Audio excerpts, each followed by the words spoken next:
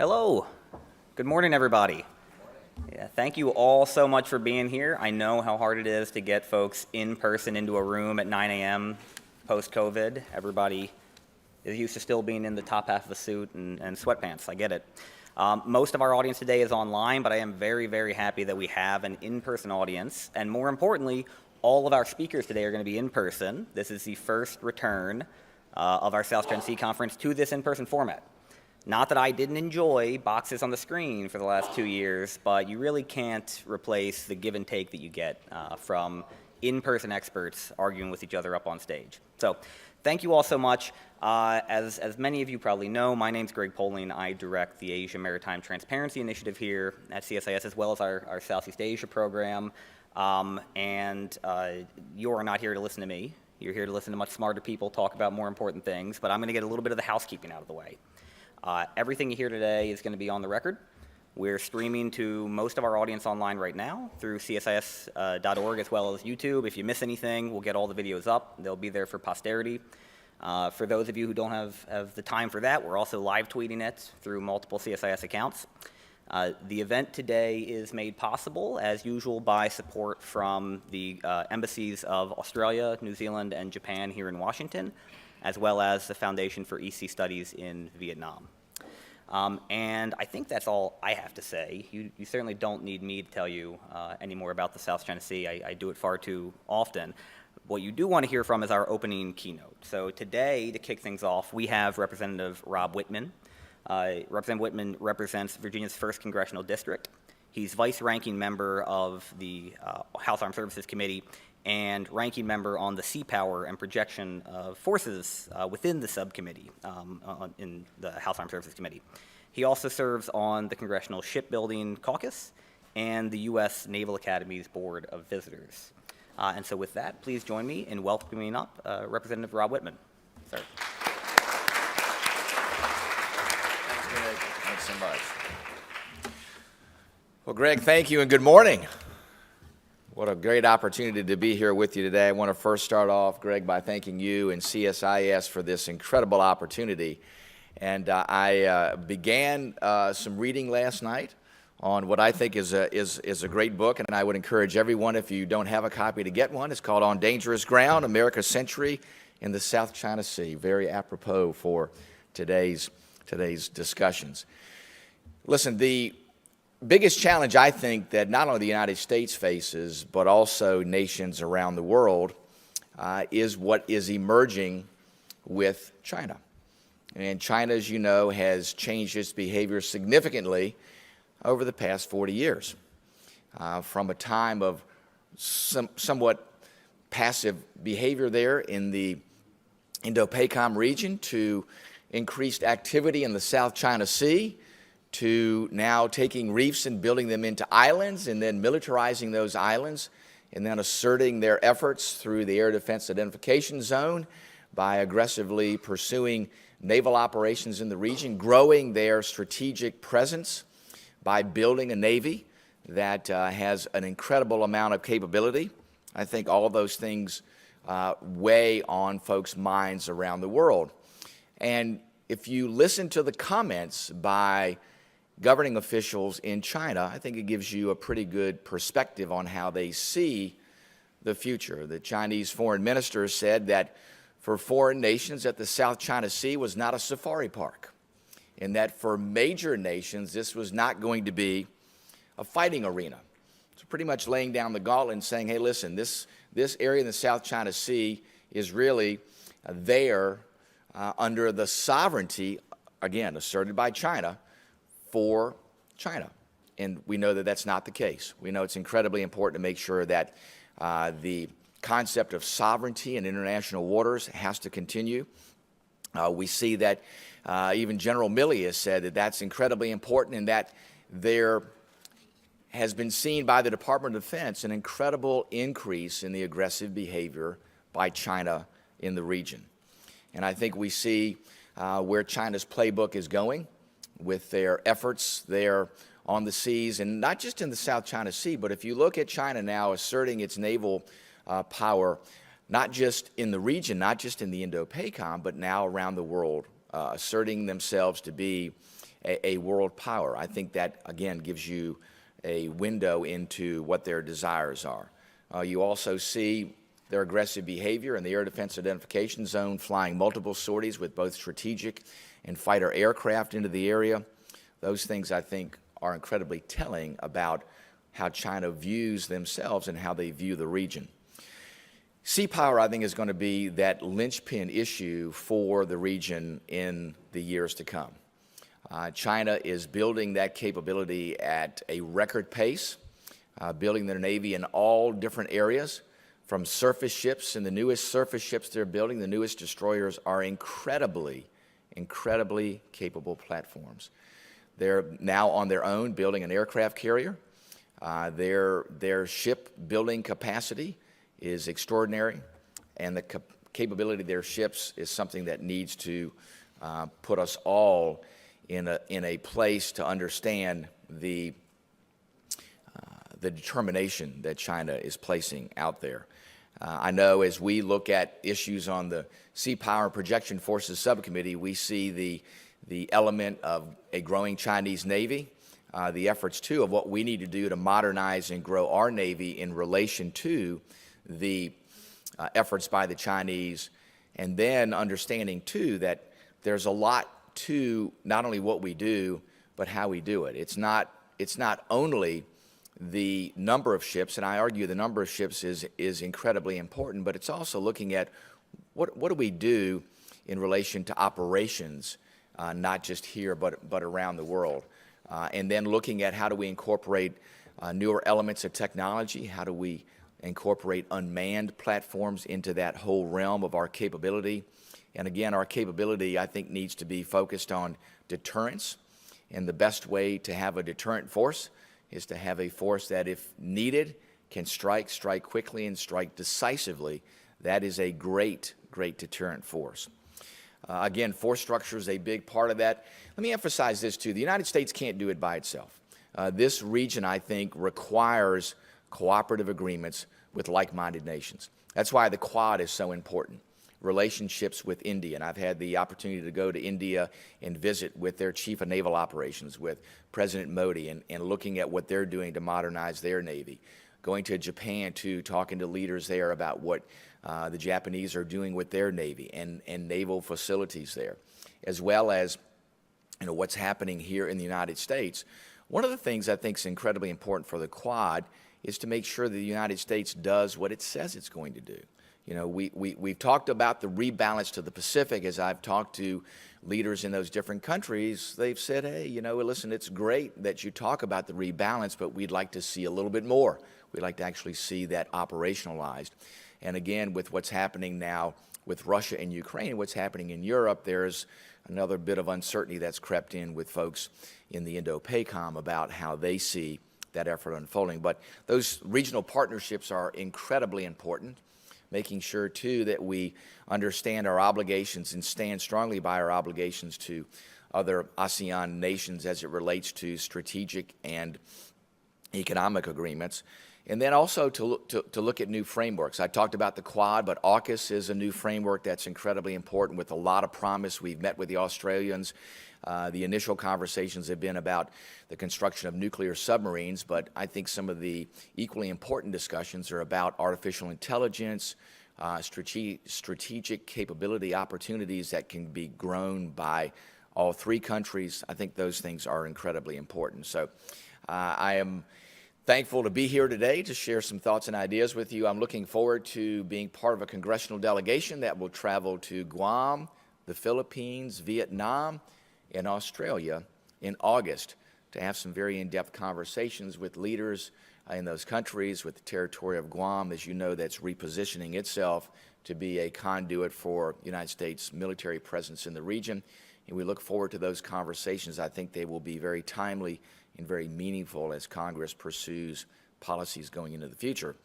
So, Greg, with that, I am going to join you and gladly take some questions.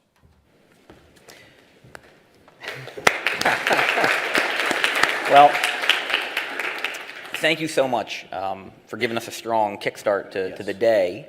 I'm going to use the prerogative of the moderator here to ask a few questions and give you all time to gather your thoughts, but then we're going to be able to take questions from both the in-person and online audience. So those here in the room, raise your hand, just like we did in school, and those online, you should see a box that you can enter in questions in, and it'll pop up on a screen that I can see. So with that, China claims the whole South China Sea. Yes. That's illegal. Why do we care? Well, first of all, we know China's claim has not been upheld by the World Court. The World Court clearly says it doesn't belong to China. Why it's important for the United States to be involved is this. First of all, there's a clear need to assert sovereignty from international waters. And those areas, by any measure, are there not for China, but for international purposes. And the efforts that China has undertaken to essentially turn reefs into islands, too, is highly objectionable because that doesn't belong to China. And I look at this from another standpoint, is from an environmental standpoint. Now you take a reef and then you turn it into an island, not a good thing. And then beginning in 2018, those islands are now militarized. So they have anti-aircraft batteries on them, landing strips. So they are obviously going from the accretion of land to now a strategic opportunity for China to assert itself in the South China Sea. The United States is the only nation that's pushed back. They're the only nation that does freedom of navigation operations in the region. I think that that's incredibly important, and I want to make sure that we continue that role. China cannot be allowed to operate asserting its own sovereignty in areas where it doesn't exist. And if the United States and others don't push back, then by default, China will then be able to say, well, listen, nobody's objecting, so therefore, by default, the South China Sea is Chinese sovereign territory. I think it matters. It matters to the United States from a strategic standpoint. It is also incredibly important from a economic standpoint to have the opportunity for freedom of navigation through those areas, for commerce. Those things are incredibly important. If you don't assert that, then all of a sudden China has the ability to interdict commercial vessel traffic through the area. That's not what needs to be happening. So I think the United States' role there is critical, and we are really the only nation at this point that has taken a very aggressive role in taking issue with China's assertion of sovereignty in that area. Thank you. And one of the nice things about having a monitor here is that the team can tell me when I'm wrong. So we're not doing questions from the floor. If you have questions in the room, write them on the note cards, and they'll get run up here so I can alternate between online and in person. Now, with that, we have an Indo-Pacific strategy. In fact, we've had a few of them over the last few administrations. And yet China continues to militarize the South China Sea. So what's gone wrong? What's gone right? What more do we need to do? Sure. Well, we see China's aggressive behavior, and what they do is they never ask for permission. They just continue to move forward and asserting what they believe is their right to militarize and to assume greater and greater asserted sovereignty in the South China Sea. For us, it's incredibly important from a strategic standpoint for the region to be able to counter that. China, I believe, has intentions not just in the South China Sea, but around the world, and its conduit is to show its prowess and ability to influence in the South China Sea. And remember, this is all about a vision by the world that China is able to counter the United States. So if it's successful in pushing the United States out of the South China Sea, then their assertion will be, see, if we can do it there, then we can do it elsewhere around the world. So for the United States, it's I think, a strategic imperative that we assert our dominance on the high seas there in the South China Sea. And listen, there's going to be a lot of back and forth as China grows its Navy. They're going to look to also have capabilities there that will put the United States at risk. Our counter needs to be growing capability to also place Chinese assets at risk. I think that becomes kind of the chess game that we see in the future there, but that's going to be important for us, and especially as we look to modernize our naval forces. The question is what do we do in ways to not only create capability and capacity, but how does that capability and capacity hold the Chinese at risk? And I think that's in all the different areas. But sea power is going to be the basis for that. Having sea power in conjunction with allies in the region is going to be incredibly important. As we look, too, at building our Navy, and we look at some of our platforms here, we need to be aggressively pursuing strategic partnerships with other nations, and it has to be more than just what's written on a piece of paper. It has to be, how do we demonstrate that by helping those countries like Australia build a very, very capable asset like a nuclear submarine? How do we go to other nations and look at providing those nations a ship that maybe has some service life left in it, like some of the LCSs that'll be retired? How do we look at providing that to those nations and then have an agreement where we jointly train with their navies, we jointly exercise with their navies, and create more of a regional fabric of how we're able to deter the Chinese?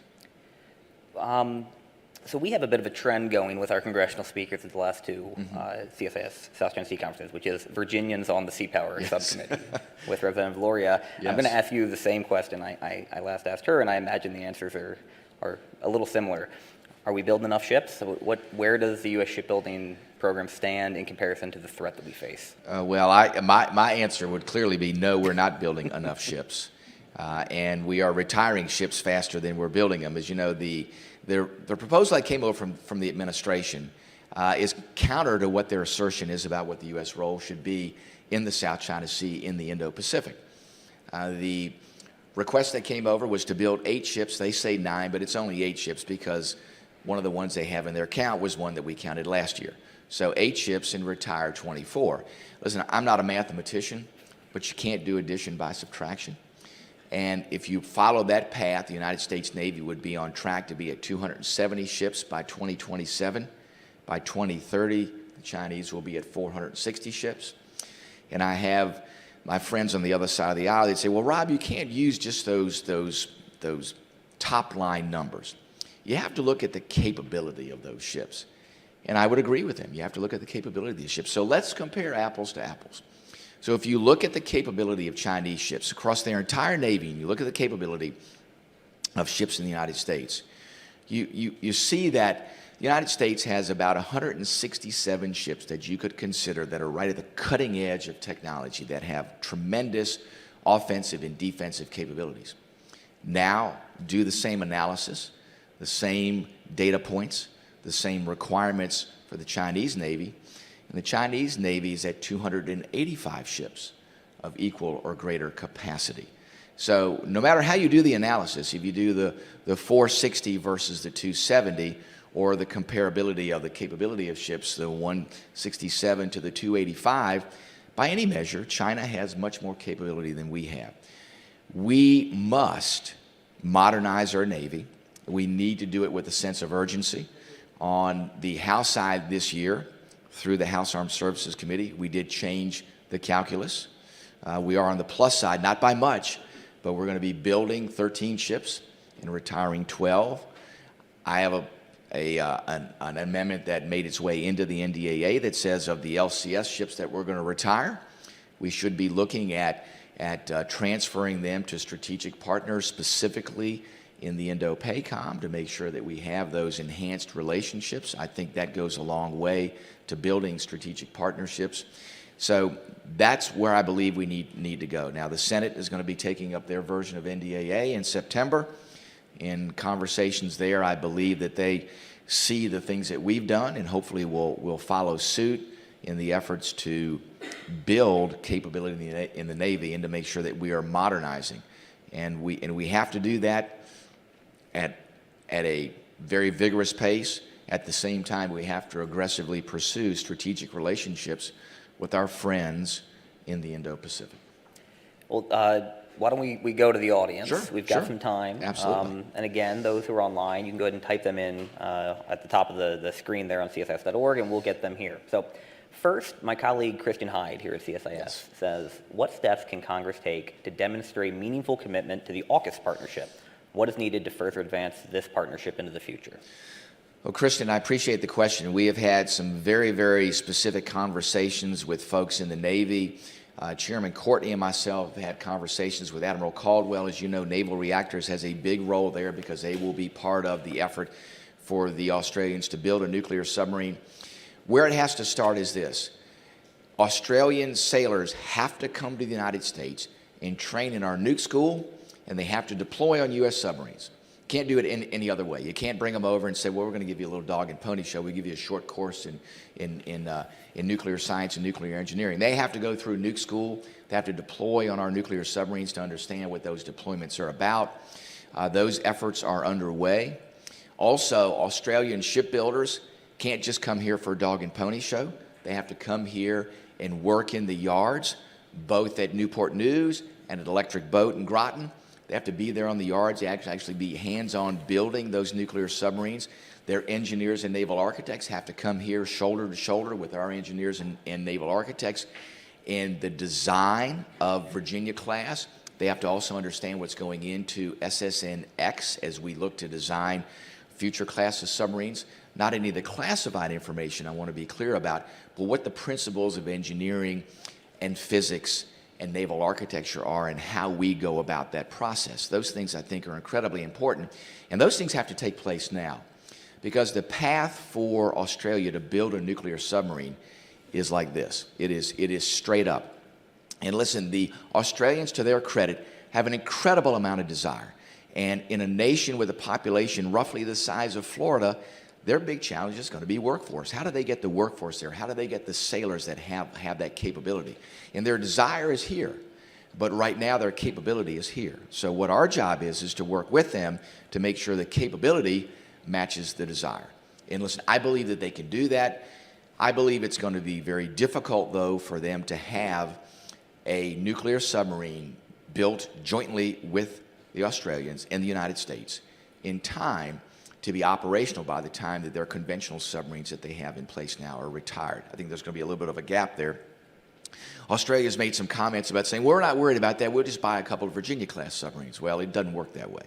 So we are going to make sure that we get them there as quickly as they can, let them understand the magnitude of what they face. That's why our trip to Australia is going to be incredibly important in demonstrating to Australia the United States' commitment, Great Britain's commitment.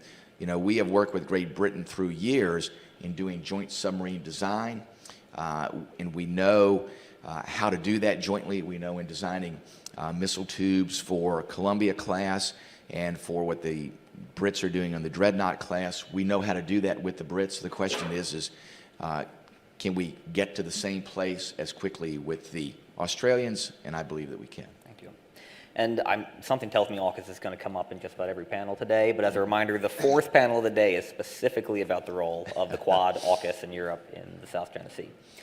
Our next question is from Barry, who I take as a student at Georgetown University. He says, which South China Sea claimants are the top priority partners in mitigating China's malign actions?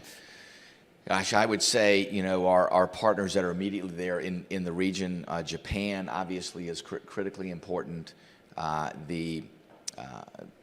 Vietnam, the Philippines. That's why we're going to the Philippines and Vietnam. They are incredibly important in the region. I know as we've had conversations with the Chinese and where there are islands where there's joint assertion about ownership in areas there like the Senkaku Islands, and I know that the terms are different in each of the countries, so I don't want to get in the middle of how to identify those islands. But those are the things I think that we need to be mindful of, and that we need to be working with those other nations to, first of all, understand what can we do to counter the claims by China. What can we do not only to counter the claims, but also what do we do to counter their malign actions and, in the long run, deter their malign actions. I think that's the most important thing, because China now is going to assert as much as they feel that they can get away with without exacting a cost on China. So if there's no cost with that, they're going to continue to do that. So what we have to be able to do is to say, hey, listen, there is a consequence to this if you continue these malign actions. And we have to do that in partnership with the countries, the South China Sea claimants, the countries that have the most at stake And we've seen the World Court rule on Philippines assertions in the Scarborough Reef, to rule on Vietnamese assertions there in the Paracels, to rule on Taiwanese assertions there in the region. Those are the areas that we need to look to work most jointly with in the months and years to come. Charlie, a U.S. Navy vet, asks, with the Navy struggling for retention and overall recruitment at a low, as well as our fleet often being overworked and ships being pushed past maintenance periods, and new ships, such as the Ford-class carriers, constantly being delayed, what is the plan to maintain a healthy operational tempo in the Pacific for our ships, as well as our sailors, to continue to maintain our posture in the South China Sea? Well, Charlie, that's a great point, and I'm glad you brought that up, because we can talk a lot about ships and ship building, but the things that don't make the headlines are ship maintenance, because you can build the best ship in the world, but if you can't maintain it and keep it on an operational tempo that's reasonable and that assures the ship is fully operational when it goes to sea, I don't care how great a ship you build, if you don't maintain it, it doesn't have the capability that you need.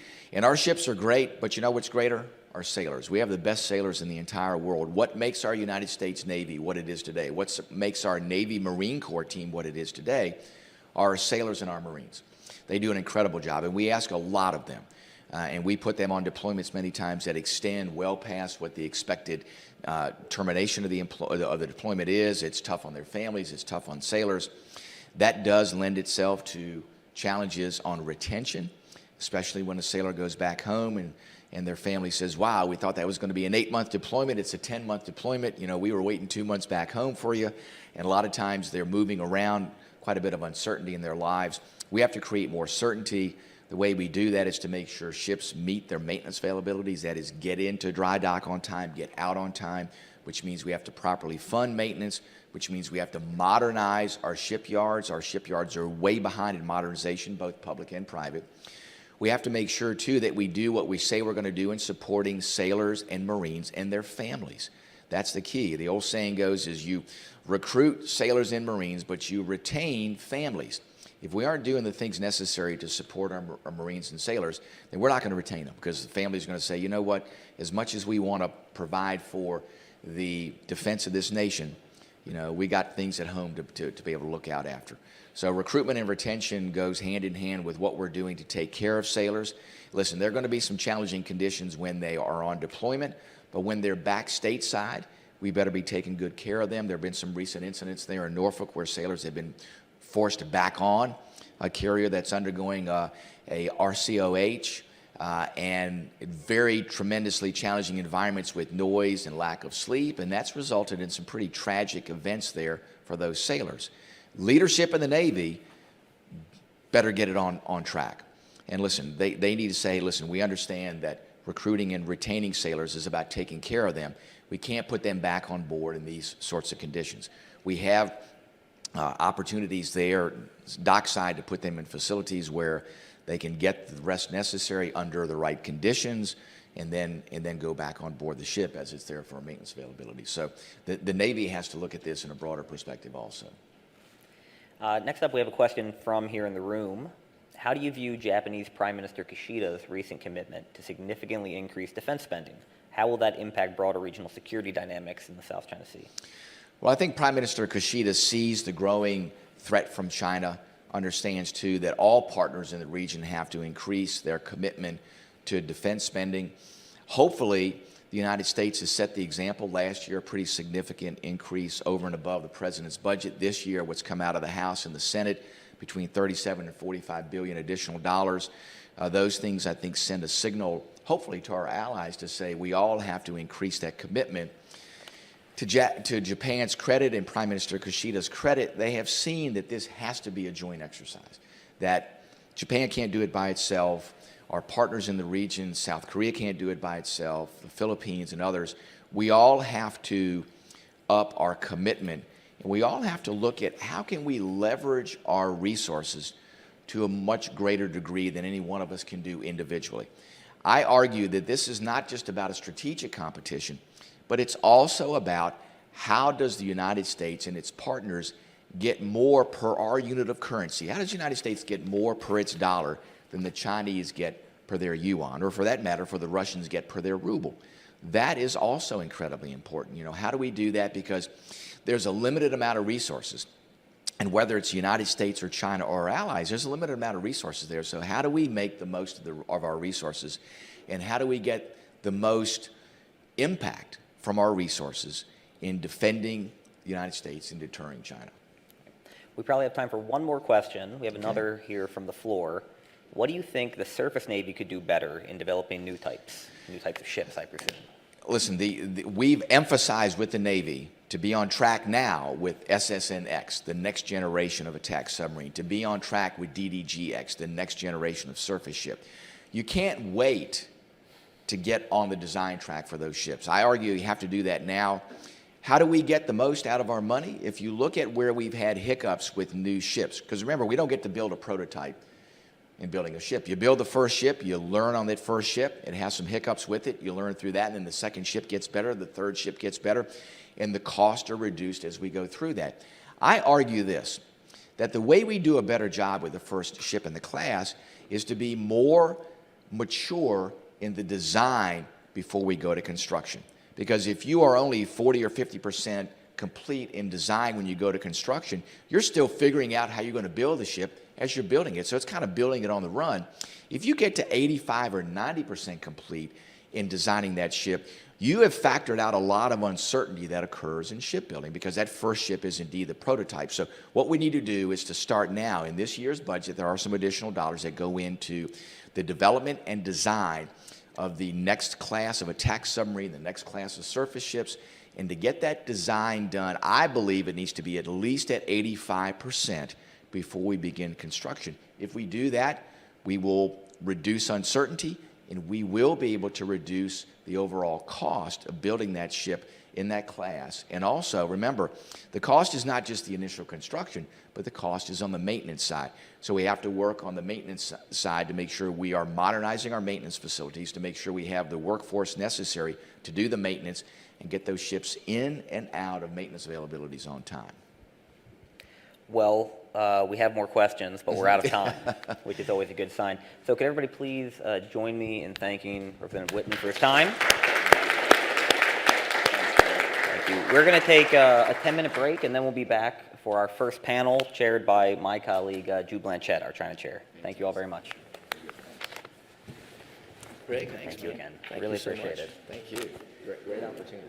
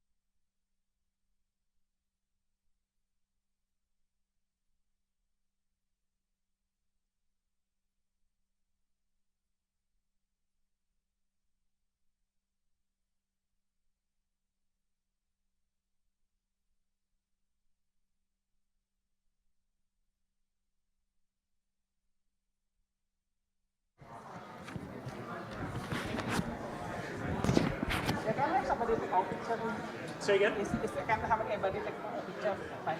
You want, yeah, can I do it when we're finished the panel? Just, so we have handheld mics. Each person has one. They're locked on, so don't worry, you don't have to do it. They're controlled. Yeah. They're not locked on. Could I ask everyone to take a seat, please? Could I ask everyone to please take your seat? We'll get the next panel started. Thank you. I have a hard stop at 10:45. Great. Well, thanks, everyone. And I'm really honored to be kicking off the first formal panel of the day's events. We had, I think, a helpful introductory discussion to kick off, but now we're going to dig a bit more into the weeds and into the substance. And hopefully we're going to start with the state of play. And we have three fantastic experts, guests, practitioners who can help us wade into these issues with greater detail. My name is Jude Blanchette. Greg gave me a unfair promotion when he said I was the China chair at CSIS. Just to be clear, I'm the Freeman Chair in China Studies, one of the many great China programs we have here at CSIS. I have to say this in case my colleagues are listening and fuming upstairs. So we only have about 45 minutes, so we're going to get right into it. And as Greg did by kicking or punting on his introductory remarks by saying, "You all know why you're here," let me do the same and say, "You all know why you're here." So there's no need for me to do any framing here. We're going to go in speaker order from left to right. The full bios are, of course, on the website, but just for those of you here in the room and tuning in who haven't gone to the CSIS website, I'm really delighted to have Jung Pak, who is the Deputy Assistant Secretary for Multilateral Affairs and for Global China Issues at the U.S. State Department. I think many will know Jung from her fantastic work prior to joining this administration when she was at the Brookings Institution, our neighbor and oftentimes rival just up the road, where she was doing really fantastic work on the Korean Peninsula. To her left is Johannes Suleiman, who is an associate professor in international relations at the Universitas Jenderal Ahmad Yani in Indonesia. Just flew in last night, so we're going to be monitoring his vitals very closely. And Jung has offered to prop him up if he starts to fall asleep in the middle of the panel. And then to his left is Xuxian Luo, a postdoctoral research fellow in the foreign policy programs, also at Brookings Institution. And she's a lecturer at Johns Hopkins University's School of Advanced International Studies, CSIS, just up the road. Each three speaker is going to give some brief introductory remarks, and then we're going to open it up for discussion and Q&A. So as you're listening to remarks, I'd ask you to begin thinking about how you want to make use of the half hour or so we'll have in Q&A. This is a really rare moment to ask three fantastic experts your most burning question about this incredibly important region and this increasingly tense time. So please do begin thinking about questions you want to ask. So with that, Jung, I may turn it over to you for your intro remarks. Thank you. Thanks, Jude, and great to see old friends and new friends. Thank you for inviting me to speak today. So good morning to everybody, or good afternoon and good evening to those tuning in to talk about the current state of play in the South China Sea. I have some brief opening remarks, and I look forward to my colleagues' discussion and a robust Q&A period after.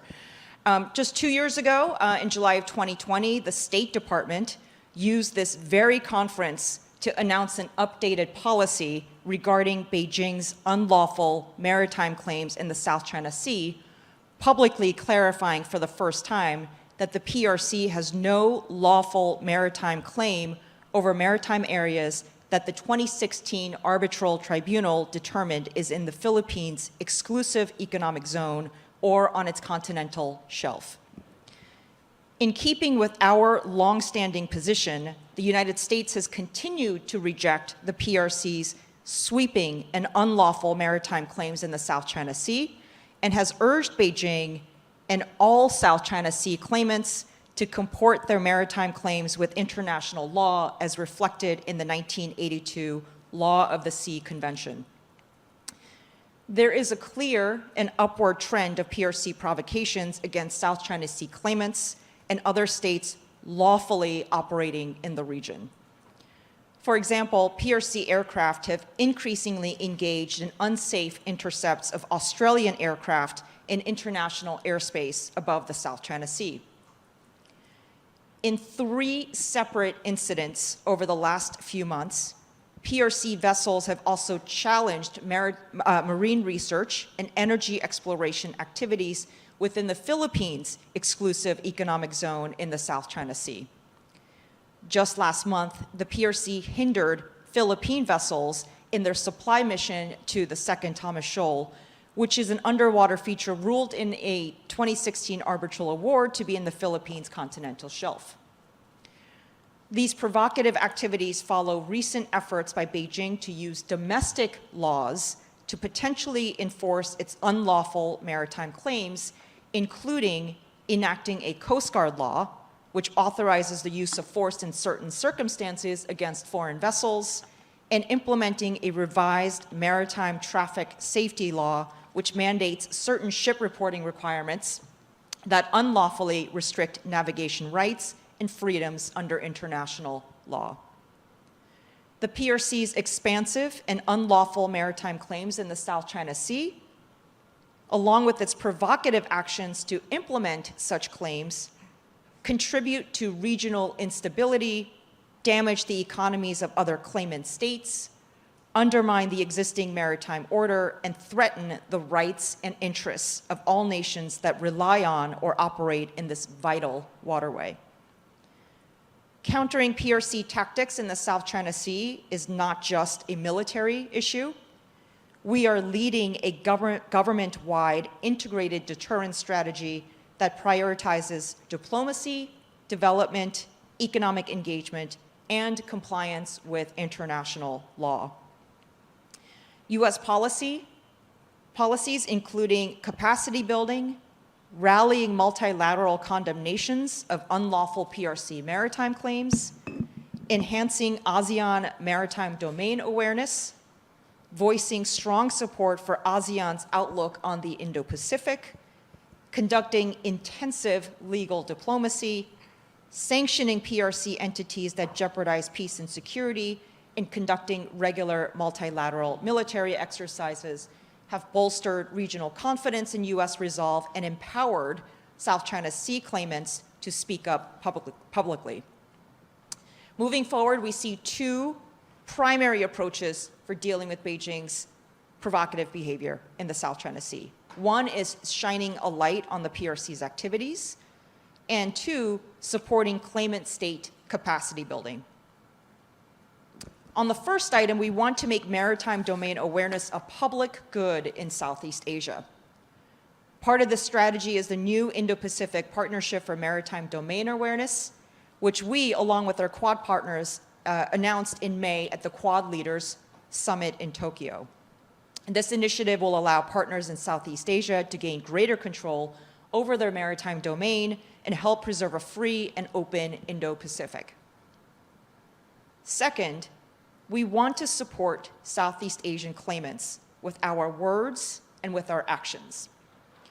In particular, the United States is committed to supporting implementation of ASEAN Outlook on the Indo-Pacific's maritime pillar, which includes deploying personnel and presence to the region, countering illegal, unreported, and unregulated fishing, prioritizing the transfer of ships to Southeast Asian countries to increase coastal nations' maritime law enforcement capacity, and expanding training for regional partners' maritime law enforcement agencies in the areas of institutional development, readiness, sustainable equipment, and workforce professionalization. Thank you for your attention. Let me turn it back to you, Jude. Great. Thanks, Dr. Johannes, I can give you the floor next. Okay, do you want a short or a long presentation? We'd like the 3-hour version. Okay, I mean, because if you want a really short version of my presentation, like in one word, I mean, what's the state of Southeast Asia? I mean, I will say good. And then if you want a little bit longer, not good. So I mean, but anyway, I'm going here to bring you the view from South Asia, especially from Indonesia, which is where I'm from. I mean, if you're asking me like what the Vietnamese think, I mean, I'm sorry, I cannot really answer it. but back to the point. I mean, this morning, President Jokowi was in Beijing, and he signed a memorandum of understanding with China, with President Xi Jinping, that basically affirming Indonesia's commitment to kind of linking Indonesian so-called global maritime fulcrum with China's Belt and Road program. And there's also some kind of interesting things like saying that we want to build up our cyber capability working together with China. And actually my reaction was like, aren't you giving the fox a key to your hen house? I mean, but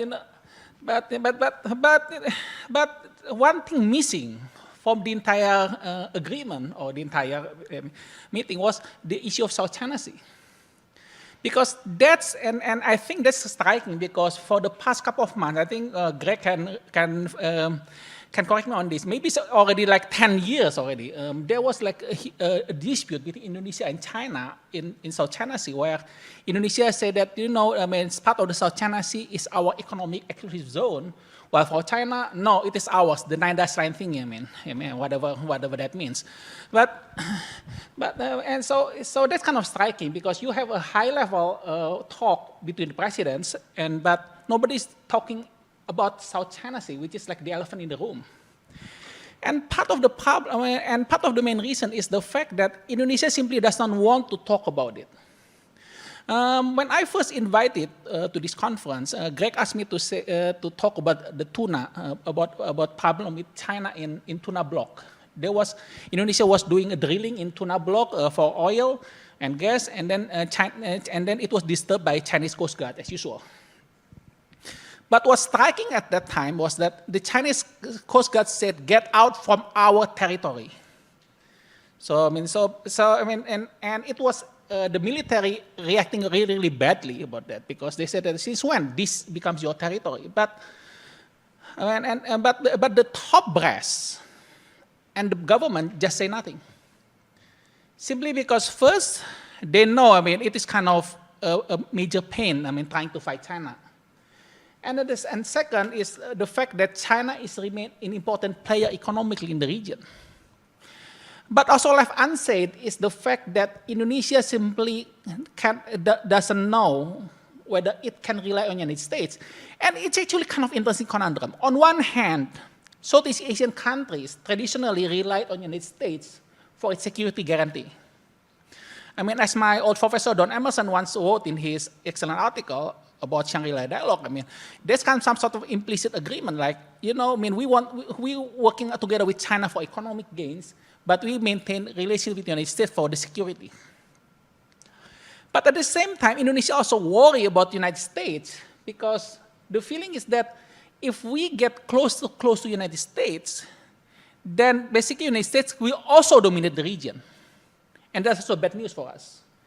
Because part of it is because of the long history of United States intervention in Indonesia. Back in the 1950s, United States assisted the rebellion in Indonesia to get rid of Sukarno. And then, of course, let's, let bygones be bygones. It's like ancient history, right? But in 1998 and 1999, in the aftermath of a problem in East Timor, just a couple 100,000 people died, I guess.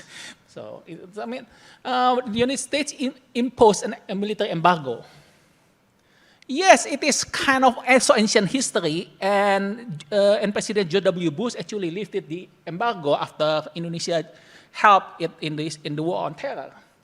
But in my experience, when I'm teaching my soldiers from the military when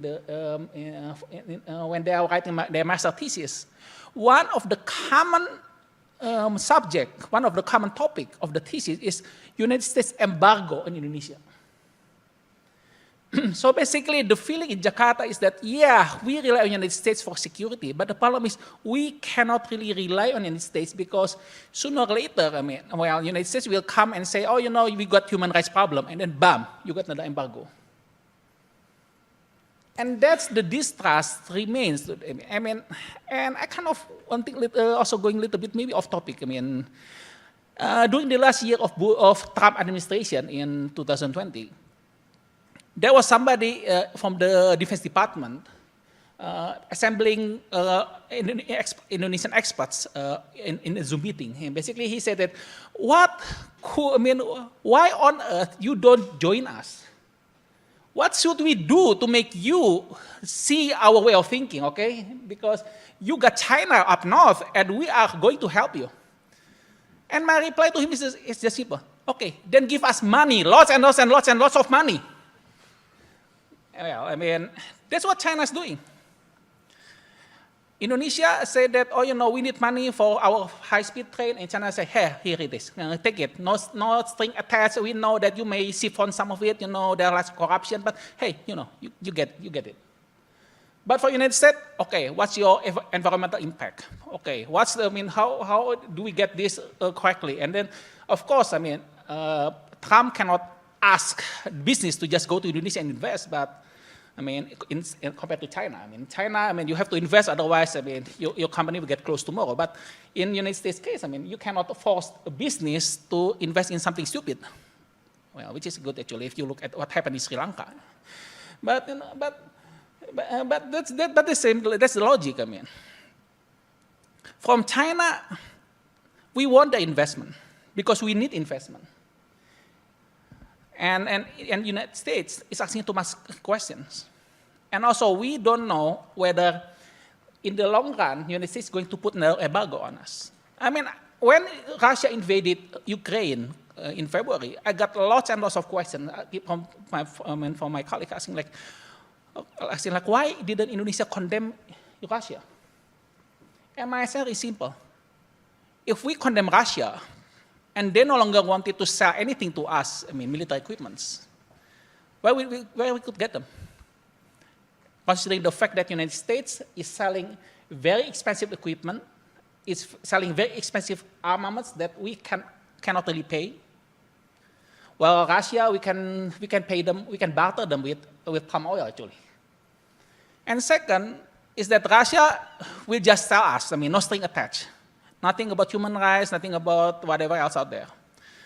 But in the United States, yeah, I mean, you got the Congress saying that, oh, you know, remember the human rights problem, okay? So, no, we are not going to sell it. And that's a problem. So that's kind of what makes Indonesia is kind of less, I mean, it's kind of hesitating going to the United States. And of course, we also a small country. Well, we are big actually, but compared to China and the United States, we are a small country in the middle of strategically important area where if there are a fight between the United States and China, we basically got trampled.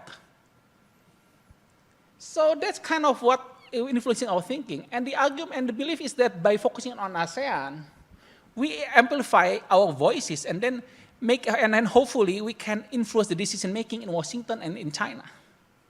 And of course, you know where it goes anyway. It is kind of not good. That's my answer earlier. That's my reply earlier. It's not good. So if you're asking like, so what United States should do in Southeast Asia? First, well, okay, I think before I go there, I remember also in the conversation with my contact in the military when I'm asking them like, hey, are you excited that Biden is replacing Trump? They say, not really. Why? Well, Republicans, they don't care about human rights. Trump just sells anything that we want. But Democrats, they will start needling us about human rights, needling us about our. So that's the things that turn people off in Southeast Asia.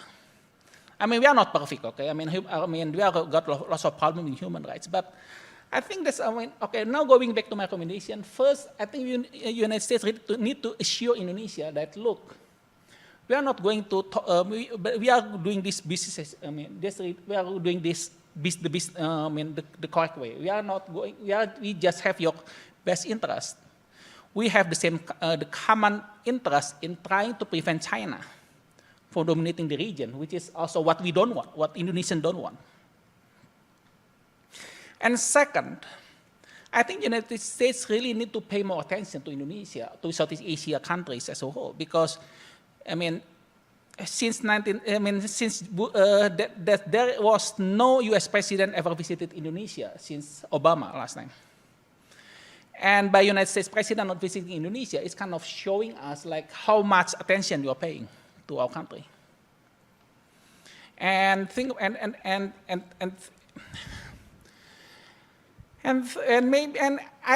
I think I should persuade, I think you should persuade Joe Biden. If you want to get reelected, he has to visit Indonesia. Why? Because if you look at the history, none of the United States,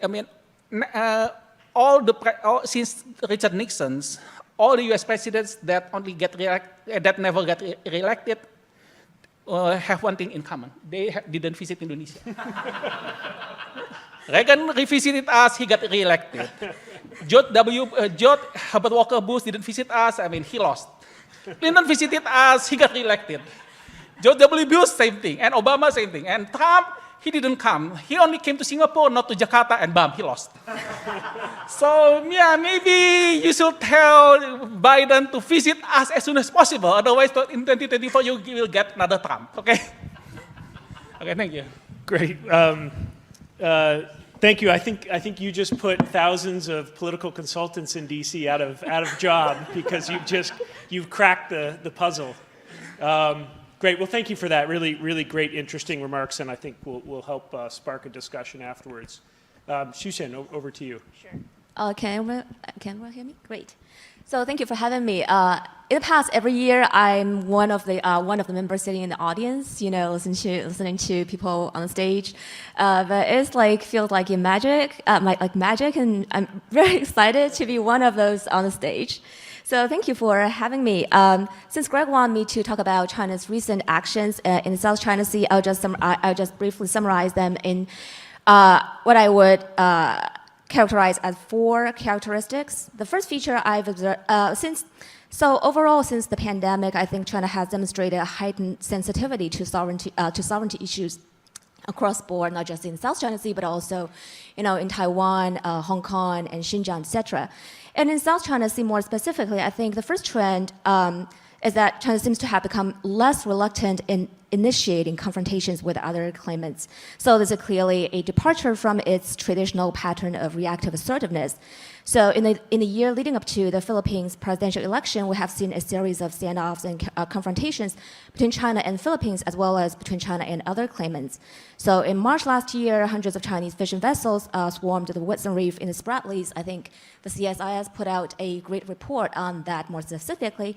And in November, the Chinese Coast Guard vessels used water cannons on Philippine resupply ships to the Second Thomas Shoal, and earlier in this year, I think in April, the Chinese Coast Guard vessels again shadowed the Philippine resupply ships to the Second Thomas Shoal. And also the Chinese Coast Guard and survey ships initiated, protracted face-off with Malaysia and Indonesia in the contested areas last year, and both last year and earlier this year, as John has already mentioned. And second feature is that it seems that the PLA, the Chinese military, which traditionally has served more as a backstop for the Coast Guard and the militia, plays an increasingly active frontline role in South China Sea disputes. In April last year, 2 fast attack boats from the PLA Navy chased a Filipino civilian ship carrying a group of journalists near the Palawan area.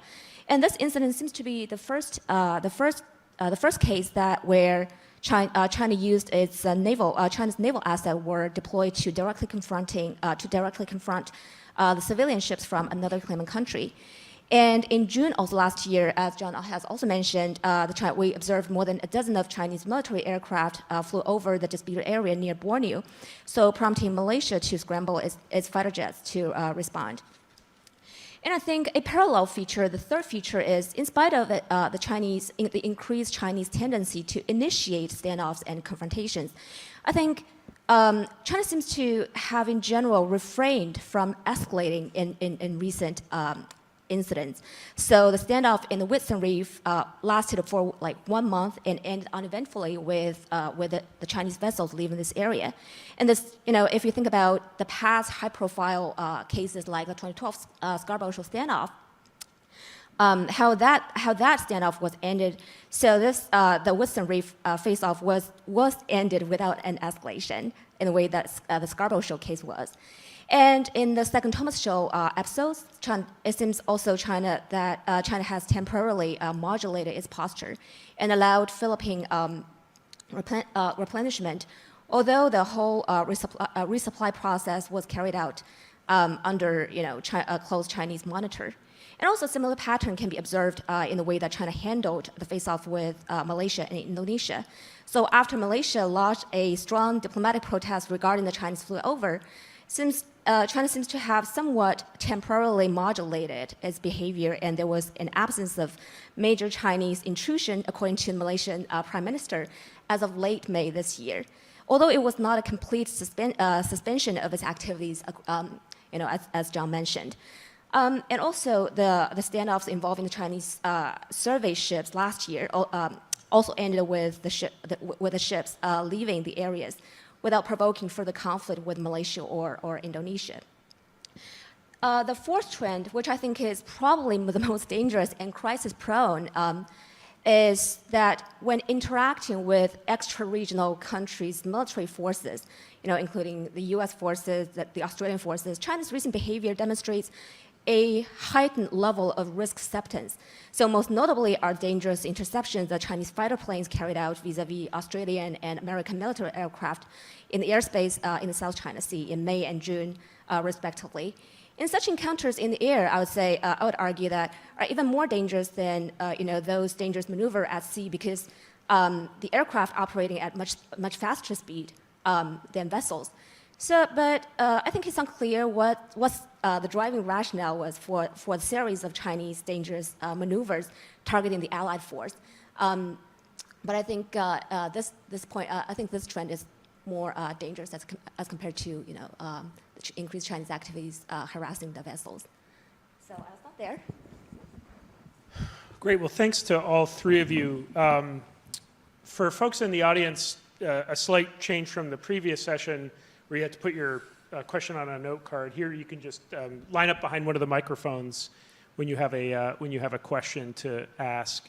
Dr. Pak, I want to put the first question to you, which is, I think building off of the remarks by Johannes, it struck me as this being only the second meeting Xi Jinping has had with a foreign leader since in the past 2 years, the first being with Putin last year. This year in the Olympics. And this seems to follow on this renewed push to the global south that you're seeing from Beijing as it's pivoting from, I think, some deep uncertainty right after Putin invaded Ukraine. And many analysts are saying it's Beijing kind of regaining its balance. I want to ask how this potentially challenges some of the U.S. Efforts in the South China Sea and trying to build relations with other claimant states. The fact that on the agenda for President Jokowi's meeting with Xi Jinping is not the South China Sea seems to indicate that as Beijing pushes into the global south, it might be able to redraw some of the agenda items with countries in the region, which may remove the South China Sea from the agenda. So, how is the administration thinking about this push by China into the global south, and any thoughts on counter moves or response the United States might have? Thanks, Jude. Great question, but before I get to that, I'm going to try to address Dr. Suleiman's comments. I just want to, highlight that in May, we had President Biden hosted ASEAN leaders in Washington for the first time. And this was to celebrate the 45 years of the U.S.-ASEAN partnership. And it was also to show the expansion and the deepening of our relationship across the board, which includes not just the leader-to-leader level, but across congressional, parliamentary levels, through transportation initiatives, women and gender equity initiatives, climate and energy, as well as health security. And so the point of having this meeting in Washington was to show the depth and the breadth of our relationships that look forward to the next 45 years in this really critically important relationship. I'll also add that we've had several. I don't know about who will get elected president, but we've had several a steady drumbeat of high-level engagements with Southeast Asian countries. We've had multiple visits by the Secretary of Defense, the Secretary of State, my assistant secretary in the East Asia Pacific Bureau, the deputy secretary, the vice president, the counselor of the State Department. It's been a steady drumbeat as my team members. We've been working very much hard in the past year and a half to work those visits. So I think we're very proud of all of the high-level engagements that we've had over the past year and a half. And of course, President Biden participated in the October 2021 summits, which is the first time that the U.S. president has participated since 2017. And we continue to work on those relationships.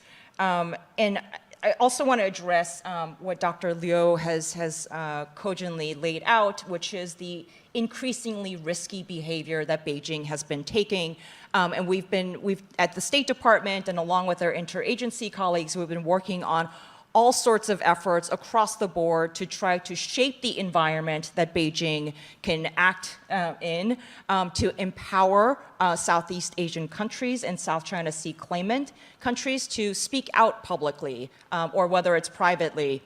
But to shed a light, and I think CSIS is at the forefront of shedding this light on what's going on in Beijing's activities, including through things like maritime militia, which is part of the gray zone activities. And at the State Department and my teams are very much working hard along with our interagency colleagues and all of our allies and partners, and I see some of them in the room here, and I'm sure, hopefully they're logging in virtually, to make sure that we shape the strategic space that puts Southeast Asia in the driver's seat in their relationships with Beijing, and to push back against assertive and increasingly risky maneuvers in the region. So, and as an Indo-Pacific nation, the United States, and Australia, for that matter, I think Australia was mentioned as an extra-regional actor. That we have a critical interest in this very vital waterway and this very vital region. With in the Indo-Pacific, we have half the world's population, and so we want to make sure that this is a safe and prosperous and open region for the global community. Jude, on your question on the push to Global South, I think, I want to say off the top that the United States has an affirmative Indo-Pacific strategy, and we're not going to, our goal is not to chase Beijing around to where they go. Every country will have their own relationships with Beijing. The United States has a very complicated relationship with Beijing, and we're not trying to counter everything that Beijing is doing in South China, in Southeast Asia, or in the Global South, as you say. But as I mentioned, we want to make sure that countries, as they have their relationships with Beijing, have the tools and the power and the ability to stand up for their autonomy and their sovereign decision making. And we work with our allies and partners in making sure that we create a space that in the Indo-Pacific that is free and open and prosperous. Johannes, I wanted to ask you about perceptions of China over the near term. You had eloquently summarized Beijing's value proposition as money, money, money, money. Show me the money. There is a distinct possibility that the size of Beijing's wallet is going to be shrinking. Not over the long term, but in fact over the short and near term as we see economic headwinds grow.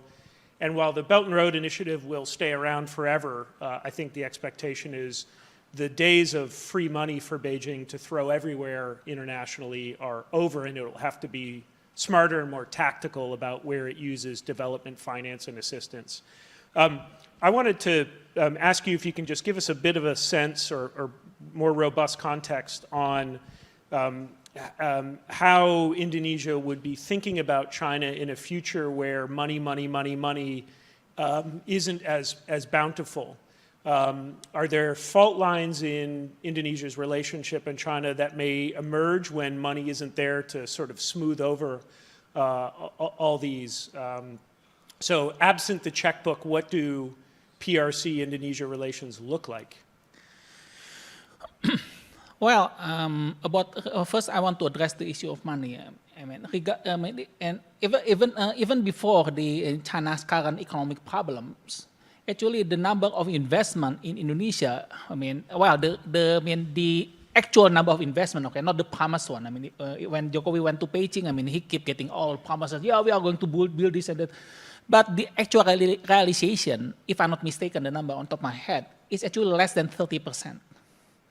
One of the main reasons is that where the situation on the ground is different from what they expected, and in many cases, China just basically did something that's that most people just think that it is just not workable. One of the biggest example is the current high-speed rail from Jakarta to Bandung, which was already I think 2 years late. Well, you can blame COVID for that, but aside of that, also the problem with the land acquisition, and also there's problem of funding and whatever. So actually, even before the current economic problem, Beijing already has problem in realizing their promise. But still, for the Jokowi administration perspective, China is still the only country in the market. He's still the only player in the market. That's a problem, and like it or not, the current president Jokowi,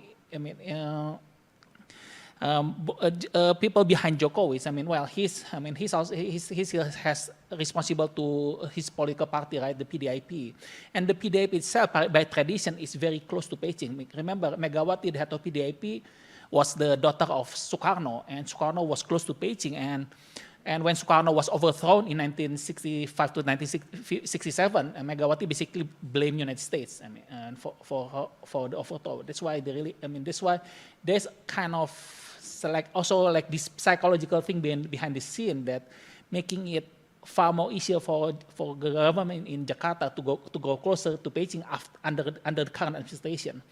Of course, in the next administration, it's all still up in the air, because I still don't know who's going to succeed Jokowi anyway. In 2024, there will be a presidential election, and we don't know who's going to win. There's nobody in leading.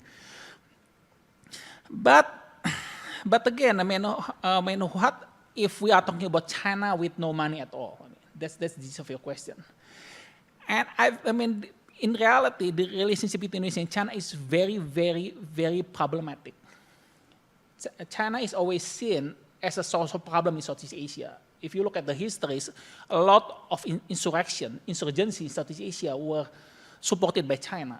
Think about the communist rebellion in the Philippines. Think about the Khmer Rouge, and the emergency in Malaya. And of course, in the Indonesian Communist Party was supported by Beijing. And in fact, when ASEAN was first formed in 1967, the commonality of all those 5 countries, original members of ASEAN, is that they were facing China. They were hostile against China. They have Chinese rebellions supported by China in origin. So there was this deep distrust, especially among the armed forces toward China. So without money, the relationship with China, I think, will not be as good as now. And of course, with China keep causing more problems in South China Sea, the relationship will keep buttoning up. But of course, this is my own personal opinion. I was often accused for being too friendly to the United States and too much against China, because I used to study at Ohio State, so they say that that make you biased. You are pro United States because your professor are people from the United States. But I think the problem is that China simply does not want to spend energy to understand what the local think. They thought that just control the elite, just make sure the elites love you, and and they can control the foreign policy. So I think in the long run, there will be a repercussion. But the biggest problem in Southeast Asia is that we have a sizable Chinese minority, including me. And so if relationship with China is bottoming up, I think, I would be very afraid of my own safety. So I'm hoping it won't get that bad, personally. Susan, I wanted to ask you if you could unpack a bit more the drivers of this recent assertiveness, or as you said, this growing risk tolerance that we're seeing from Beijing and the PLA. There are a number of potential drivers, and I wanted to know if you could, explore this a little bit more. There's Beijing's assessment that its capabilities relative to the United States and other powers in the region is growing. There is an assessment that China's powers may not be growing, but the capabilities of the US are declining. There's assessments of will and credibility.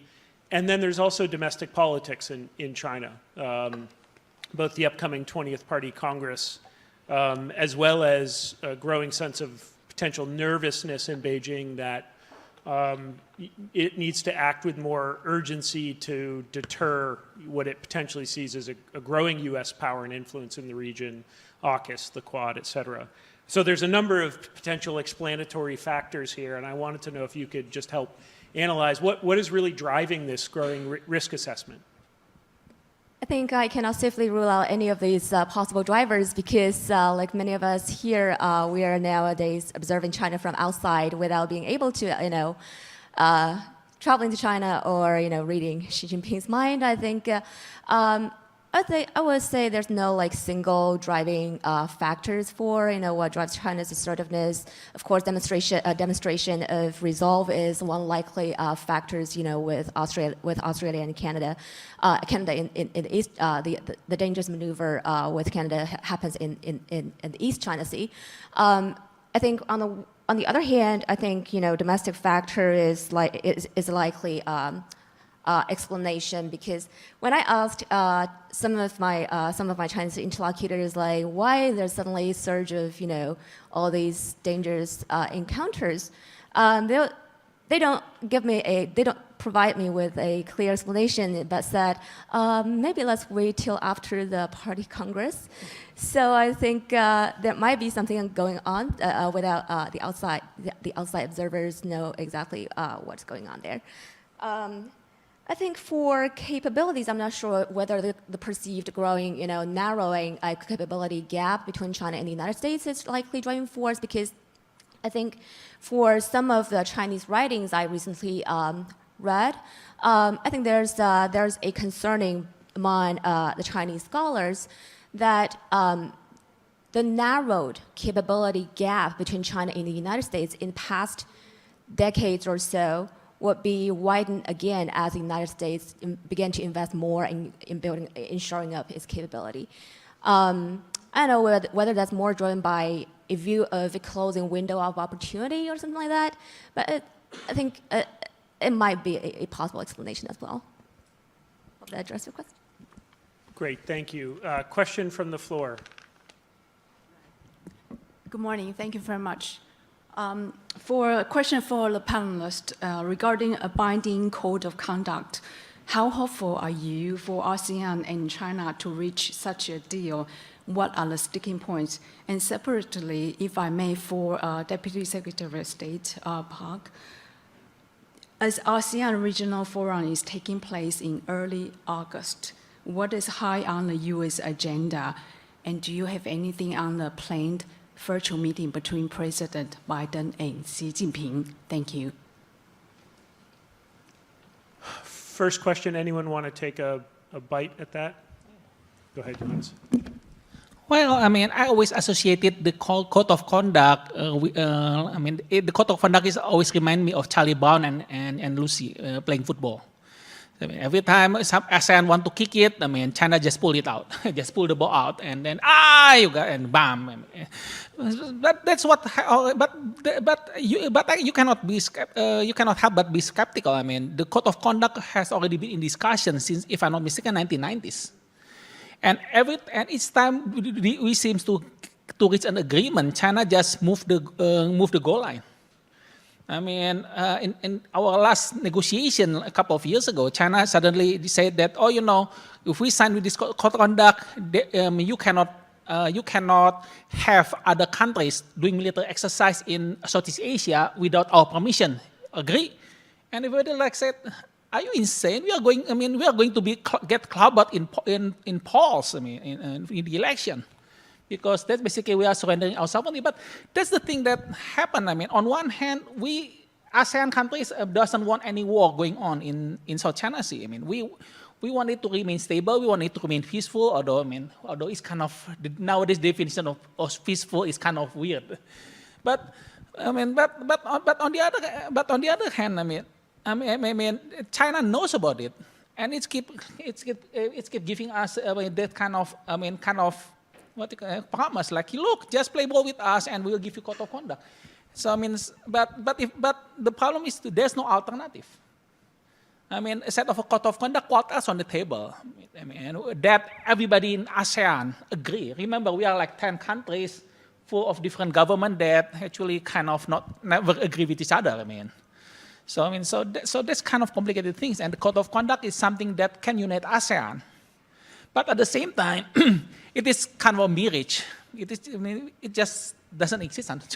I mean, I just don't think that it can be, done because China keep moving the goalpost, unfortunately.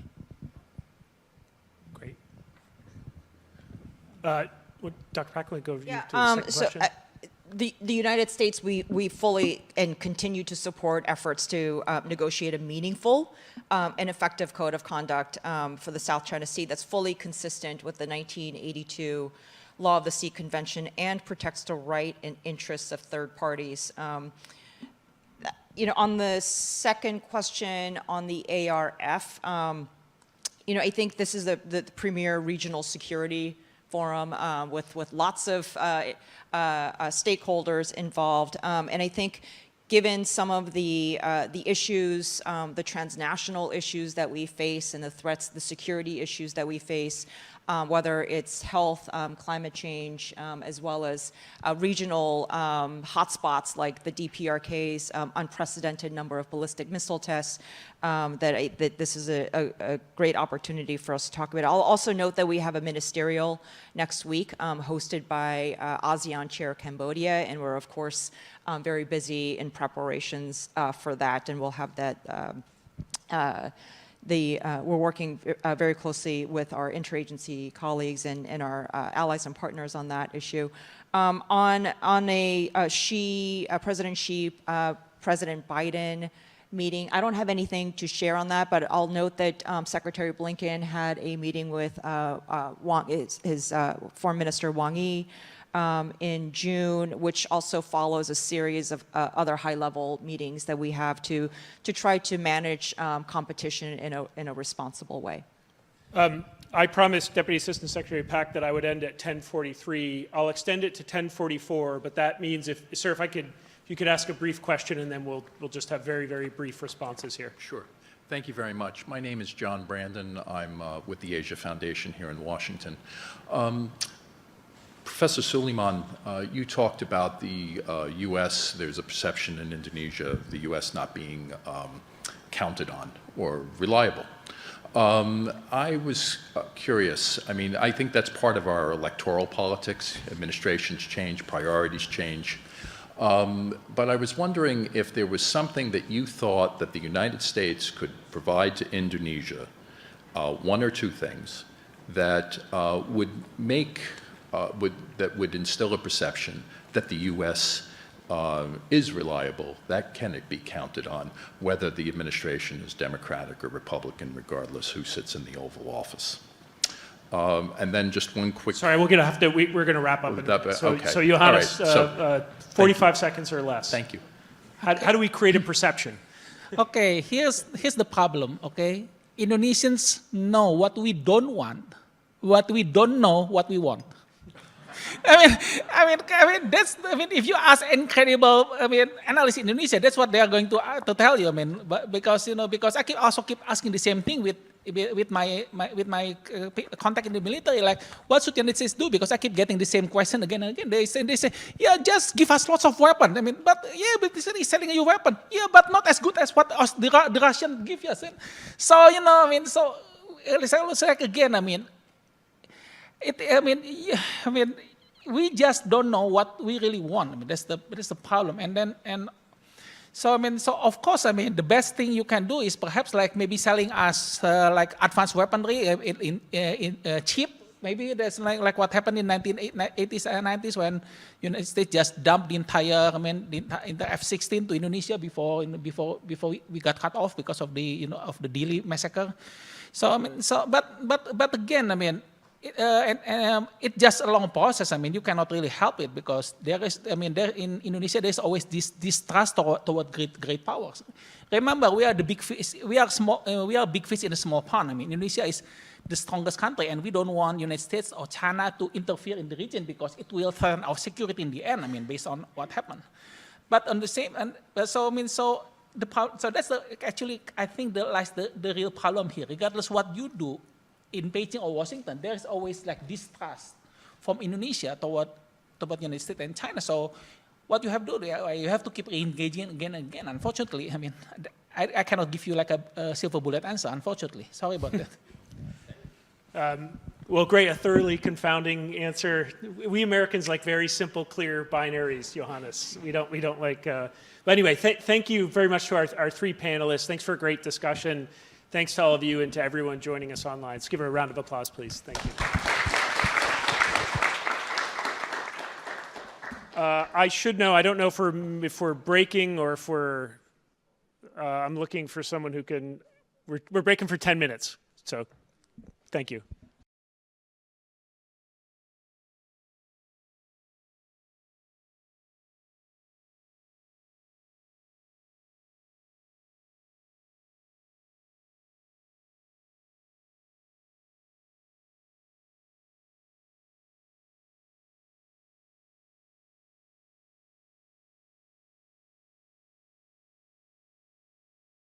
Greg Poling with the Southeast Asia program here at CSIS.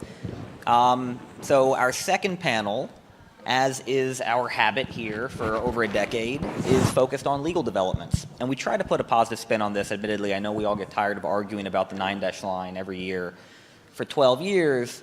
So this one's titled Legal Developments and Dispute Management, in a overly optimistic effort to assume that there is a pathway to dispute management.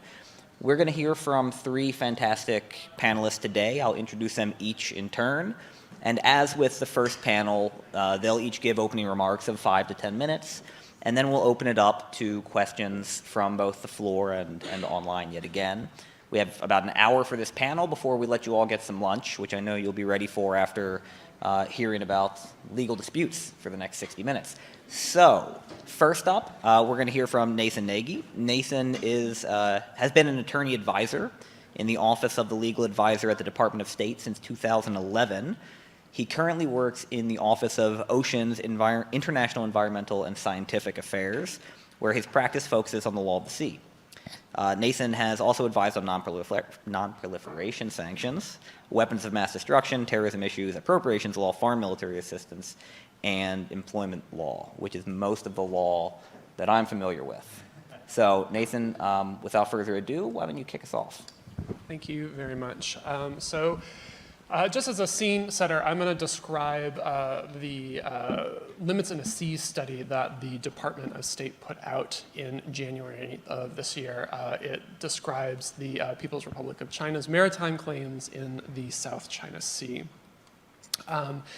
And a little bit of context, there have been prior Limits in the Seas studies on a variety of different countries. They don't all focus on China, but a couple of them do. This is the 150th in the series, and it responds, it's sort of a follow-up on number 143, which was a response to China's claims that came in the aftermath of the publication of the 9-dash line and China's response to Malaysia's submission to the Commission on the Limits of the Continental Shelf. So we're going to put Limits in the Seas 143 aside for right now. Limits in the Seas 150 focuses more on the issues that came up in the aftermath of the South China Sea arbitration and the diplomatic note exchange that's happened in the last 3 years or so. So as I mentioned, it focuses on the PRC's revised articulation of its maritime claims. I'll get into more detail on exactly what those are. But I do want to point out that it's a little bit unusual that it includes a state practice supplement that examines the customary international law arguments that China has presented as well. Normally, states that are examined in the series don't bother articulating a customary international law argument, so we don't need a supplement, but I'll explain that toward the end of the presentation. So what exactly are the PRC's claims here? So they have a number of claims to historic rights in the South China Sea, and those are covered in quite a bit of detail in Limits in the Seas number 143, so we're not going to cover them here. What we are going to cover is how Limits in the Seas 150 analyzes the PRC's claims to island groups, which is this concept that China has maritime zones, internal waters, territorial seas, contiguous zones, EEZ, continental shelf, based on the 4 shas that comprise 4 island groups in the South China Sea. And here they are labeled as well. So how does the PRC define an island group in order to make this legal claim? Well, they say that island groups include a number of different geographic features. Island groups, each of the 4 of them are regarded as a whole. They're clearly defined geographically. They're under the sovereignty of the PRC. They're the basis of the PRC's maritime claims. And straight baselines are used in order to define maritime zones around each of the 4 island groups. So what do they mean when they say they're clearly defined geographically? Well, in 1983, there was a document published by the Geographic Names Commission in China called Standard Place Names of the South China Sea Islands. And it basically lists all of the maritime features in the South China Sea and assigns each one of them, over 280 in total, to one of these 4 island groups based roughly on geographic proximity. And the important thing to note here, though, is that not all of these are island as they're defined in the international law of the sea, so they're not actually all capable of generating maritime zones on their own. And one more note on what China means when they say they're using straight baselines with respect to each of these 4 island groups. So the archetypical case of a straight baseline here, for example, is Norway. So you can use straight baselines instead of using the low water mark along the coast to generate your maritime zones. You can use straight lines that can cut across areas of open sea if your coastline is deeply indented and cut into, or where there's a fringe of islands and the coast in the immediate vicinity. This is not the case with any of the island groups that the PRC claims. So just putting all of what I've said together so far, basically you have each of these 4 areas of the ocean in the South China Sea is treated as a whole rather than treated as deriving maritime zones individually from each feature. They're treated as a whole. They encompass features that don't actually generate maritime zones. And instead of generating zones from the features individually, they're generated from baselines that are basically drawn in all around. So they basically draw circles around all the stuff that they want and then start measuring from there. So let's take a little bit of a closer look at one of these island groups. This is Zhongsha.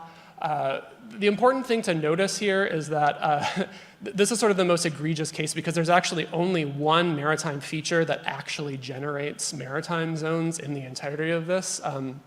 And notwithstanding this, they basically drawn a huge circle through the middle of the entire South China Sea that in the interior of this, they would actually claim as internal waters. Another sort of interesting thing to point out here is that the water to land ratio here is almost 1,300 to 1. Just as an interesting point of comparison, China is not an archipelagic nation, but archipelagic nations, when they are allowed to draw archipelagic baselines, have to stick to a water to land ratio of 9 to 1. So this is off by orders of magnitude. You can see another example is the Nansha Islands, what we would refer to as the Spratlys. And just as a note, in the study itself, we use the Chinese names because that's how they define these areas. They do roughly correspond to areas that we're familiar with, in this case, the Spratly Islands. Here, again, you have a rather egregious water to land ratio of almost 1,000 to 1. And it's important to note as well that this is an area that the tribunal in 2016 specifically stated that China was not entitled legally to draw maritime zones from these features as a group. And I do, this is an update in the map that actually shows the features that can generate maritime zones. And then here, we just wanted to note a few areas in particular that are submerged features that don't generate maritime zones, but are sort of key conceptually in the articulation of this as an island group, because they represent outer borders and areas where there really aren't other features. So just a quick summary, I think these slides basically point out that China is nowhere near being compliant with the Convention on the Law of the Sea. The Convention on the Law of the Sea basically says if you have a specific maritime feature that generates maritime zones, you can have maritime entitlements related to that feature, but there's absolutely nowhere in the convention that suggests you're allowed to draw maritime entitlements from island groups or groups of islands or archipelagic geographic entities in general. So given that this claim doesn't really hold water, the PRC also puts forward a customary international law argument, basically that the regime, there is some sort of regime of outlying archipelagos that isn't regulated by the UN Convention on the Law of the Sea. So in order to analyze this, we have to first look at what is customary international law. It is a source of international law. It's distinct from treaty law, so it doesn't have written text accompanying it. It doesn't have an active agreement between two particular or more than one countries. But it does form international law, and there are sort of two requirements that need to be in place before something can be a rule of customary international law. The first is that there has to be a general and consistent practice of states, and the second is that that practice has to demonstrate opinio juris, acceptance as law. So the states that are engaging in that practice have to believe that they're doing it because they have a legal obligation to do so. And both of these requirements have to be met. So in order for there to be customary international law around outlying archipelagos, there would need to be a practice, and that practice would have to be demonstrative of a legal rule that states thought they were following. And this is where we get to that state practice supplement that I had mentioned in the beginning. So the study contains a comprehensive review of both state practice and opinio juris. It represents both practice and opinio juris of 23 non-archipelagic states. We thought that was the best sort of universe of comparison to what China is attempting to do with its 4 island groups. And the review was of 80 island groups, or approximately 80 island groups in total. And the basic rundown of it is that there's absolutely no customary international law that supports China's position. All of these states have a practice that doesn't match what China is doing, and more importantly, they believe that the practice that they are engaging in is the international law practice of baselines that is found in the convention. So really quickly, some key conclusions from the study. Taken together, the PRC unlawfully claims sovereignty or some form of exclusive jurisdiction over most of the South China Sea. Those claims undermine numerous universally recognized provisions of international law, and the international community should continue to actively oppose these unlawful claims. And we have Bob Harris's email up here. He wasn't able to make it today, unfortunately, but feel free to email him. Thank you. I should have noted at the top that those of you who are looking online see Nathan's name, and I think those of you who have the written pamphlet might still have Bob's name. Bob wanted to be here, caught COVID. It is mild. I'm told he's just fine. He's just at home, probably watching the web stream, very frustrated, shaking his fist at the ceiling. All right, so next we're going to move on to Wen Thi Lan Anh, who is the Director General of the EC Institute at the Diplomatic Academy of Vietnam. Lan Anh was previously a research fellow at the Center for International Law at the National University of Singapore and the Japan Institute for International Affairs. Her research interests are in ocean law and policy, maritime security, and the South China Sea issues. Lan Anh? Thank you, Greg, for your kind introduction, and very good morning for all the participants here and everyone who tune in online. Thank you, Nathan, to give us a very comprehensive analysis on the achievement of the limits in the sea 150.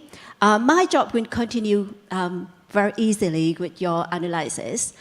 We all know that this year is the anniversary of the UNCLOS at 40, and I would like to analyze its relevance to the South China Sea.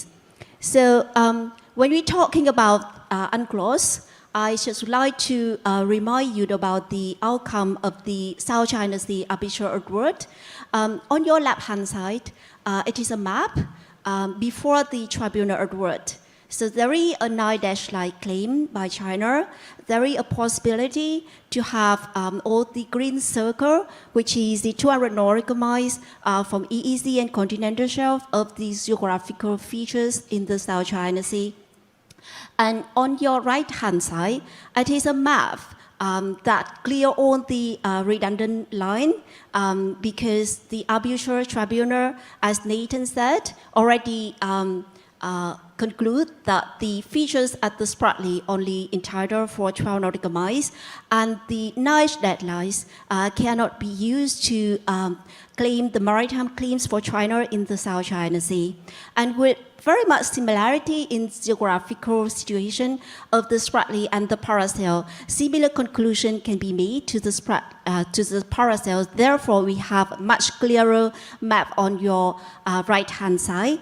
And it means that if we follow UNCLOS and follow the arbitral award, then the actual dispute maritime zones in the South China Sea will be much less.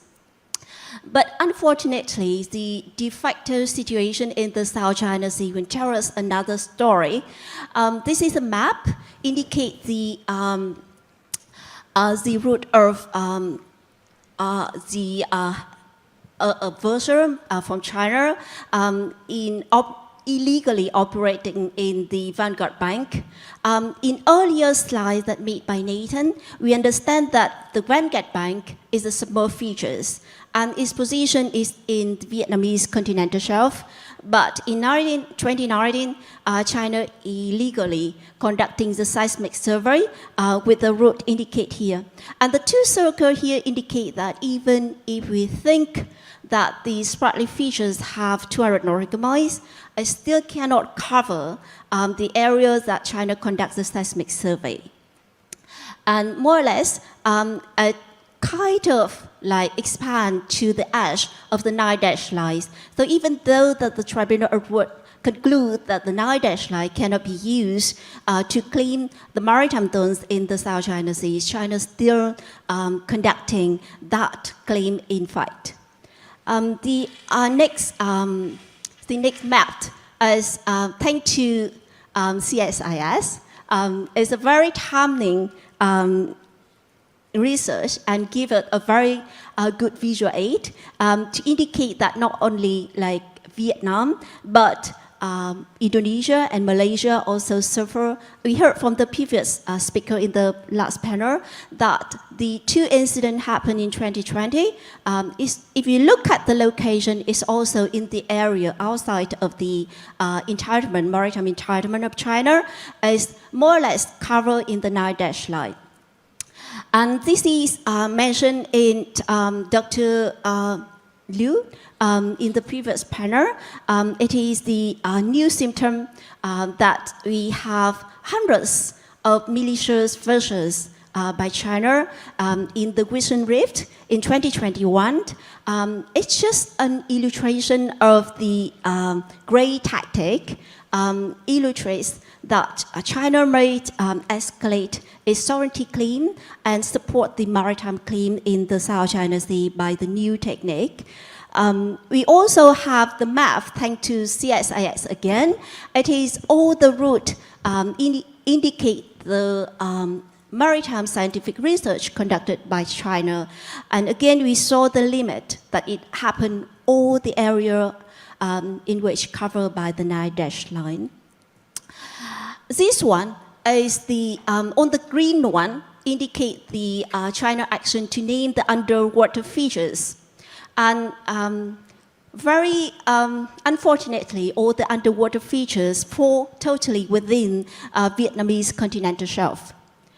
We all know that normally the naming of underwater features have no legal implication for sovereignty. Also, the underwater features is not a subject for like sovereignty claim. But anyway, China already put that as a symbolic claim for like sovereignty over underwater features. And this is the new formula that China usually made it claim clearly nowadays. This is a letter sent to the commissions of the International Hydrographic Organizations in March the 14th. And I would like to draw your attention on the third paragraph, where the letter said that China has sovereignty over Nansa shootout, conceding the 4 group of islands that Nathan mentioned before. And more important, China have internal water, territorial sea, contiguous zones, exclusive economic zones, and continental shelf based on Nansa shootout. And also, China has historic right in the South China Sea. So that 2 layers of claim. The first layer seems like use all the terms of the UNCLOS, and the second layer still keep with historic right. And it's ending with the sentence that the above position of China comply with relevant international law and practice. And the same paragraph has been repeated in the diplomatic note made by China yesterday to the CSIS in the series of the Malaysia submission on the Commission of the Limits of the Continental Shelf. So the new formula indicates that it is clearly from China's mind that China will claim the whole water in the South China Sea, either by the means of like the concept highlighted by UNCLOS or by the historical rights that already objected by the arbitral tribunal in the South China Sea. So based on the situation that we mentioned before, we believe that the limits in the seas have made a great contributions in the sense that it will provide the objective legal analysis despite being an official member of UNCLOS. The United States have applied UNCLOS objectively and arrived at a very good conclusion and illustrate for the other country what, when, and why it is illegal for the maritime claim of China in the South China Sea. Before the limit in the sea 150, we have the limit in the sea 143, which already provides us with all the argument denying the 9-dash line, and to some extent it will draw the basic for the South China Sea arbitral award as well. And it's also provide the momentum and encouragement for other countries to send the diplomatic notes to the CSIS. The limit in the sea 150 is timely and effectively in the way that it continue analyze international law applied to the 4 shares, that means 4 groups of China claim, and also it's very important that it compiled of 80 islands group, 80 practice of the offshore island from like all the state practice in over the world to conclude that there no customary international law exists. So by that way, it will attack directly to the statement of China that it's complying with relevant international law, we find no law. It complies with practice, that no practice support that claim. Here in the slide, I put 151, because I do hope that we wouldn't stop at 150. We do hope that after 150, we're going to have other analysis to continue with these objective contributions.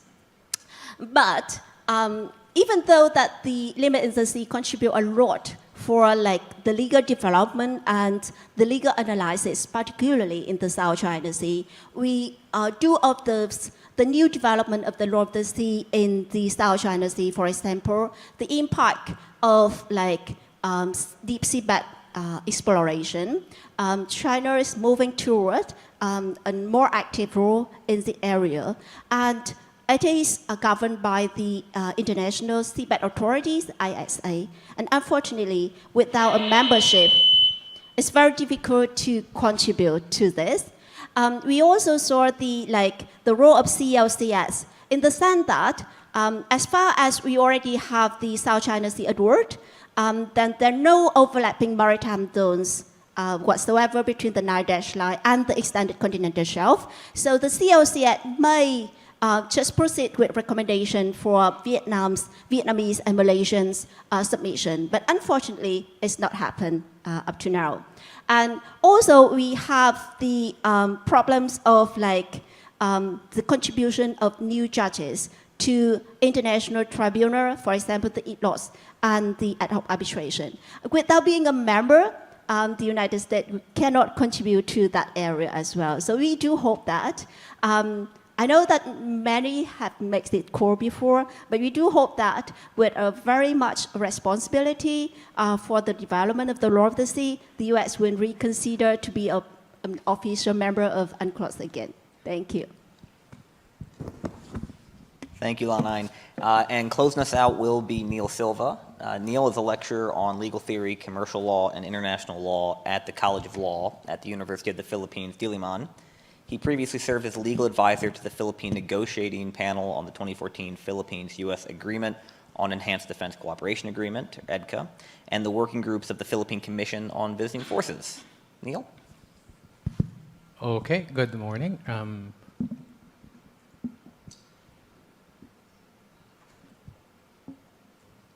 Okay. I have some slides. I have some slides ready, but in any case, We'll just filibuster. We'll get them. But in any case, all right. Okay. Good morning, everyone. Number one, first of all, it's an honor for me to be here in lieu of my superior, Dr. J. Batong Bakal, who is really the main Philippine pioneer on these matters, who unfortunately could not join us today.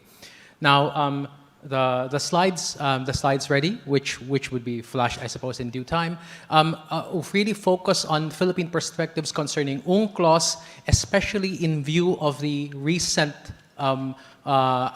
transition of the administrations from the Duterte administration to the Marcos administration, and especially in view of the policy issuances of President Marcos, particularly made yesterday at the State of the Nation address of the Philippines. So my slides, but in any case, I can discuss them here even without the slides, are actually grouped into three points, using language that is no doubt familiar to people in Washington, D.C. Knowns, unknowns, and should be knowns. So basically, let's start with those are basically three parts. But before I begin, I have to say everything I say is merely my personal opinion and does not reflect any official statement by any person. So knowns, unknowns, and should be knowns. What are the knowns?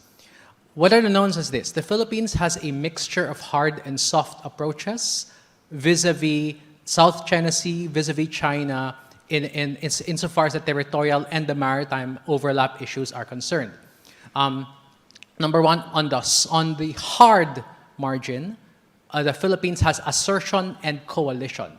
It is asserting its claim. In fact, President Duterte affirmed it way back in 2020 at the General Assembly. He expressly invoked the award in his meeting with President Xi Jinping. If I understand it, August 2019. We have been protesting both illegal activities of China as well as ambiguously legal but nonetheless unfriendly activities. And at the same time, we have been working on coalition. We have maintained our alliance with the United States, notwithstanding the brief hiccup over the Visiting Forces Agreement. Now, on the softer part of the ledger, the Philippines is also engaging in consultation and cooperation. Consultation, we are, of course, part of the multilateral COC negotiations. We have the bilateral consultative mechanism, and as you know, we also had the 2019 Memorandum of Understanding on hydrocarbon and oil and gas activities in oil and gas activities. We also have cooperation, I specifically adverting to the 2019 MOU in oil and gas. So these patterns of Philippine action, hard and soft, I call them the Alpha Charlie 3, assertion, coalition, cooperation, consultation, is actually replicated to some extent in the recent public statements of President Marcos. In terms of assertion, he categorically asserted that he will not preside over any process. Okay, that's it. Known, unknowns. I hope DC people don't get deja vu. We have knowns and unknowns. So, okay. Summary of Philippine approaches is we have soft and hard approaches, as I noted earlier. Consultation and cooperation on the soft side of the ledger, and then assertion and coalition on the harder side of the ledger, including coalition by building up our maritime assets with cooperation from the United States and its allies.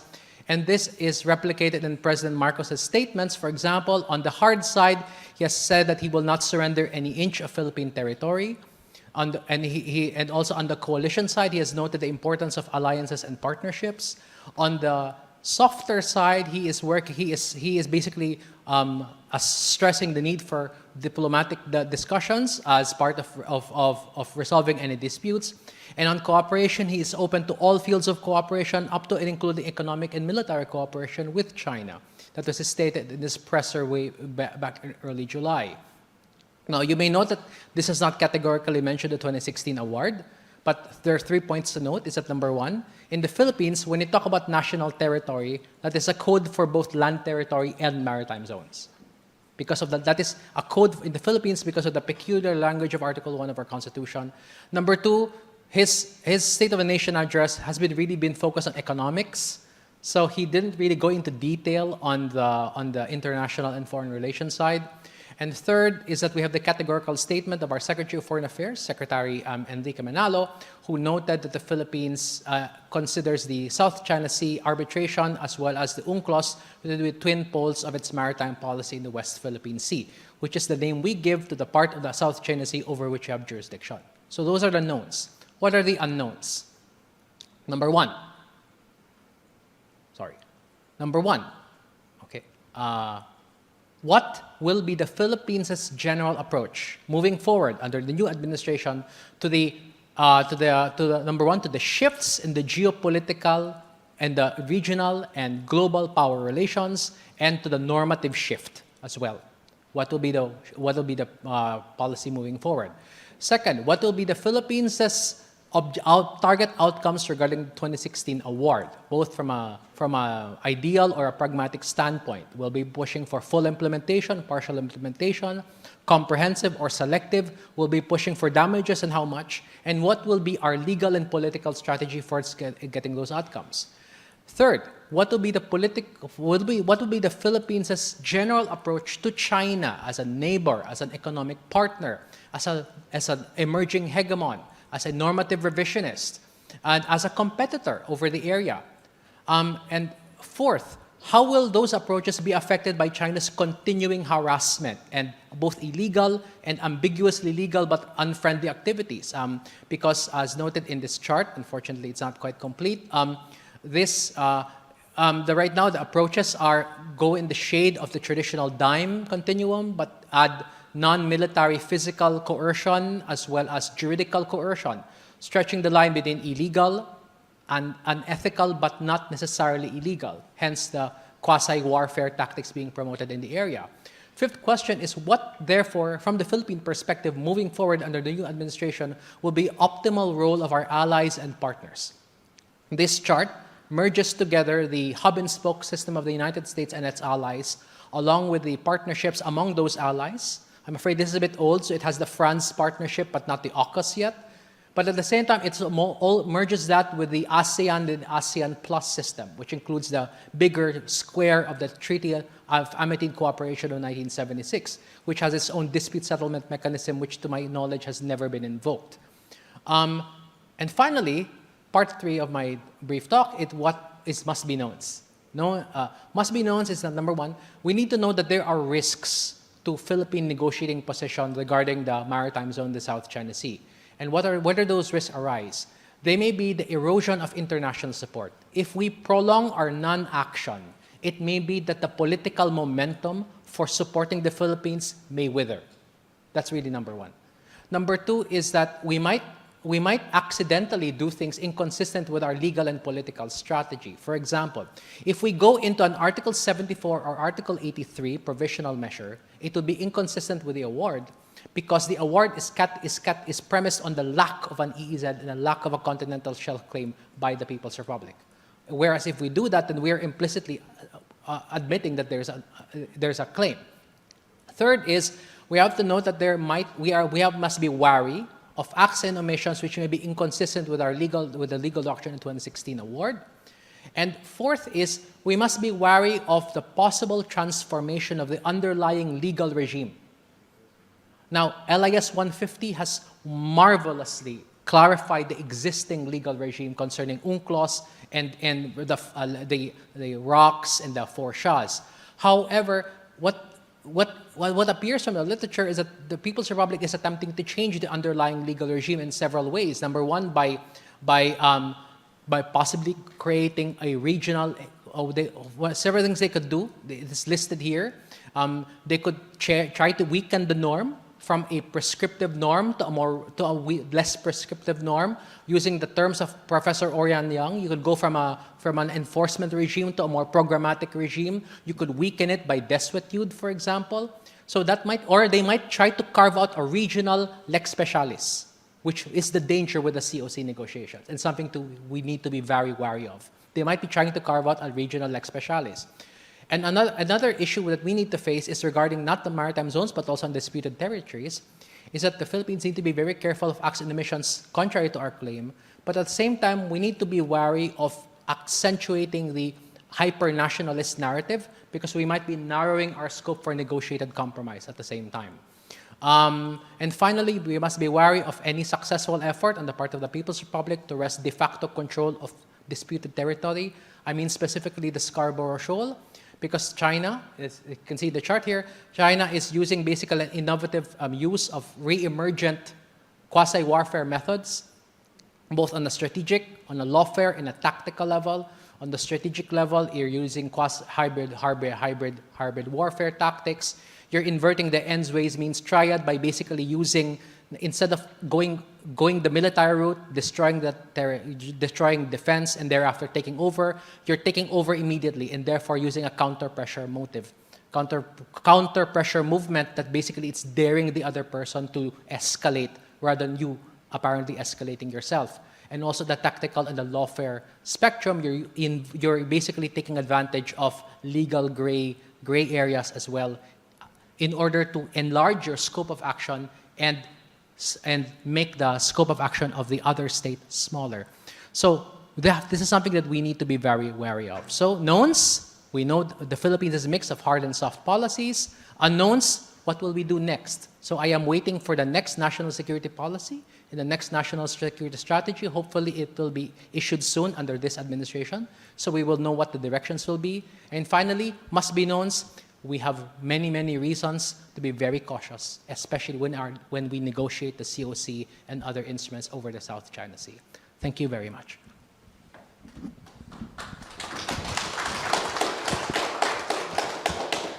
All right, thank you, Neil. Thank you to all 3 presenters. Now we're going to open it up to questions. Again, if you're online, you can type your questions in. And if you're here in the room, we have the stand mic. We have about 20 minutes and a almost infinite variety of topics we can discuss.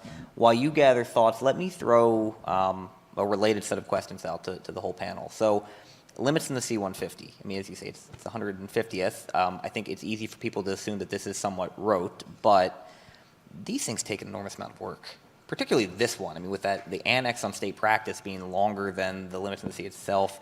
So Nathan, I wonder if you can talk a little bit about the process here, right? How much energy and effort and time does it take to produce one of these? And then to Lana and Neil, the corollary, how much time and energy and effort does that therefore save U.S. allies and partners who now don't have to go through 80 different island group case studies to disprove every Chinese argument? Yeah, thanks for that question. So I guess I'll preface my answer just by saying that, you know, there are 150 of these, and normally the process for them is pretty simple, right? You look at what a country has stated, usually in its domestic laws, about what its maritime zones are. You compare that to the legal regime and UNCLOS, and it's an exercise, but it's a quick exercise usually, and it's something we can do. I mean, you see the pace of our publishing before this one. You know, sometimes when we're getting a good clip going. We can get one out every few months. This one took, honestly, about 2 years with input from, I'd say like a core of like a half a dozen people, but input from across both the State Department and the interagency. It's just,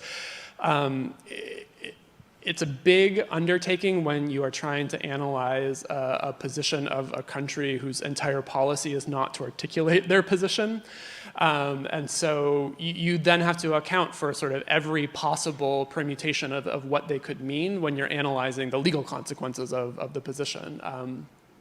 Which is why, when you're analyzing what is China doing in the South China Sea, you really need to take that worldwide view, and it's an amount of effort that the United States government is lucky that we have experts who are able to put that manpower in. Well, Guiders, it's pretty much a similar process because like normally China never clearly state their legal basics as well as the scope of like maritime claims.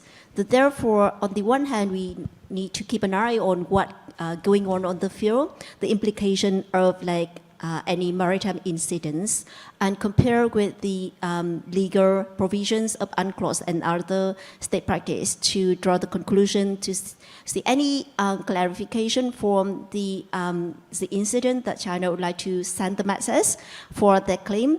Also, either any new legal argument that China would love to project to protect their or argue for the maritime claims. In answer to the question, it was an enormous help. And thank you very much for the effort, especially with the state practice supplement, which is fun to reverse engineer, and looking at the underlying issuances by the respective states, some of which are not in English, so it's a bit difficult to read.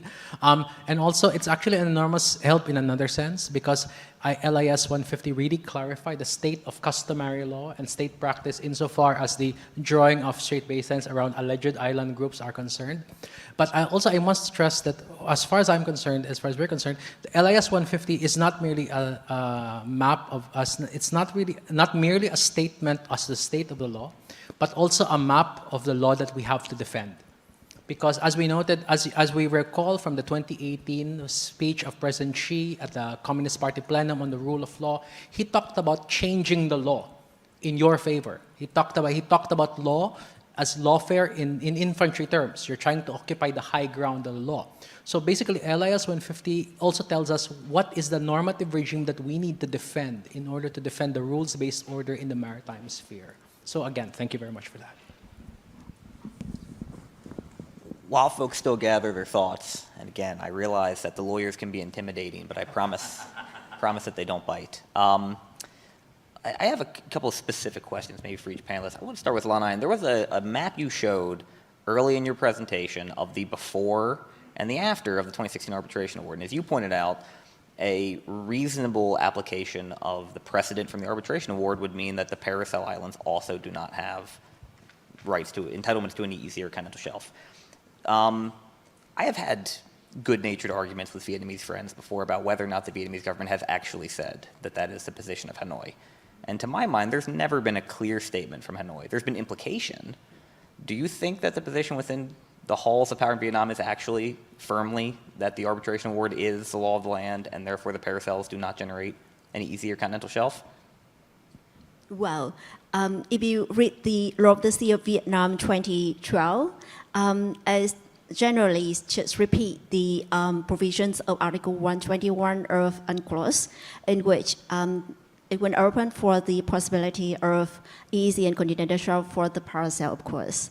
But then if you read the note verbal, the diplomatic note that Vietnam sent to the CSIS after the Malaysian submission, there will be a clearer explanations that Vietnam will go for the conclusion of the arbitral award in which the geographical features in the South China Sea only entitle of 12 nautical miles.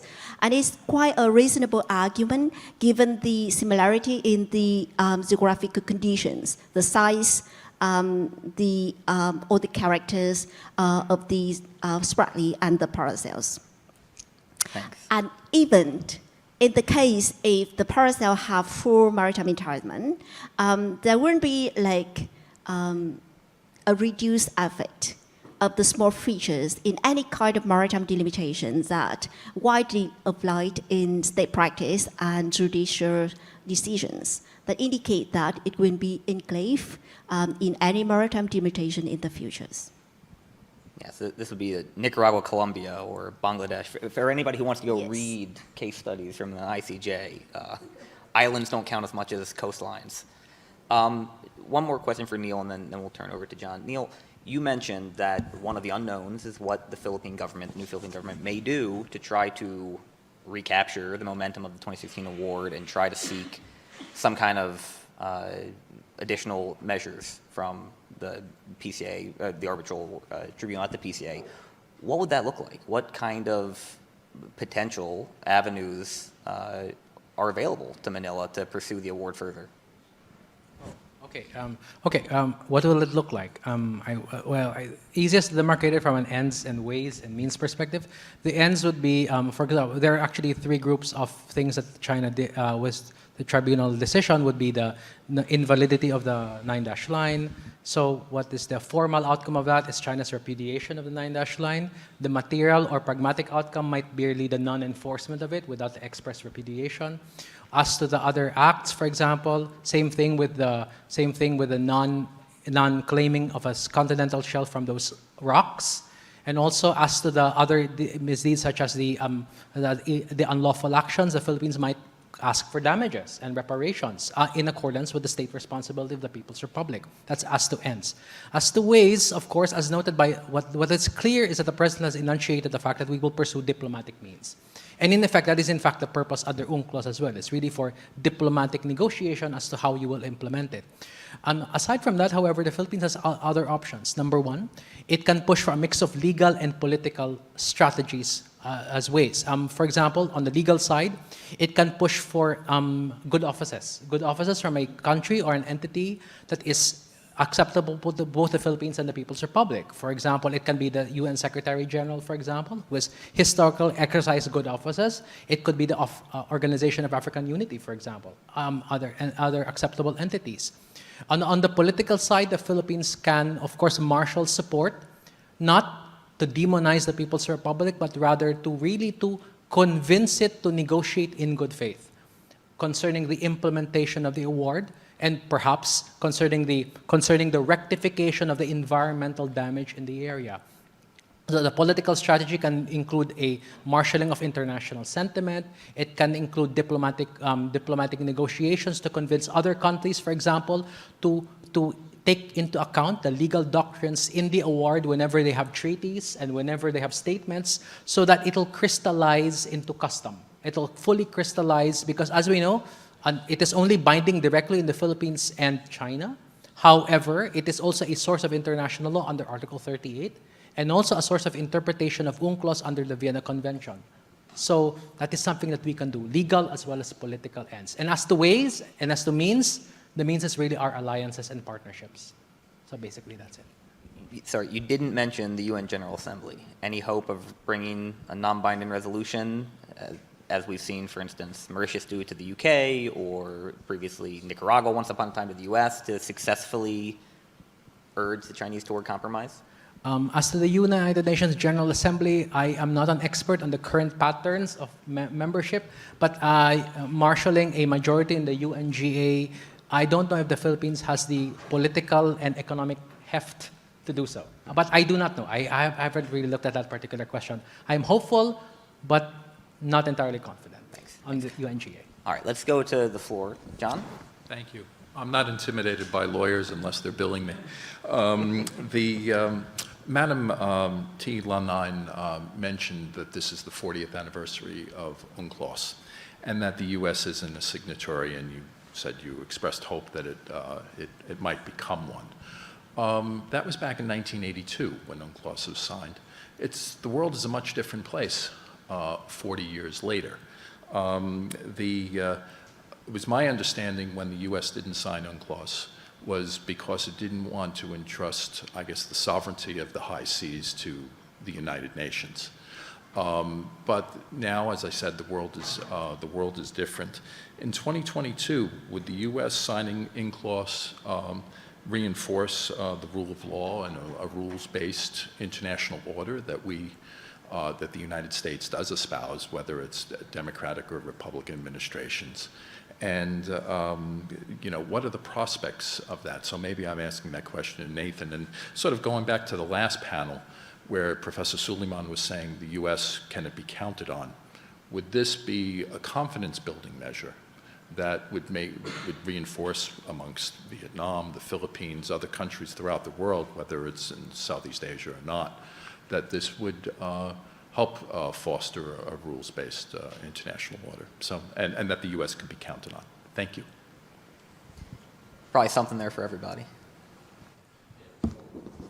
Yeah, thanks. I mean, yeah, there's a lot to unpack there. I guess the first thing I would say is that the current administration, like past administrations, does support the United States becoming a party to UNCLOS. As to actually signing it, there are domestic processes that have to happen before that can happen. So skipping over the question of that, which I'm not really qualified to speak to the domestic end of it, I could just say that, yeah, I think that anyone who practices either on the legal or policy end in this area recognizes that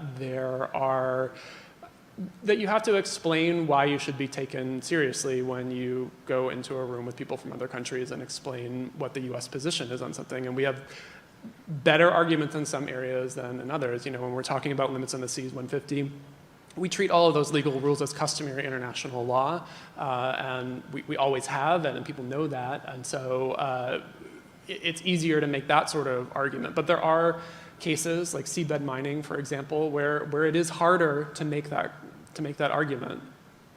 Thank you. Actually, my message in the presentation is we all know that the United States believe a lot of the provision of UNCLOS are customary international law, and the U.S. voluntarily abide by all that provisions. But there are certain benefits from being a member of UNCLOS that will be excluded if the U.S. not an official members. And one of them is the deep seabed mining. One of them is the CSIS. Perhaps the U.S. cannot oppose to the claim of extended continental shelf raised by Canada, for example, and also participated in the dispute settlement mechanism in Part 15 of UNCLOS. So those are the benefits that perhaps the U.S. should consider to be our members. Thank you. I am at one with the preference that the United States formally become a member of UNCLOS. That being said, its current activity now in relations with the limits in the seas, etc., provides a sort of stopgap role as well, which is also of advantage to the international normative order in two ways. Number one, because the United States is basically on the outside looking in, it is an external witness to customary law.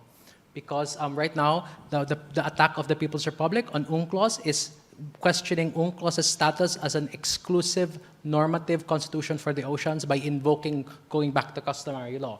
Well, the United States is not an UNCLOS participant, not a treaty party. It is a party to the customary regime, and it is affirming the customary regime. So there's an accidental advantage to the United States not being a party to UNCLOS in that sense. The second thing is that the United States has had some difficulties as well with other multilateral regimes. As we know, in the interwar period, the United States did not ratify the League of Nations Covenant. And that sort of weakened the League of Nations Covenant. At the same time, however, the United States provided support for the underlying political system of League Covenant, for example, to the Washington Naval Treaties, for example, through the Kellogg-Briand Pact. So the United States is able to assist from the outside as well. Of course, it's better if it assists from the inside. But the League systems survived a little bit, Washington Naval Treaties, etc., partly through American political support from the outside as well. So it's not perfect, but it's a silver lining as well, basically. John, I would just note the last time the U.S. tried to take up ratification, Democrats held a 54-seat majority, and they had 12 Republican votes, one shy, which is why it didn't come to the floor. That was 2012. Today, only 3 of those 12 Republicans are left in the Senate. The other 9 have been replaced by more conservative replacements, and the Democratic majority is only 50. So the math is pretty brutal. Yeah. Henry?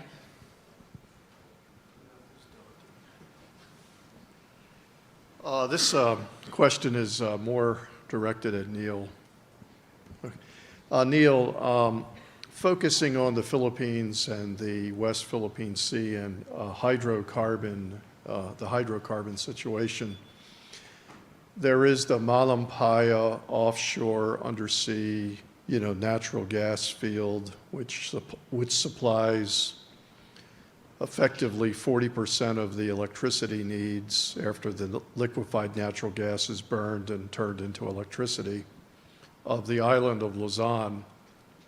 And it's been stated for a long time now that the Malampaya natural gas field is fast depleting. Yet Shell and Chevron attempted to sell their interests in Malampaya, and one of them did to Dennis Oy, the Dennis Oy from Davao, not the Dennis Oy from Pampanga. There are two of them. And almost $500 million was paid for half of the interests of half of the ownership of the Malampaya offshore natural gas field. Why do you think someone would pay $500 million for half of the ownership or 45% of the ownership of a depleting natural gas oil field? What is your take on that? Okay, first of all, I can only conjecture, but because I don't have really first-hand knowledge concerning the issue. I would conceivably think two possibilities. Number one, it may be that someone has made a more optimistic assessment of Malampaya. That's number one. Number two is that it may be that the people want to use the Malampaya infrastructure and extend it forward or further into the South China Sea through other gas field areas. Those are the two possibilities. And I don't know exactly to what extent. For example, everyone has been predicting the depletion of Malampaya for a long time, or at least not necessarily depletion, but rather it becomes economically unviable to get gas from the area. But again, there are other areas in the South China Sea, and having a foothold in Malampaya would provide an advantage, as noted by other persons than myself, to basically bridge the infrastructure and extend the pipelines further out into the water, rather than, for example, having to build it from scratch and creating a pipeline from Batangas all over again. So that may be the advantage. Those other areas that you speak of are subject to the claim by the People's Republic of China. So do you think it's a real possibility that those exploitation efforts can be extended beyond what is currently existing? Okay, I'm afraid that will have to be. It's a question on the political will of both the Philippines and the People's Republic. On the side of the Philippines as well, is a question of whether or not we would really assert to the maximum extent possible our entitlement in the continental shelf resources in the area. As you know, for a while we stopped activities in the area. So the question is, will we do so again, or will we really push it to its logical conclusion? On the part of the People's Republic, will it exercise political will to compromise, to have a meaningful compromise and to actually have a meaningful acceptance of our continental shelf entitlement in the area? Because there has been a history of harassment of our vessels in the area.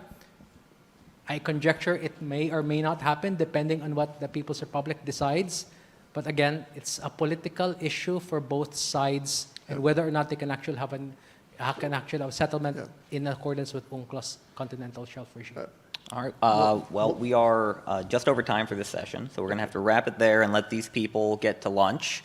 For those in the room, we have lunch set up out in the foyer. For those watching online, if you want to whip up a peanut butter and jelly sandwich or something, we're going to be back in 20 minutes at 12:15 for our lunch keynote address. Thank you very much. Please join me in thanking our panelists.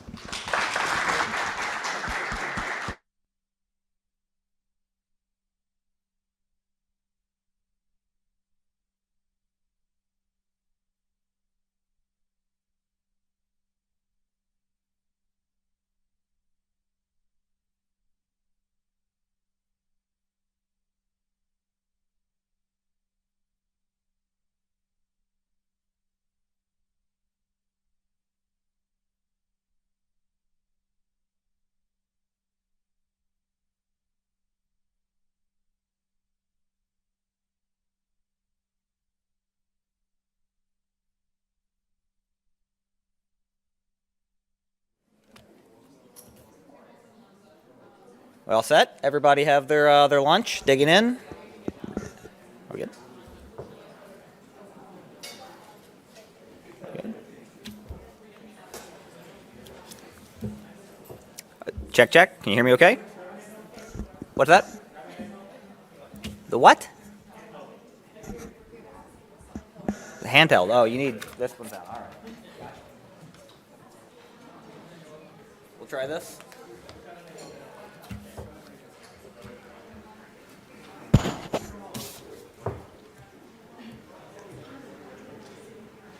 Shaking off the cobwebs.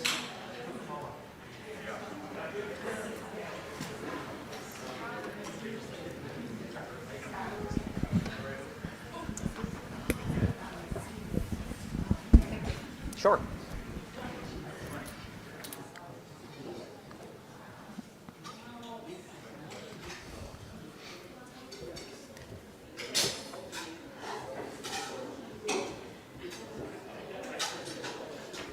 We okay? Oh. This one's working now too? Okay.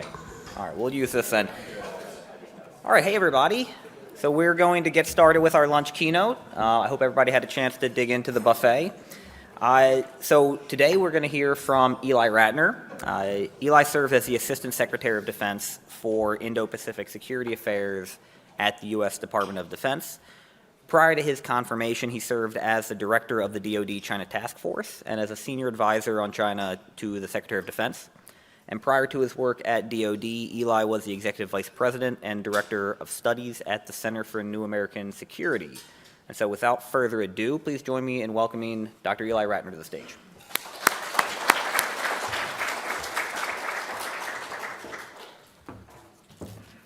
All right, well, thank you, Greg, for that kind introduction, and wonderful to see everyone. It's a privilege to be here today, and I've always found this particular event to be one of the best, highest quality Asian security events, not only here in Washington, but nationally as well. So very happy to be here.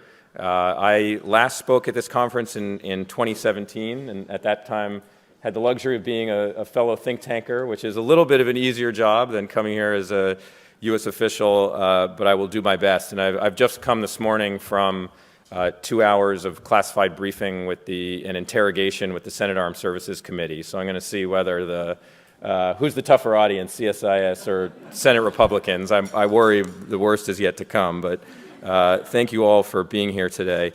You know, there's been a lot of changes in the region over the last couple years. I know that's what you've been talking about earlier today, and with a particular focus on the South China Sea. But let me give you a little sense of how we're thinking about the current context from the perspective of the Defense Department, and then very much look forward to question and answer with Greg and with the group. So, you know, suffice it to say, and you hear this a lot, but it's true, you know, across all metrics, the Indo-Pacific is the fastest growing part of the world. It's a tremendous opportunity for the United States, but also obviously presents great challenges.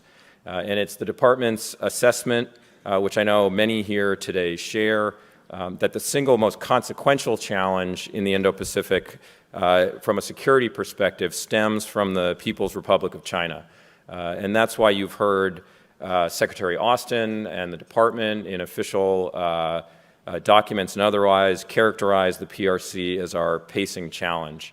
Beijing has, over the last few years, intensified its efforts, in particular to assert control over its maritime periphery and to deconstruct core elements of the rules-based order. Again, I know issues you've been wrestling with this morning, and we see Beijing combining its growing military power with greater willingness to take risks.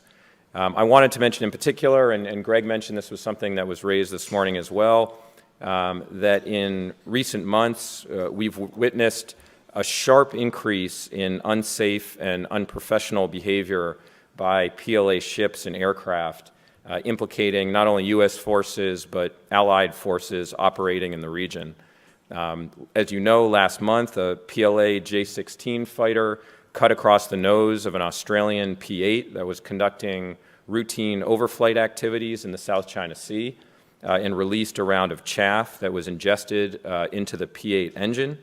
And that maneuver fell right on the heels of a series of unsafe intercepts of Canadian aircraft conducting UN Security Council resolution enforcement activities in the East China Sea, and an incident earlier this year when the PLA Navy ship, a PLA Navy ship directed a laser at another Australian P-8, endangering the safety of all of those on board.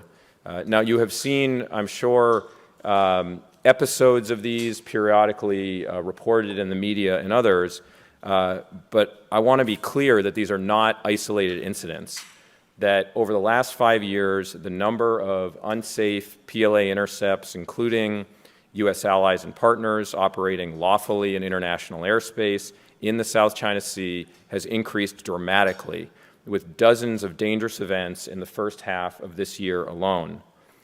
In my view, this aggressive and irresponsible behavior represents one of the most significant threats to peace and stability in the region today, including in the South China Sea. And if the PLA continues this pattern of behavior, it is only a matter of time before there is a major incident or accident in the region. And this is an influential crowd here today, folks watching at home. I would urge all of you in your official and unofficial channels, as our senior leadership has done at DoD, to press Beijing to stop this dangerous behavior. In addition to this, across the region, and especially in the South China Sea, the PRC has also escalated tensions with its neighbors at a pace unseen before. It's employing its military, maritime militia, and state-owned enterprises in a holistic way to intimidate and impose its preferences on regional states. CSIS has done path-breaking work on this, illuminating the PRC's coercive tactics, including an incident a few months ago in which the Chinese Coast Guard harassed a Taiwanese vessel carrying Filipino scientists and shadowed the research vessel for more than 2 weeks. Beijing has taken similar actions against Vietnam. Earlier this year, the Chinese Coast Guard aggressively approached Vietnamese drilling vessels that were lawfully pursuing energy exploration activities within Vietnam's exclusive economic zone. And in May of last year, the PLA sent more than a dozen military aircraft into Malaysian-administered airspace.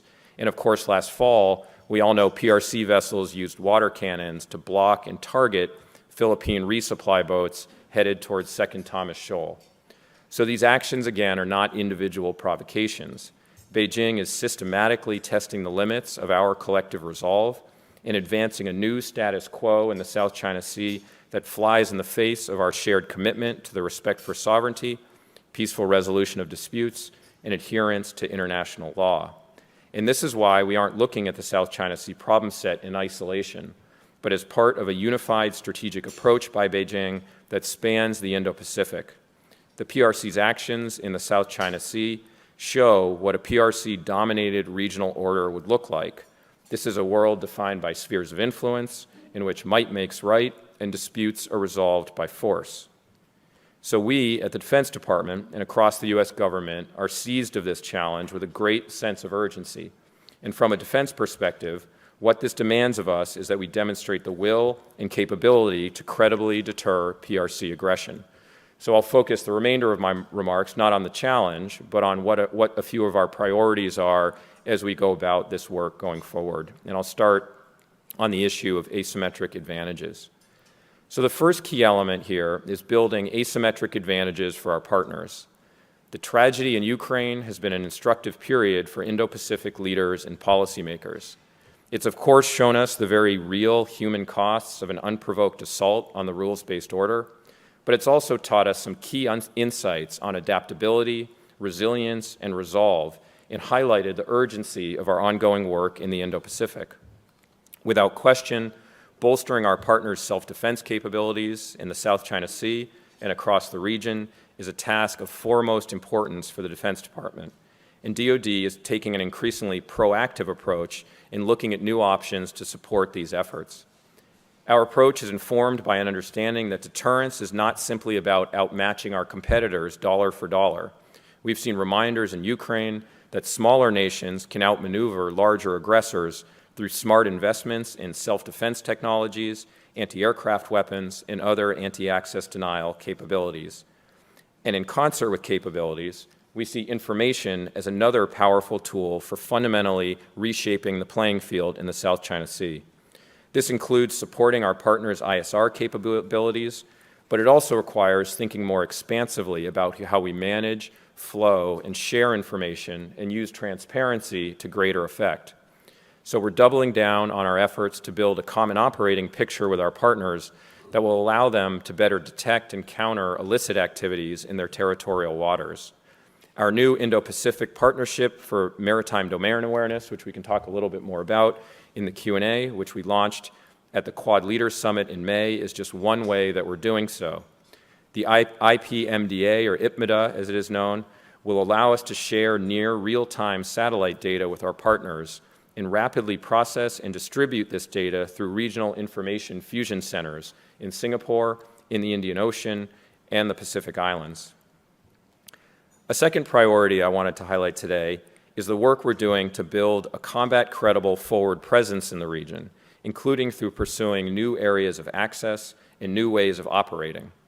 Secretary Austin, as many of you may have heard, said at the Shangri-La Dialogue in Singapore that the Indo-Pacific is the department's, quote, priority theater of operations. As we center our operations on the region, we're focused on day-to-day campaigning, harnessing new capabilities, operational concepts, and combined warfighting development with our allies to complicate our competitors' military preparations. And we're building a more dynamic presence in the region. In practice, this means we're operating forward and more flexibly, including through a regular tempo of rotational activities. As many of you have seen, last fall, 2 of our carrier strike groups were joined by a Japanese helicopter destroyer and a UK carrier strike group to conduct multilateral, multi-carrier operations in the Philippine Sea. And when the USS Theodore Roosevelt carrier strike group rotated through the Indian Ocean and ultimately the South China Sea last spring, we conducted multi-domain operations with the Indian Navy and Air Force that integrated air, anti-submarine, and command and control elements. And across the board, we've increased the complexity, jointness, duration, and scale of our combined exercises with our allies and are bringing together new constellations of actors. The past few months alone have shown how we're stepping up our game in this regard. In April, the United States and the Philippines concluded the 37th iteration of the Balikatan exercise with 9,000 personnel across our military services, Coast Guards, and Special Forces. This was the largest iteration of the exercise in its long history and included members of the Australian Defence Force. Last month, of course, we kicked off RIMPAC with 26 participating nations and more than 25,000 personnel, also the largest iteration in its 28-year history. And next month, for the first time, our Garuda Shield exercise with Indonesia will be multilateral, including 12 additional nations such as the UK, Australia, Japan, Malaysia, Singapore, and Canada. And as we continue to shore up our position in the region, we will not relent in our commitment to fly, sail, and operate wherever international law allows to ensure that all nations are able to exercise this right. And our partners share this commitment. The Indian Navy's historic deployment of a naval task force to the South China Sea last summer, for example, was a resounding affirmation of these principles. Which brings me, of course, to our third priority, which is how we're working to enable our more capable and most capable alliances and partnerships in the region. The United States' ability to pursue common security and economic goals with like-minded nations is the cornerstone of our success and at the root of our strategy. For the U.S. military specifically, our defense relationships and our ability to bind them more tightly together into more deeply interoperable coalitions can make clear the costs of aggression. Our alliances with Australia, Japan, the Philippines, the ROK, and Thailand remain at the center of our approach, and we're continuing to chart an ambitious course. During Secretary Austin's trip to Bangkok in June, we discussed opportunities to expand bilateral training and exercises with Thailand, including through establishing a new working group on reciprocal access.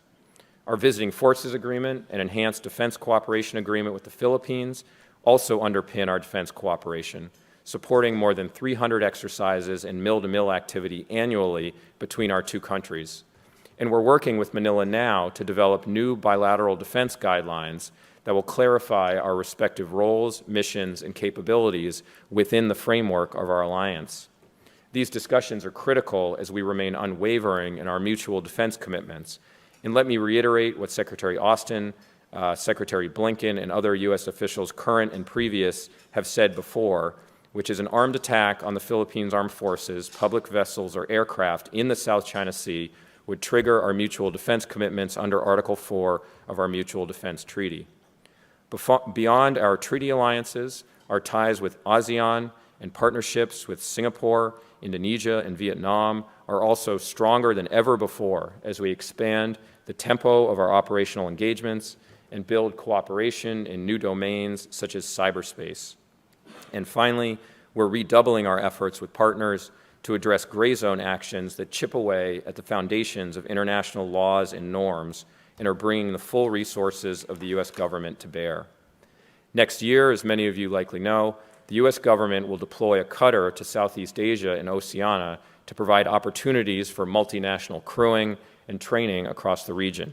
This will be the first forward deployment of the U.S. Coast Guard in the Indo-Pacific region and will complement the Coast Guard's commitment to prioritize Southeast Asia through providing additional cutters and a new regional training team. So just to wrap up, obviously these investments and activities matter because today the Indo-Pacific region stands at a critical juncture on our path to a stable and open and secure order. The stakes are apparent not only in the South China Sea, but also to the west, where the PRC continues to harden its position along its disputed border with India, and further to the north in the Taiwan Strait. Across each of these areas, the PRC is altering the status quo that has long served the region, and in ways that have profound implications for our collective security. To be clear, we do not seek confrontation or conflict. We say that publicly. We say that privately. Our primary interest is in upholding the order that has for decades sustained the region's peace. And while we will always stand ready to prevail in conflict, it is the primary responsibility of the Department of Defense to prevent it, and deterrence as the cornerstone of our strategy. So we're working closely with competitors and partners alike to establish guardrails. As you saw in Senator Austin's meeting with the PRC's Minister of National Defense last month on the sidelines of the Shangri-La dialogue, and we're actively seeking open lines of communication with Beijing and with China's defense leaders to ensure we can prevent miscalculations. Fortunately, and again, I've just come from the Hill, I can attest that there is a real, enduring bipartisan consensus emerging around the challenge that Beijing presents and the need for the United States to refocus its time, energy, and resources on the Indo-Pacific region. The reservoir of support for this approach is broad and deep, and Democrats and Republicans alike recognize that DoD should and must prioritize the PRC as the pacing challenge for the United States. So we benefit from the work of those here today, including on Capitol Hill, who are working with us to build sustainable solutions. We, of course, don't take this challenge lightly, and we're going to compete vigorously to defend our interests and stand up for our values. So as I've made clear today and look forward to the discussion, we are committed to putting in the hard work and making the tough calls and upfront investments that this demands of us. Thank you, and look forward to the discussion.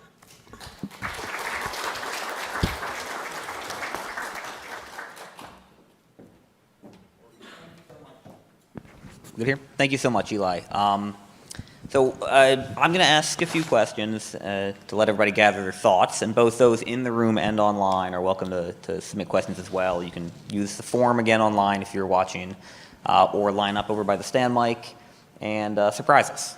But first off, so Eli, that was a wide-ranging speech, and it covered just about everything I would want to ask anyway, so I'm just going to kind of ask you to expand on a few of the points. You mentioned the Shangri-La dialogue briefly. I think that the consensus throughout the region was that Secretary Austin's speech was quite well received, particularly in comparison to the rather bombastic speech that we got from General Wei. The speech only mentioned the South China Sea a handful of times, South China Sea or artificial islands or the like. But these ideas of international law, the rules-based order, peaceful resolution of disputes were really woven throughout the speech. It felt like a lot of it could have been referring to the South China Sea and similar Chinese activity. So in the grand sweep of U.S. Indo-Pacific strategy, how important is this issue among the list of others? Well, thanks, Rick. I think it's fundamentally important, and for those of you who have followed my career, I've believed for a long time and spent a lot of time working on this issue set that it is in many ways the fulcrum of the competition over the future of the region. You mentioned Secretary Austin's speech. For those of you who haven't read it and read it again, would commend it to you, but the vision that he laid out was what he described as a shared vision among partners in the region.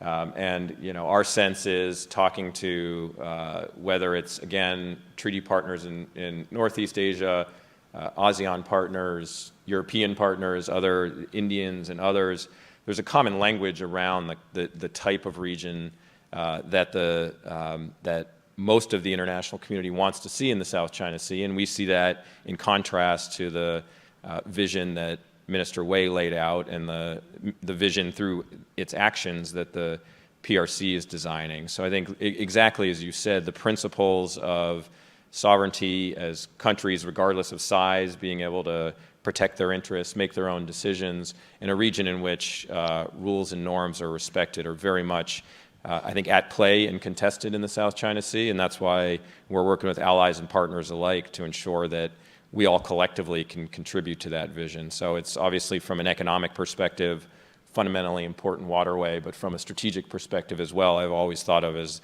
the hinge of the future of the region. Well, let's talk about some of the partnerships. You alluded to the pretty remarkable turnaround in the U.S.-Philippine alliance over the last 18 months, and particularly since Secretary Austin's visit out to Manila last year when the VFA abrogation was suspended. So we've had all this work. The Enhanced Defense Cooperation Agreement is finally being implemented. The new defense guidelines are underway, and we have a new administration having just taken office in Manila. How do you, so far, see things progressing? Or do you feel good about where we're headed under the new Marcos administration? I do, absolutely. And just to, I think, reiterate what you've just described, Greg, that I actually, just days after I was confirmed, joined the trip with Secretary Austin out to Southeast Asia last summer, in which he stopped in Manila. We had a long, very in-depth meeting with President Duterte and had an opportunity to work through some of the issues that had become a little bit held up within the alliance at that time. Though I will say, as of course Greg, who's probably the leading expert in this country on this issue, we have a very strong foundation to the U.S.-Philippines defense relationship. So despite when politics roil a little bit, the defense partnership remained and was quite strong, though of course certain initiatives around EDCA and others had gotten held up in the wake of the Secretary's trip. A lot of that opened up not only the implementation of the existing EDCA sites, as you mentioned, but now we're in bilateral negotiations with the Philippines on identifying possibly new EDCA sites, which I think is a very exciting development, and we're engaging in, as we are, frankly, with almost every partner in the region, really new types of conversations about the kind of cooperation that we're looking to do, including the development of the new bilateral defense guidelines that I mentioned. So I think there's a lot of opportunity in the relationship. We've obviously had some senior officials already head out to Manila. Would love to get Secretary Austin back there as soon as we can to meet with the new team as they get into place. And I think, as has been the case, there are real champions of the alliance, not only in the Philippines, but in senior positions in the government too, and that makes a big difference. So obviously, we've got a lot of work to do in terms of where we want to take the alliance, but I think we're on a very strong trajectory that started in the latter period of the Duterte administration. Well, so let's keep going around the horn then of our partnerships. You mentioned the expanded Garuda Shield initiative with exercises coming up with Indonesia. General Milley this week headed to Indonesia. How important do we view the Indonesia relationship, and where do you see things progressing?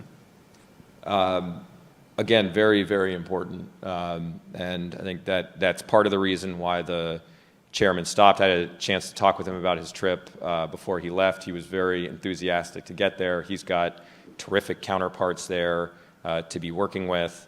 And I think, again, from what we are seeing throughout the region is a trend and a pattern of partners, again, wanting to contribute and share in the construction of that more free and open order that we have described. And part of that is a response to the threat perception from Beijing. And I think that goes around the region. But the fact that we are taking what has been a bilateral exercise, and the Indonesians are working with us to multilateralize, bring partners in from inside the region and out, I think is a real demonstration of where we want to go with that relationship. Again, it's a place very much interested in traveling with Secretary Austin, hopefully even later this year, and one again, which I think there's a lot of promise both on the capabilities side and also on the mill and military education side. I'd be remiss if I also didn't ask about Vietnam, given the topic. There's always a sentiment in this town that, why aren't we going faster with Vietnam? But when we consider the fact that we had effectively no military relationship a decade ago, we've gone pretty darn fast with Vietnam. Where do you see that relationship fitting within the broader U.S. Indo-Pacific strategy?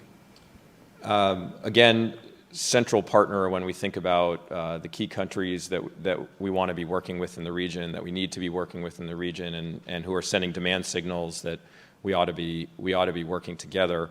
I'm hoping to be going out to Vietnam in September for some senior level dialogue talks, which I'm very much looking forward to, and have hosted a number of Vietnamese counterparts at the Pentagon, including this afternoon.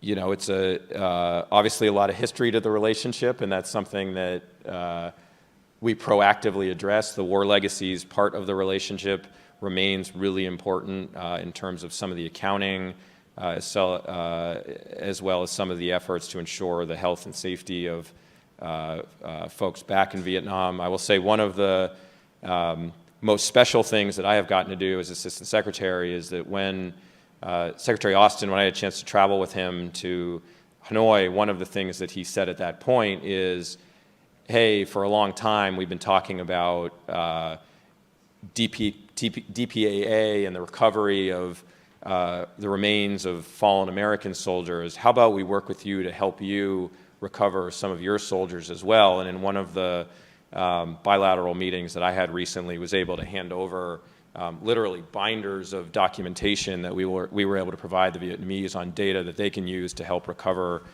some of their war dead as well. So I think really that's important to both sides, and that kind of respect is, I think, at the foundation of the defense relationship, which is moving forward at a fairly rapid pace, given some of the constraints that we all understand. And we've been working with Vietnam to strengthen their peacekeeping capabilities, also some of their HADR capabilities. And when we talk about working with partners really throughout the region to ensure they have the capabilities they need to prevent the kind of coercion, if not aggression, that we're seeing in other parts of the world, Vietnam is certainly part of that, and we're having some of those conversations as well.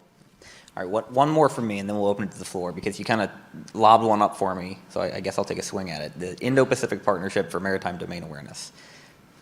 Anything you can tell us about the status of implementation, what this is going to look like, how you see it applying to the South China Sea issue in particular?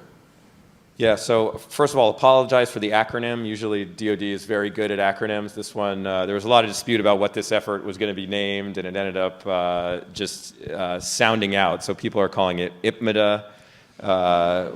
Maybe we should have a contest here for a new name for this effort if that gets too long. But I think most folks are probably tracking that. What we're really aiming to do here is to share and disseminate information on what's happening in the maritime domain in particular, and the South China Sea will be a key part of this, particularly as it relates to illicit activities. This is going to be space-based maritime domain awareness. I will say, as a former think tanker, many of us have written about and thought about for probably a decade of, hey, given the technologies that CSIS and others are using to provide transparency on what's happening in the water. Why isn't there a shared, unclassified maritime domain awareness program for countries throughout the region who don't have the capabilities to monitor? Because what ends up happening is for countries that don't have that kind of maritime domain awareness, they may have a Coast Guard vessel or even a area surveillance plane, but they would have to patrol like a police car patrols a neighborhood around looking for trouble, rather than getting very direct information that says there is an illegal fishing vessel or an illegal Coast Guard vessel in your waters at this exact location, and having them be able to go and police their sovereignty much more effectively. So the practicality of this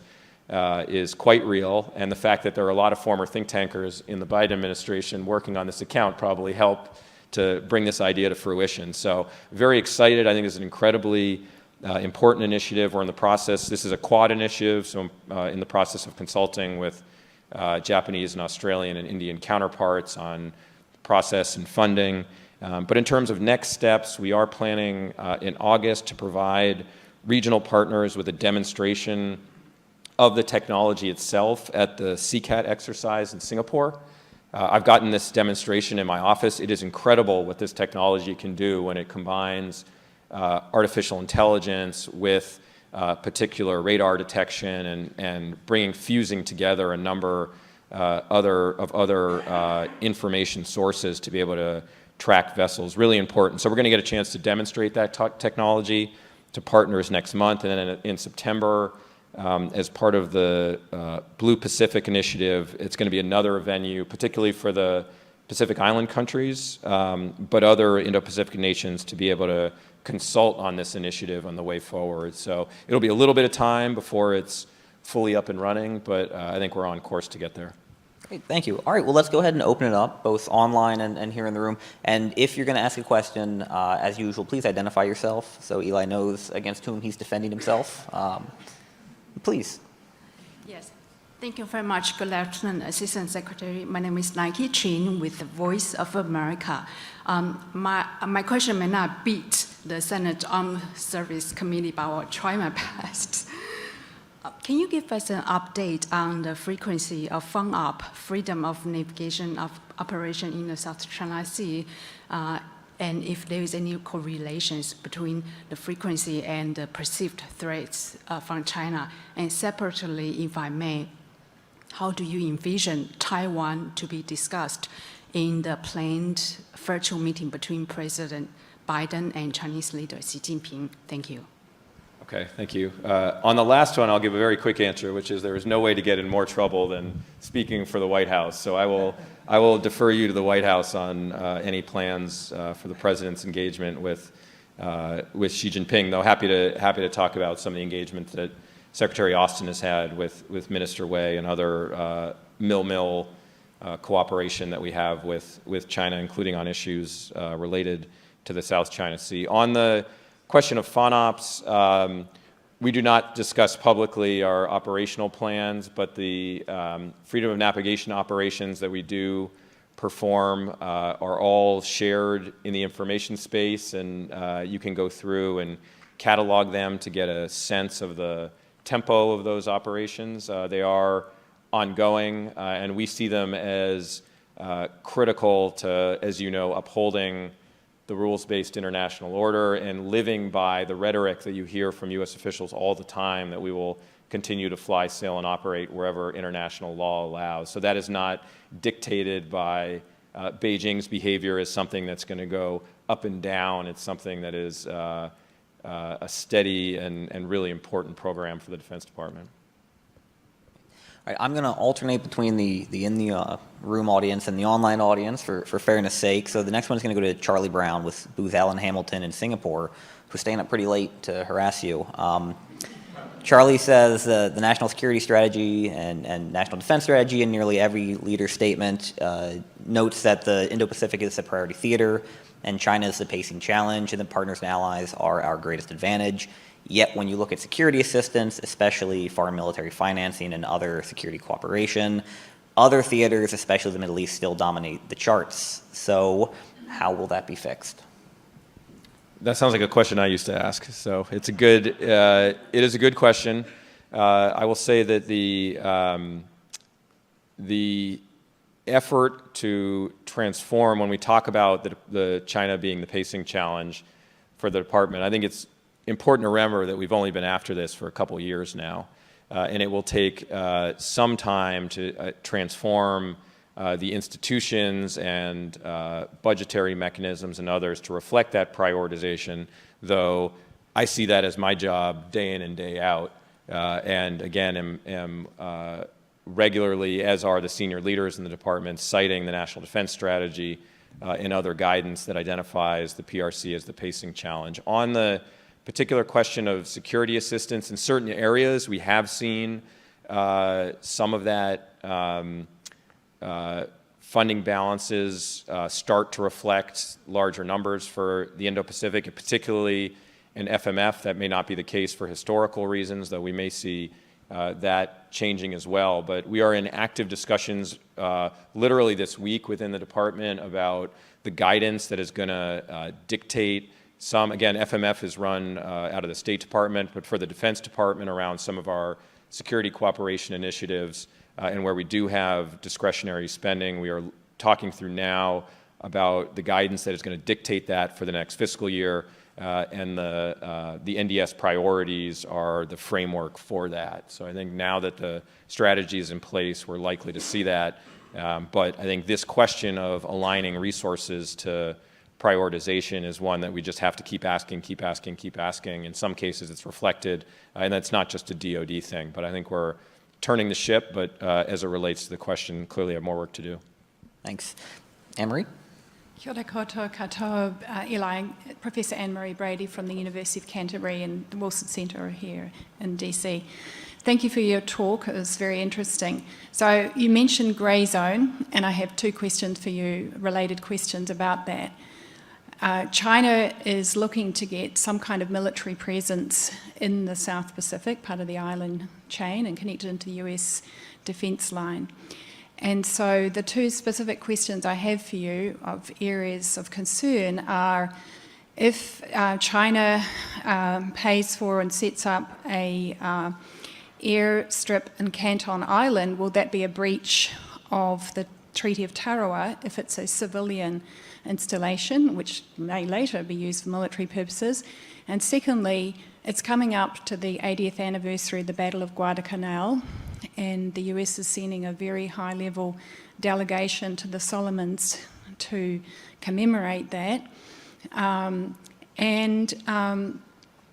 There has been discussion that US Navy presence there, in terms of a vessel, has not been welcomed by the Solomons government on the basis of advice of Chinese advisors. So could you comment on that, please, on two grey zone situations going on in the South Pacific? Thank you. Sure. On the first, I don't have a specific answer to the legal question, so we'll ask my team to take a look at that, but appreciate the question. On the Solomons, maybe zoom back for a little bit, and then we can get down to the more specific question about the role of the Defense Department in all of this. I think obviously we are concerned about PLA ambitions to have installations globally.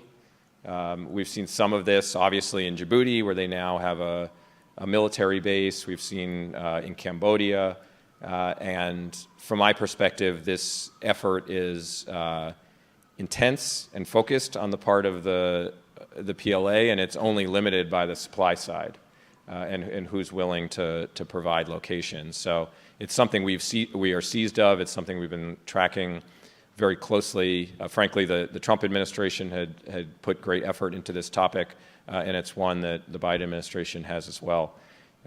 As it relates to the Pacific Islands and Solomon Islands, obviously a lot of concern about what we saw.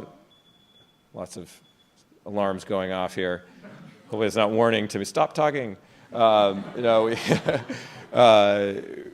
lot of concern, obviously, as there was in New Zealand and Australia, about the potential for an installation or a military base in the Solomon Islands. I think that's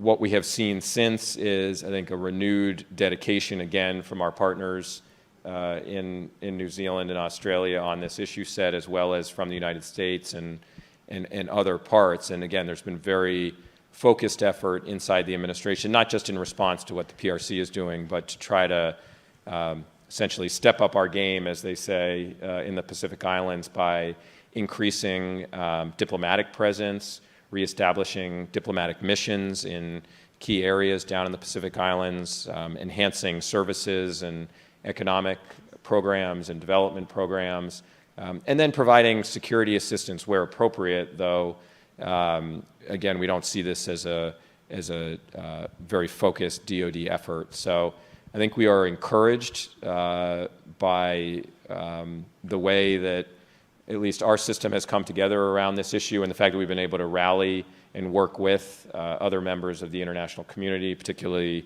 again, New Zealand, Australia, the Japanese, European partners, and others who have been quite interested in working together on these issues. And obviously, it will remain a contested part of the world. Beijing is going to be focused on I think, trying to establish these installations where it can, and we're just going to have to keep at it and providing an affirmative agenda and providing value down there, which I think we've started to do.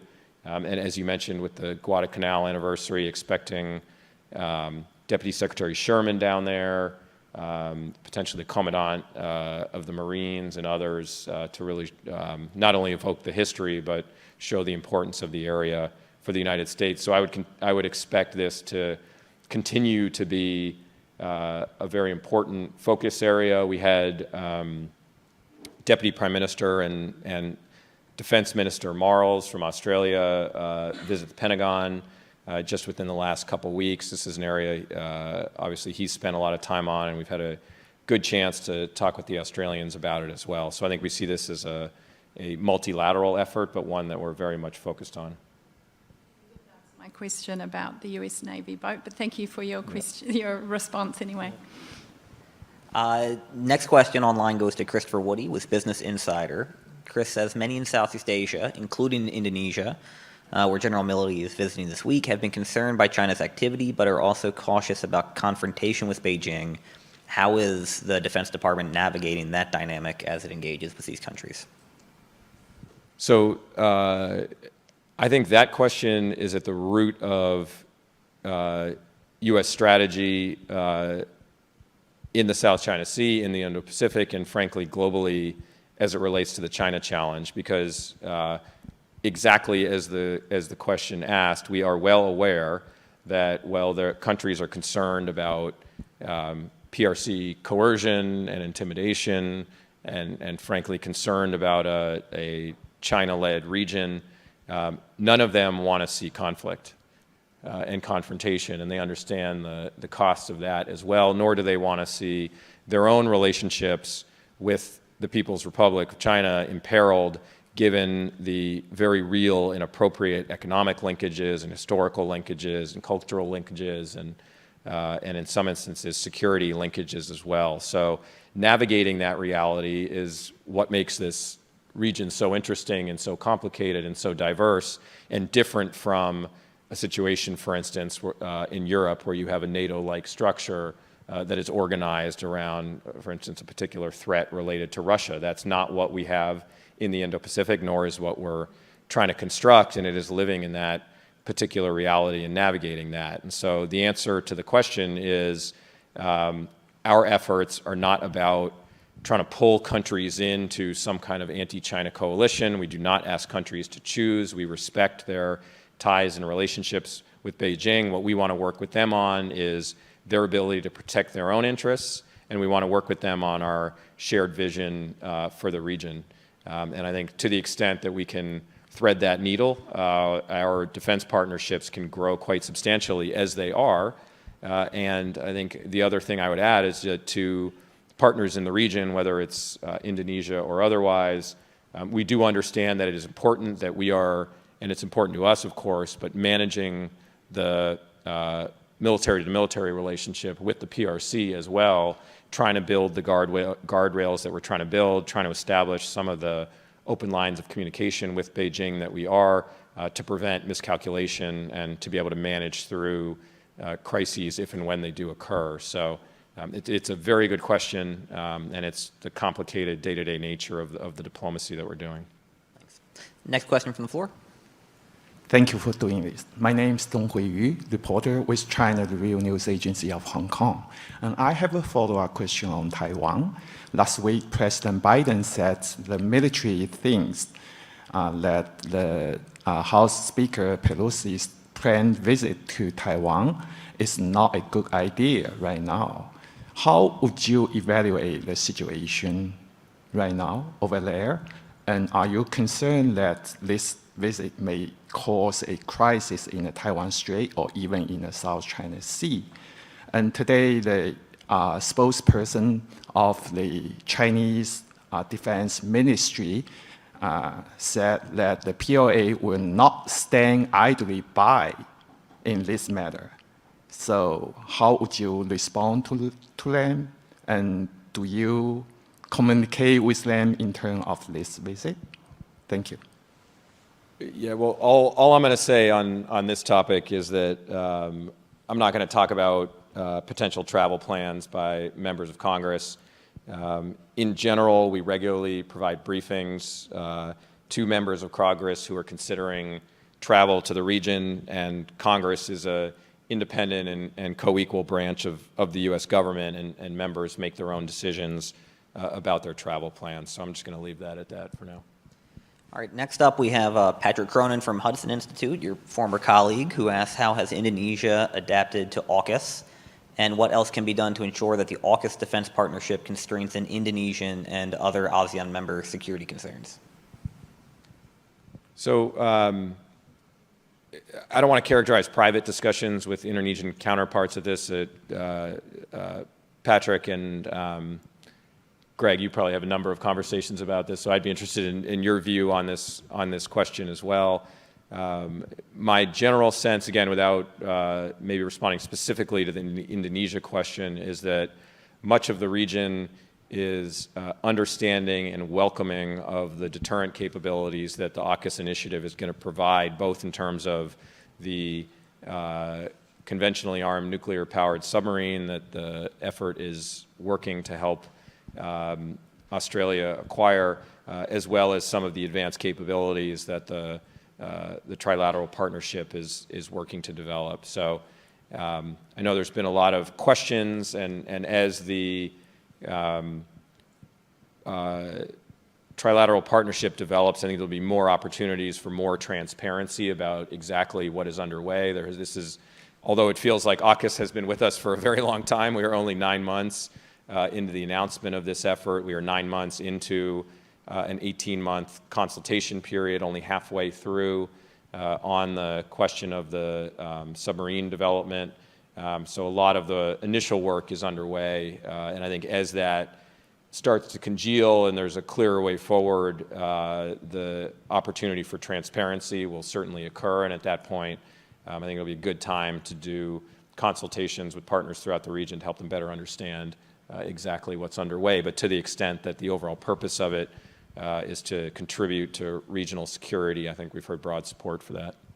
And I'm sure Johannes has ideas about Indonesia, but my sense is that if you compare the reaction to AUKUS to the reaction to the Darwin Marine deployment a decade ago, it's a sign of just how much more worried Jakarta is about Beijing and how much closer they are to Washington, that the response has been relatively even-handed thus far. Anthony? Thanks, Anthony Nelson, Albright Stonebridge. Hi, Eli. One of the countries that we didn't touch on in Greg's kind of whirlwind tour of the region is Thailand. And I'm just curious to hear in more detail from you. You know, we talked about the resurgence in the U.S.-Philippine alliance. Do you feel like there's some similar momentum in Thailand back towards interest in the U.S. partnership? And how does the future of that alliance fit in amid these increased kind of focus on partners like Vietnam and Singapore? Yeah, well, thanks for the question. I absolutely do. I mean, again, we went out with the secretary to Shangri-La and had, Secretary's time is very precious. we had one stop to make before or after on the way out, and he was very determined that we go to Thailand.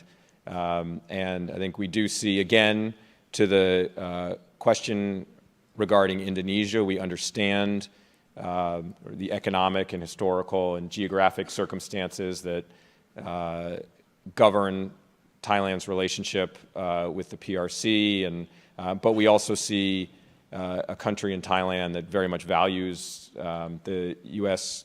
alliance from a capabilities perspective. As I mentioned, we are going to be starting a new working group set of discussions on reciprocal access, which is, I think, very interesting and important as we're looking to diversify our access and posture around the region. And we've just had a large infusion of resources to support more military education between the United States and Thailand, which we think has been a really important part of the foundation of our relationship. So absolutely, and have seen a number of senior U.S. officials traveling to Thailand as well. So it is an important part of that constellation, and I think we do see sort of very good forward momentum in the alliance. All right, I think we have time for one more question coming in from online. Let's see, Michael Kasich, I apologize for the last name if I butchered it, from Stephen F. Austin State University asks, it seems to me that the PRC has been engaged in this behavior since 2014 and earlier. This seems at least as much of a challenge to the rules-based order as unsafe intercepts or preventing resupply. How different or how much of an intensification is really occurring, or is this more a function of a belated recognition on the part of the U.S. government? So this phenomenon that I was describing today is new. You know, we have seen, to go back to, again, many of us have been tracking the South China Sea issue for a decade now. We have seen, obviously, episodic instances of coercion and harassment, particularly by the Coast Guard, the maritime militia, at times the PLA Navy, but much less so. Of course, we saw the dredging and the militarization of the islands, but what we had not seen is direct, aggressive, unsafe behavior by the PLA against foreign military forces to the degree that it's happening now. So if you look at the data, and I'm working to declassify this data, and it will be very useful for people to understand what the trends look like and have this not be sort of an abstraction when described. But when you look at the data of unsafe PLA intercepts, it looks like this. It is an absolute ramp upwards starting about 5 years ago and growing by orders of magnitude over the years, to the extent now that, again, looks like a pattern and a policy and not just a decision by an individual pilot. And the types of things that they are doing, this cannot be overemphasized, are incredibly dangerous.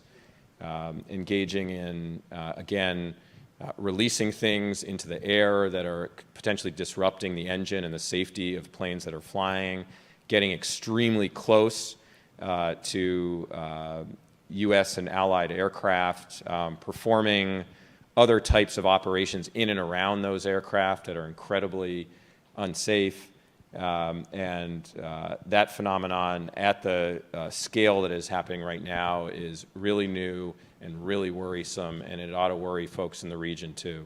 And to the extent that the United States is very focused on maintaining the rules-based order, maintaining the status quo as we understand it in the South China Sea and elsewhere in the region, what we see now is a military in the PLA trying to change the status quo through military intimidation and force, not just economic coercion, not just diplomatic coercion, not just Whitehalls and maritime militia, but actually using the PLA Air Force in these dangerous activities. And frankly, the PLA Navy is probably not far behind, though we haven't seen it, to the question, we haven't seen a similar trend on the water yet, but my suspicion would be that's coming.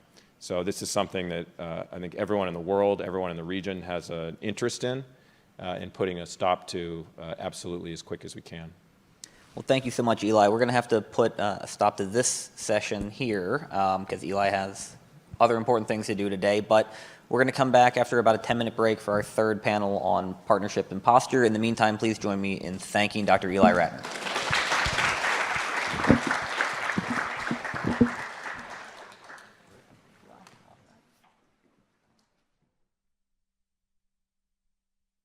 Good afternoon, everyone.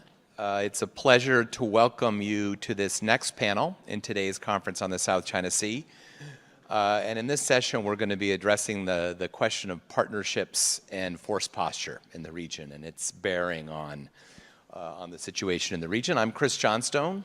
I'm Senior Advisor and Japan Chair here at CSIS, and it's really a great pleasure to be with all of you. Tough act to follow ASD Ratner, but I think we've got a terrific panel that will more than meet the match.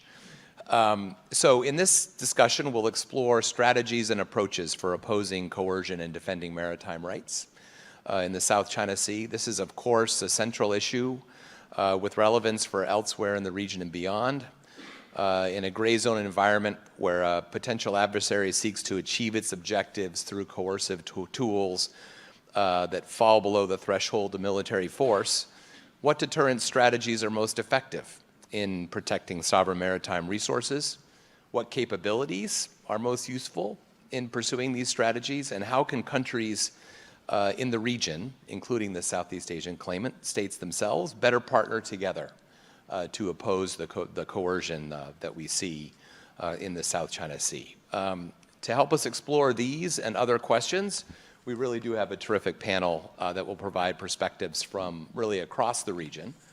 And I'll briefly introduce them here. To my left, immediate left, is Dr. Charmaine Willoughby.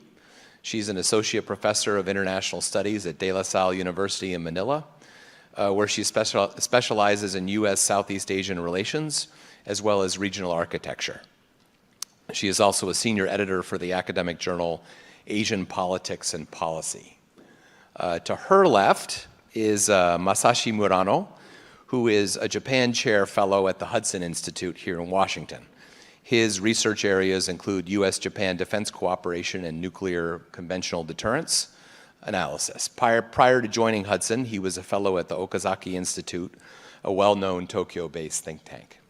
And then on my far left is Hunter Stiers. He's the project director of the U.S. Naval Institute's Maritime Counterinsurgency Project.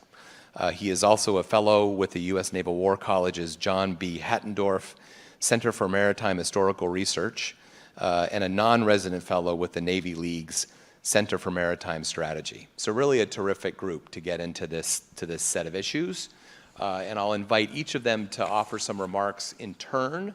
I'll ask a few questions from here, and then we'll throw it open to both our in-person audience and then our vast audience that's online. So with that, Dr. Willoughby. Thank you so much. Good afternoon to everybody. Good day to everybody in the online platform. It's an honor to be back here at CSIS, and I'm here to talk about the Philippine-U.S. alliance.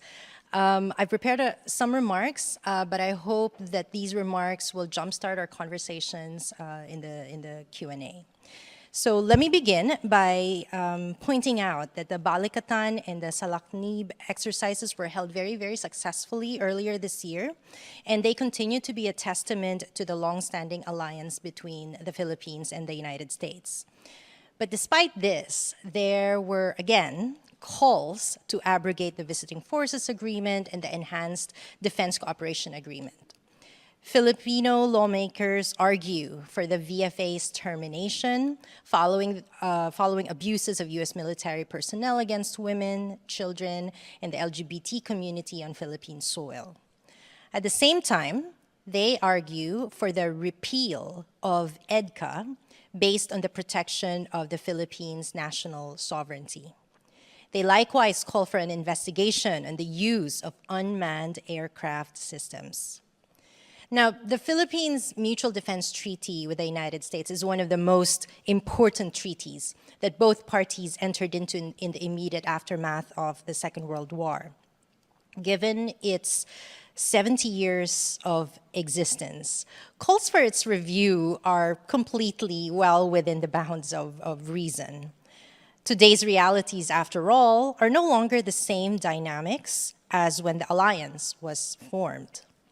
However, if the main purpose of reviewing the alliance were to exact more obligations from the United States, then this may not be the best option for the Philippines.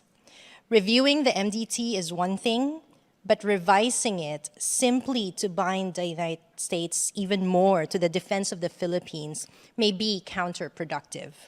In fact, the Philippines benefits more from the status quo, so revising the core treaty and adjunct agreements may actually prove to be detrimental to us, Filipinos. So in this view, I argue that a revision of the MDT is counterproductive for several reasons.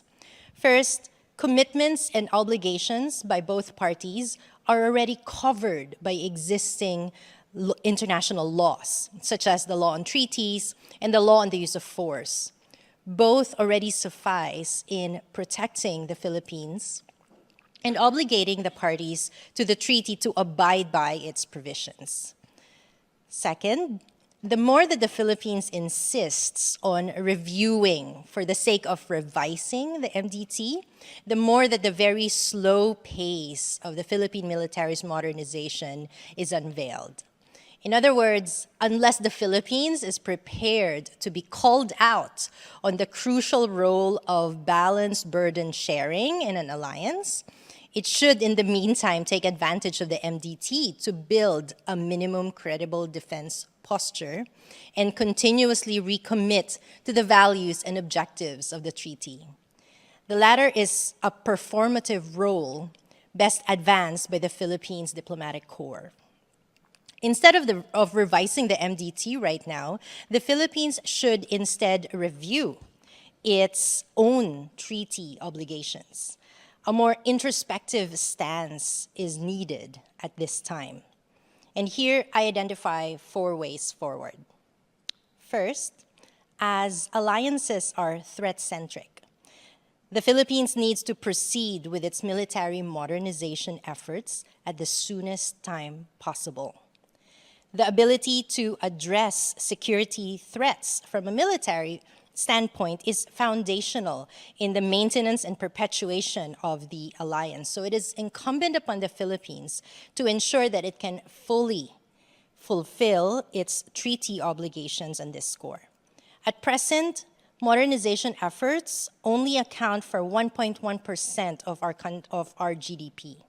This needs to increase at least until the Philippines achieves a minimal credible defense posture.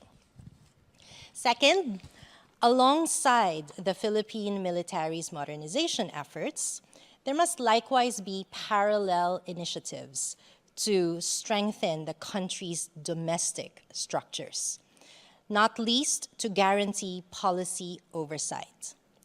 Right-sizing is the word that President Marcos used in his first State of the Nation address yesterday. This includes revising the National Defense Act and restructuring the armed forces of the Philippines.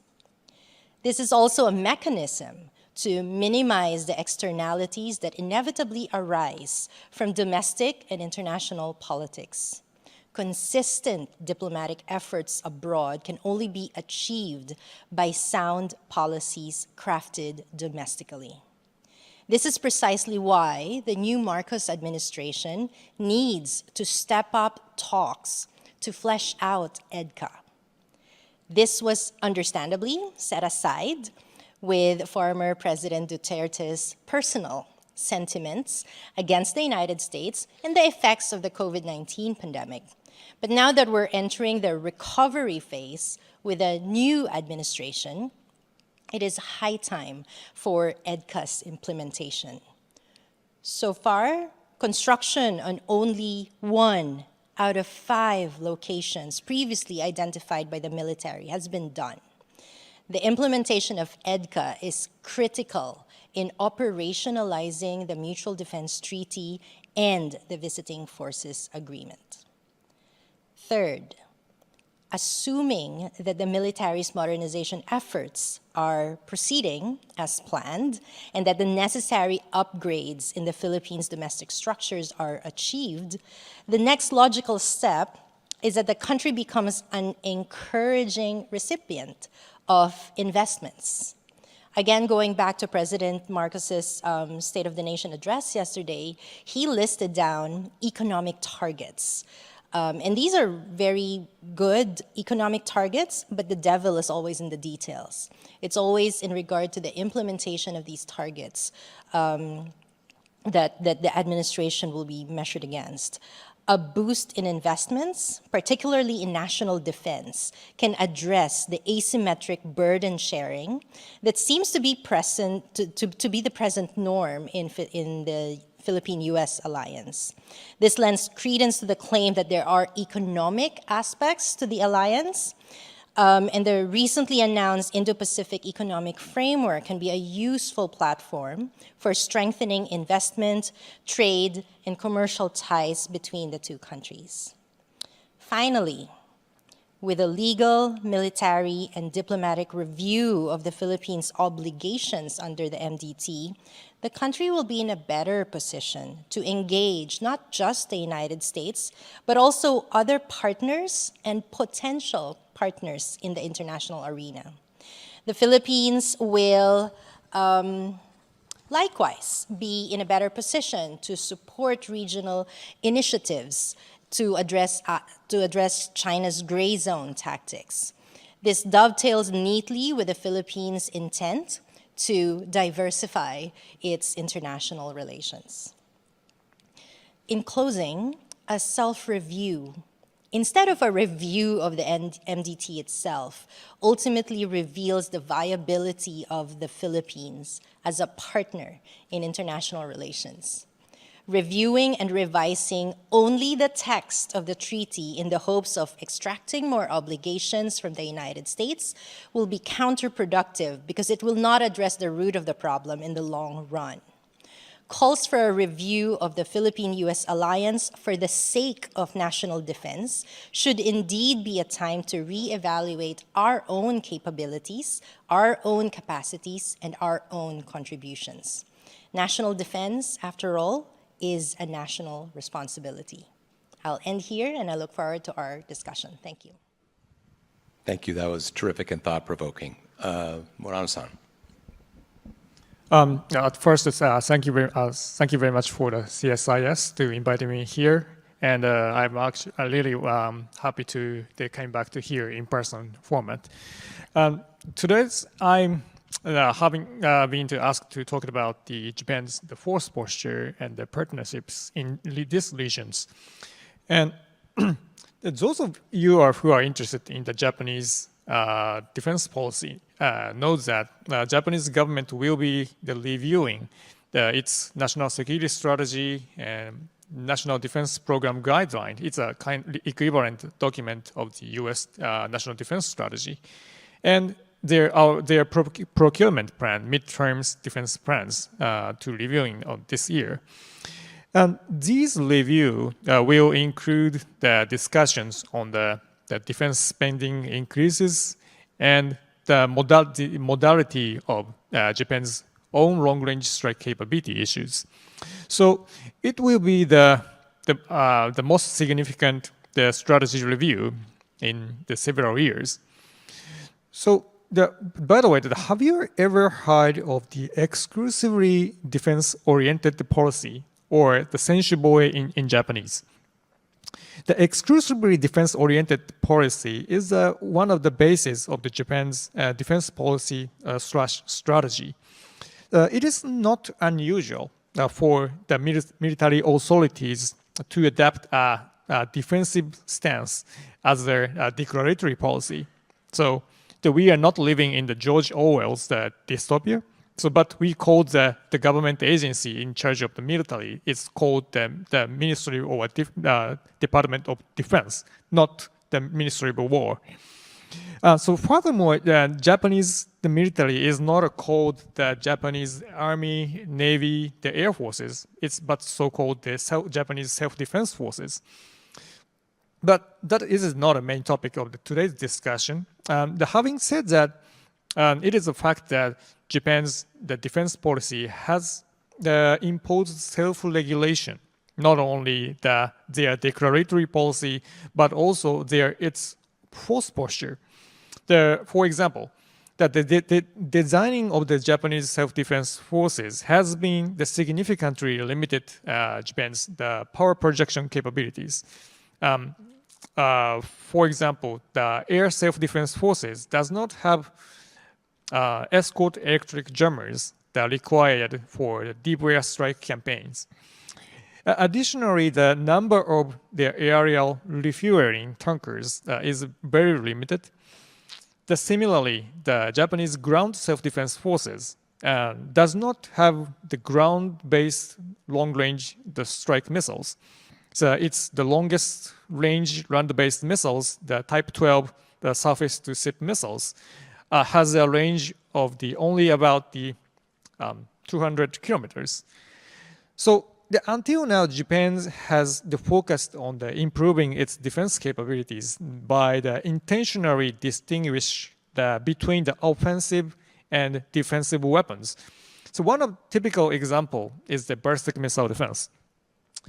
Japan's defense system is very sophisticated, but however, Japan's security challenges are beyond the scope of the missile defense alone. So its interceptor capacity is extremely limited. And also that Japan's missile defense system was built to specifically deal with the North Korean ballistic missile threats. However, as we know, that the North Korea's theater range ballistic missiles has significantly upgraded in the quantity and the quantity over the past 10 years. For instance, new solid fuel short and medium range ballistic missiles, and also the maneuverable ballistic warhead, and further upgrading its simultaneous launch capabilities. And in addition, North Korea has begun testing the hypersonic glide vehicles. So all these efforts to break through the missile defense of for the U.S. forces, and also even in Japan and South Korea, will put more burden on the missile defense capacity. Furthermore, the Standard Missile 3, the SM-3, is a very expensive interceptor that costs more than $20 million per shot. So, and the SM-3 Block 2A, it's the latest variant with the widest interception range. The cost is $40 million per shot.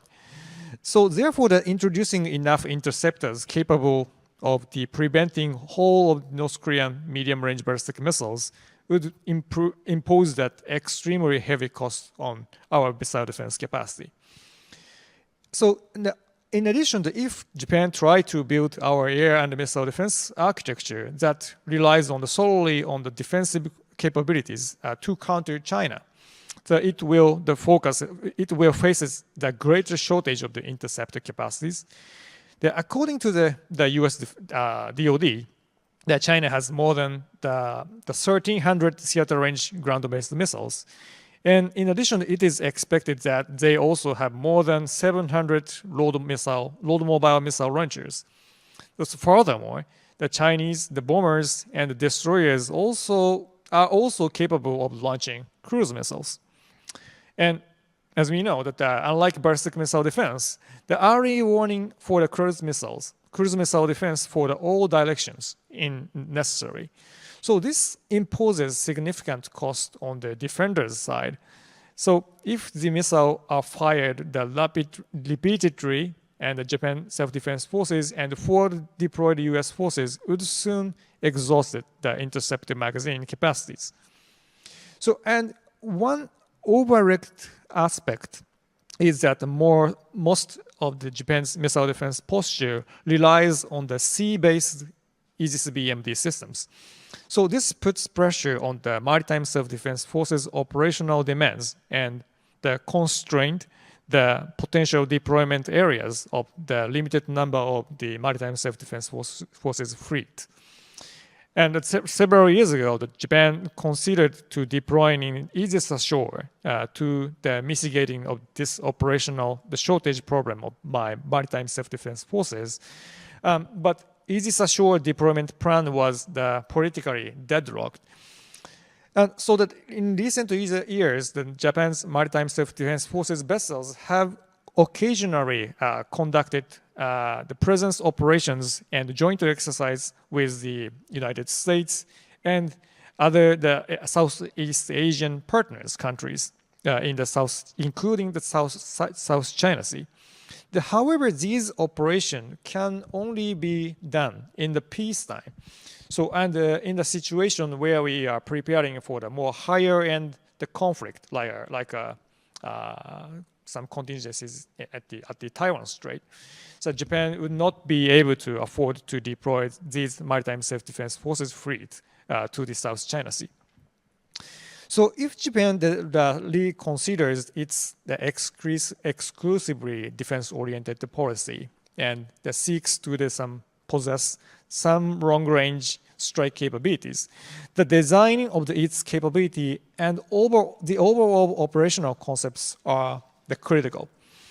And in other words, no matter how much the defense budget increases, the long-range strike posture that Japan intended to must be operationally balanced with the missile defense, the fleet posture it's potentially operated in the South China Sea, and so on. So now that time's a little bit running, so I will stop here. So that I would like to happy to some more detail, some asking about the Q&A session. So I'll stop here. Thank you. Thanks, Murano-san. I appreciate that overview very much. And now let's turn to Hunter Stiers. I think you're going to be using a slide deck. Am I right? Yeah. Okay, we're all set. Is this on? Yes, it is. Thank you very much for having me. It is such a privilege to be here. I really feel like, having as was expressed earlier, I would echo the sentiment that having attended these for many years, I feel like now to be on the stage, I truly have arrived. Very exciting. It is a privilege to be here to speak to you today about an exciting new initiative that has been launched by the U.S. Naval Institute that seeks to mobilize the intellectual capital of our leading maritime strategists to begin thinking through the challenge of China's maritime insurgency against the rule of international law and the freedom of the sea in the South China Sea. First, a quick overview of the project itself, and then I'll delve into some of the underlying thinking behind this concept. So we received a visionary grant from the Carnegie Corporation of New York. We are bringing together truly the world's preeminent minds in maritime strategy to examine this emerging strategic concept and deeply understand and develop in the open and in real time, in a way that you really don't see very often or every day, how the United States and its allies can most effectively implement this new approach. And the project launch is the July issue of the U.S. Naval Institute Proceedings, which is the professional journal of the U.S. Navy, Marine Corps, and Coast Guard.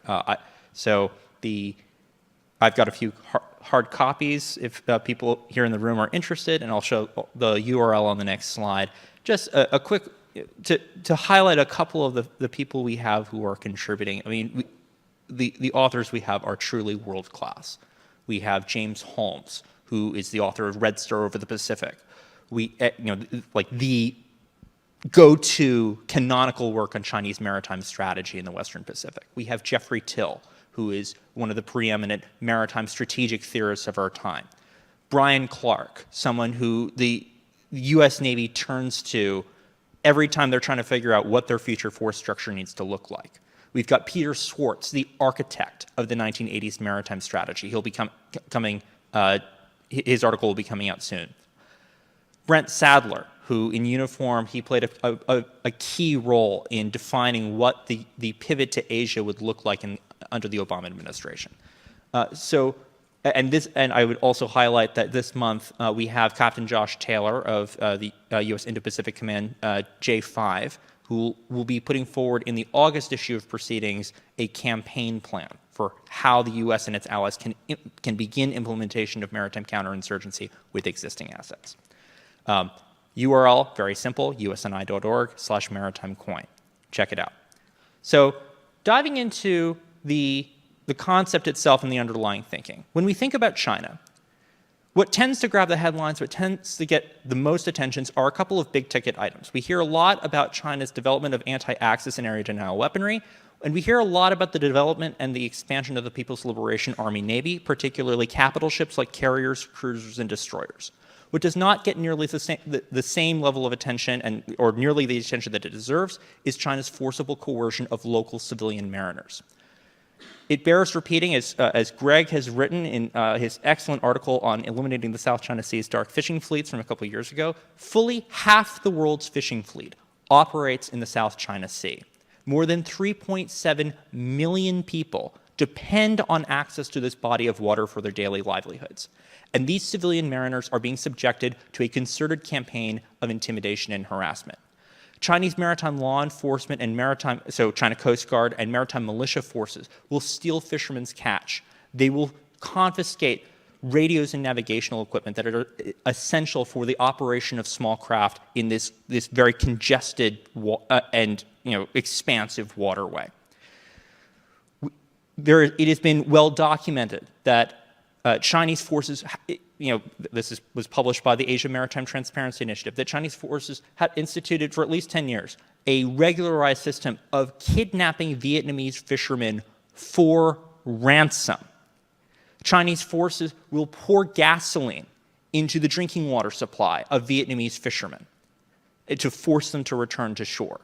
And let's not forget that they ram and they sink people too. They will fire on civilian vessels with lethal and less lethal weaponry. It's really hard when you say all these things out loud not to come to the conclusion that this is a form of state piracy. Really, in many respects, the Barbary pirates is perhaps one of the more appropriate historical analogies to China's pattern of behavior here.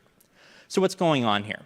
I think it's helpful to break down the conflict into kind of a prime factorization of what's really at stake. And what we are seeing play out in the South China Sea is a contest between two radically divergent visions of how maritime sovereignty should be adjudicated in the maritime domain. On the one hand, you have the free and open vision that is codified in the UN Convention on the Law of the Sea based on the principle of the freedom of the sea, this long-standing principle in international jurisprudence and a foundational U.S. national interest. On the other side, you have a closed, hierarchical and sinocentric vision of maritime sovereignty, this very continental vision that China espouses, which I think is really well summed up in this phrase that they use to describe their maritime claims of blue national soil. I'm going to be hitting up the panels from earlier in the day for their maps, but I think this map from The Economist, I do like this one because it illustrates the fundamental conflict that's going on here. You see in the light blue dotted lines, this is how the South China Sea would be more or less apportioned if UNCLOS were applied. 200 nautical miles, based on everybody's established landward holdings. It is the principle that no one owns the ocean, and whatever rights countries get is based on what they own on land. And in red, you can see China's outlandish 9-line claim, which is essentially espousing the notion that, again, coming back to that phrase of blue national soil, that they are advancing the notion that you can effectively claim distant ocean areas as if they were land, disconnected from landward holdings, and essentially that you can fence off a patch of ocean, stick a flag in it, and claim it even though it's nowhere near you. It bears repeating that the southern end of the 9-line is more than 1,000 nautical miles from the southernmost coast of China. So, as you can see, China is looking to disenfranchise its weaker neighbors from their rightful exclusive economic zones. So, continuing on this notion of these two contesting legal regimes, a certain logic, this lends itself to a certain logical sequence. So if we're having a disagreement about who governs in a given area or among a given group of people, this very large civilian maritime population that plies its trade on the South China Sea, what we're really having a disagreement about is whose laws are enforced. Because ultimately, the way that we translate political will into action is through law. So you're having a disagreement about who governs. You're really having a disagreement about whose laws are enforced. What does it mean for a law to be enforced? It means that it has to be accepted and, most importantly, adhered to in practice by the civilian population that it aspires to govern. So you're having a disagreement about who governs, you're really having a disagreement about whose laws are enforced, and at the end of the day, it's going to come down to whose laws do the civilians follow. This is both a metric of success as well as an actual mechanism of victory. There's generally speaking two approaches to waging a battle of legal regimes of this type. There's the sequential way and the cumulative way. The sequential way we generally refer to as conventional warfare. Basically, you have these two sides, they get out their conventional militaries, they have a force-on-force confrontation, and then the winner of that confrontation, after the battle is over, will sequentially impose its laws on the civilian population in question. Now, if one of those two belligerents decides, actually, I don't really want to have that kind of conventional stand-up force-on-force fight, then they have the option of declining battle. And they can say, I'm going to ignore the conventional military forces of my opponent, or perhaps the defenders of the incumbent order, and I'm simply going to focus all of my efforts on simply imposing my laws and my political will on the civilian population in question right now, cumulatively and coercively. We have a term for this. It's an insurgency. So a couple of key dynamics at work here. If the decisive question is whose laws do the civilians follow, then ultimately, it is the behavior and the decision-making of the civilian population in question that ultimately decides the outcome. So when we are thinking about these kinds of interactions, it's not the actions taken by each side and each side's military forces against each other matter a whole lot less than the actions the belligerents take with respect to the civilian populations in question. And the Chinese understand this. And this is why they're placing such great emphasis on enforcing, as was said in the previous panel, on enforcing their own domestic laws on the civilian populations who spend more time than anyone else in the places that China wants to make its own. I think this is a really useful illustration of this. Here in the foreground, you have a traditional Filipino fishing vessel, and you see this big, scary China Coast Guard ship with the water cannon on. And I like to point out, note the empty horizon. If no one is coming to save you, and this is your day-to-day reality, at the end of the day, whose laws do you follow? This is a really, really difficult choice. So China is clearly waging this maritime insurgency in the South China Sea. It makes a lot of sense for them. This is China synthesizing the two major figures in its strategic canon. You've got Sun Tzu, whose primary precept is that the height of strategy, the height of skill in strategy is to win without fighting. And they are synthesizing that with Mao Zedong, who wrote the book on revolutionary warfare, guerrilla warfare, how to wage an insurgency. They are synthesizing these two approaches, and they apply them to the maritime domain. Now, occasionally in the United States, people say, well, wait a minute, we usually use the term insurgent to talk about non-state actors. Can a state be a state, much less, let alone the second largest economy in the world? Can a state be an insurgent too? And the answer is absolutely. The strategic logic of insurgency and counterinsurgency genuinely does not care about who employs that logic. And it does not depend on the identity of the groups that do. We have numerous examples from history of states acting as insurgents. Our colleagues from Vietnam are probably more qualified than anyone else to speak about this, because you look at in the Vietnam conflict, the Viet Cong, it bears repeating, was the lead element of the North Vietnamese army in an international invasion of South Vietnam. So we've seen this before. Iran is another really good example of a state that is using its military forces to act as insurgents, as an instrument of international policy and foreign policy. There's a number of different ways that people can interpret the insurgency and counterinsurgency model in its application to the South China Sea, just within the project. There's just three of them here, that China is waging a maritime insurgency against the prevailing international legal regime of the freedom of the sea as codified in the UN Convention and the Law of the Sea, with the defender being, and the underwriter being the United States and its maritime allies and partners. You could also interpret the kind of who's who in this particular model and relationship as the defenders of the Southeast Asian coastal states themselves, and trying to maintain sovereignty over the EEZ. And then there's even the strategic level view, which is that China is effectively waging more broadly speaking, an insurgency against the rules-based international order itself. The point here is that just because a country is a first-class military power doesn't mean it always has to act like one. So why does this matter? For starters, the U.S. is an island power, and we and many of our partners are either island powers or we are peninsular powers. We are key stakeholders in a maritime order. And U.S. and allied and partner security depends on the continuance of the freedom of the sea in order to assure, in particular for the United States, to assure commercial and military access to the overwhelming majority of the world's population, which in the case of the United States lives outside of North America. If you're trying to get to anywhere in Eurasia or anywhere that isn't North America, you got to go on or over the water. So if China is successful in undoing the freedom of the sea, and they are successful simultaneously in shifting trade patterns ashore to the continental interior of Eurasia via its One Belt, One Road initiative. What effectively China is trying to make happen here is they're trying to create a Eurasian African continental system dominated by China. This is what Napoleon tried and failed to do to Britain during the Napoleonic Wars. Britain had an overseas empire they could continue to trade with even when they were cut off from trade with the continent. We wouldn't have that option. This is the overwhelming majority of humanity that we're talking about. And if they're successful, everybody who's left on the outside looking in has three choices. They can submit to Chinese dictates, they can go to war to reverse the situation, or they will be left to wither on the world's economic and geopolitical periphery. We have to understand that China is waging a dual-track strategy. Yes, they are absolutely preparing to fight a state-on-state war if it comes to that, and at the same time, they are working overtime to win without fighting through their maritime insurgency in the South China Sea today. The United States and its allies do not have the luxury of choosing their preferred threat.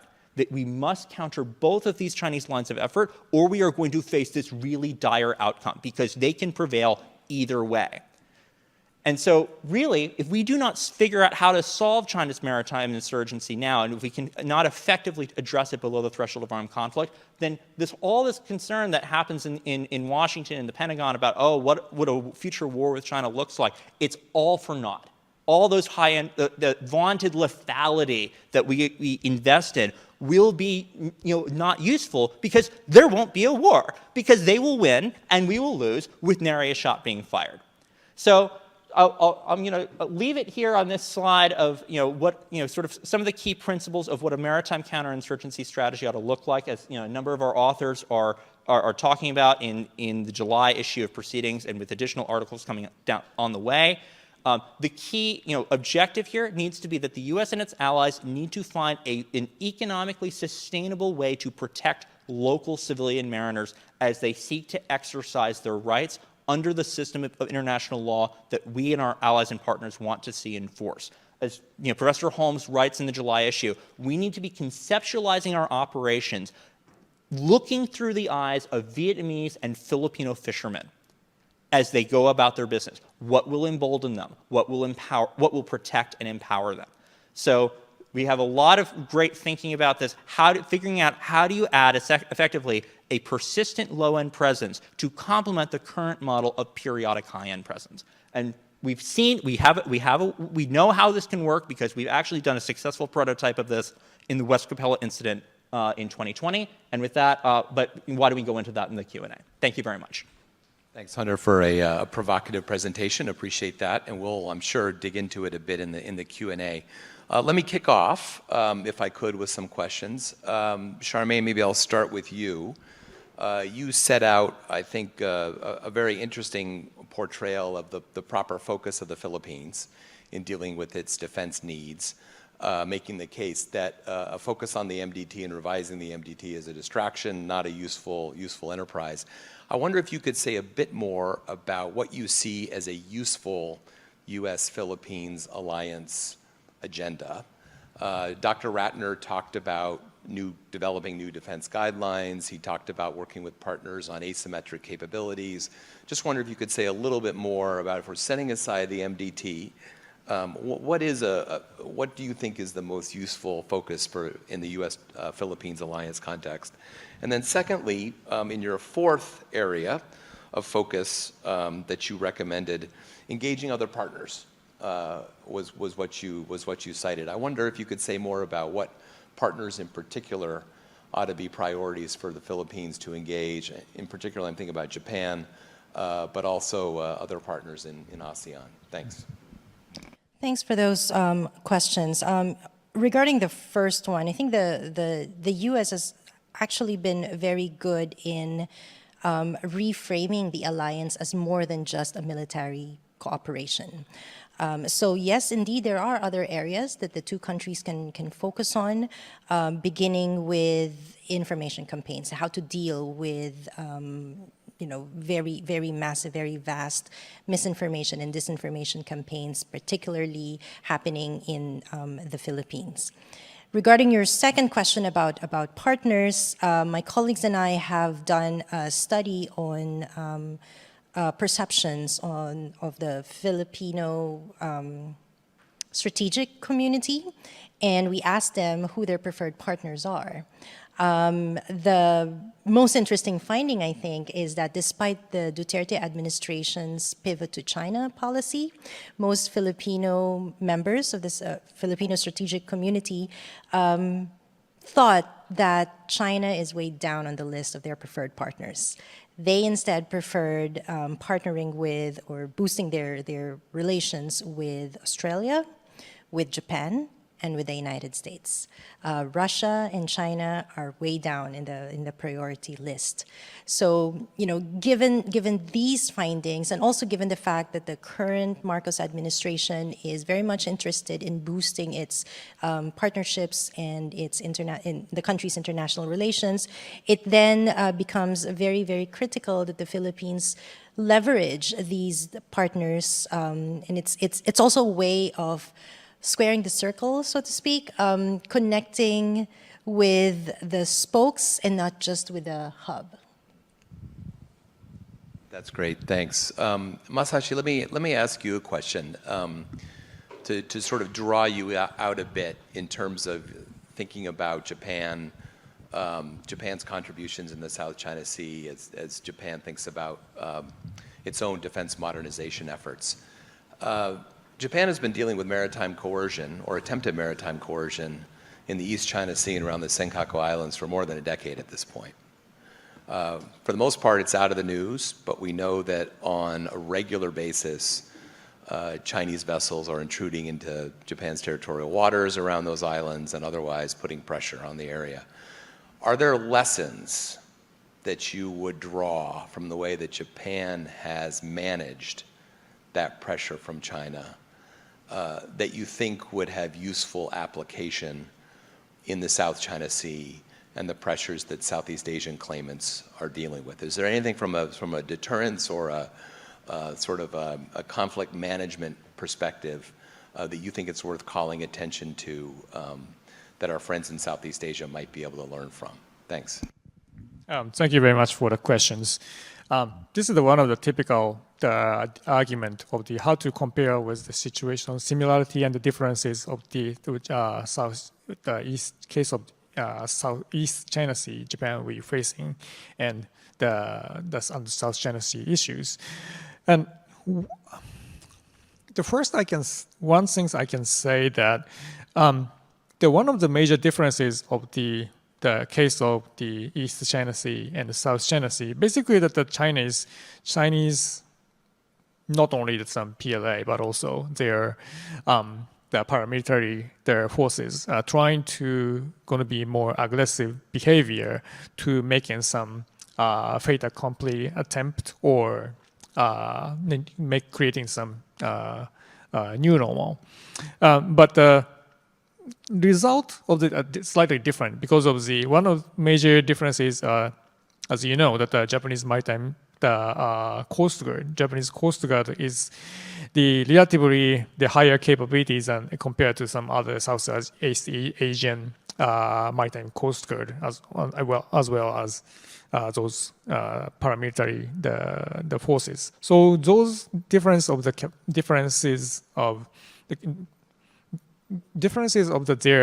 capabilities and the capacity is directly affect on the how much Chinese the paramilitaries and the PLA going to be more aggressive or relatively lesser aggressive on the East China Sea and South China Sea. So in the case, as we know that the Japanese government has provided some kind of support of their training and sometimes providing some maritime vessels and surveillance to training of the surveillance capabilities, so on. So, as describing all that your research, that we are needed to focus on the more gray zone level or the pre-conventional conflict level confrontations to deal with that. So one of major the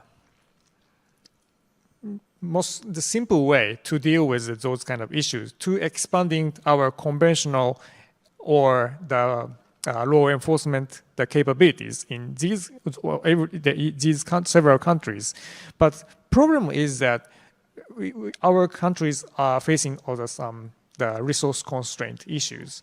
So in that reason, the problem is that how to deal with one of the difficult points is how to deal with those kind of resource constraint, resource constraint situations. So one of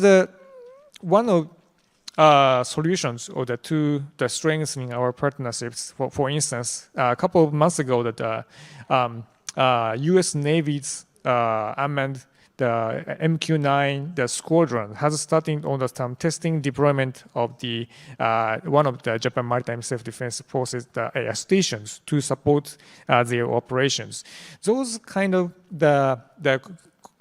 the corporations to expanding the role of not only the conventional war fighting preparation of the not conventional war fighting, but also to expanding their cooperation with the maritime law enforcement to providing their support to the not only the military to military level, but also the law enforcement forces. That is one of the important points. So, but to do that, we need to upgrade in the interoperability of those kind of forces. So that is one of the key elements how Japan can support to the Southeast Asian countries.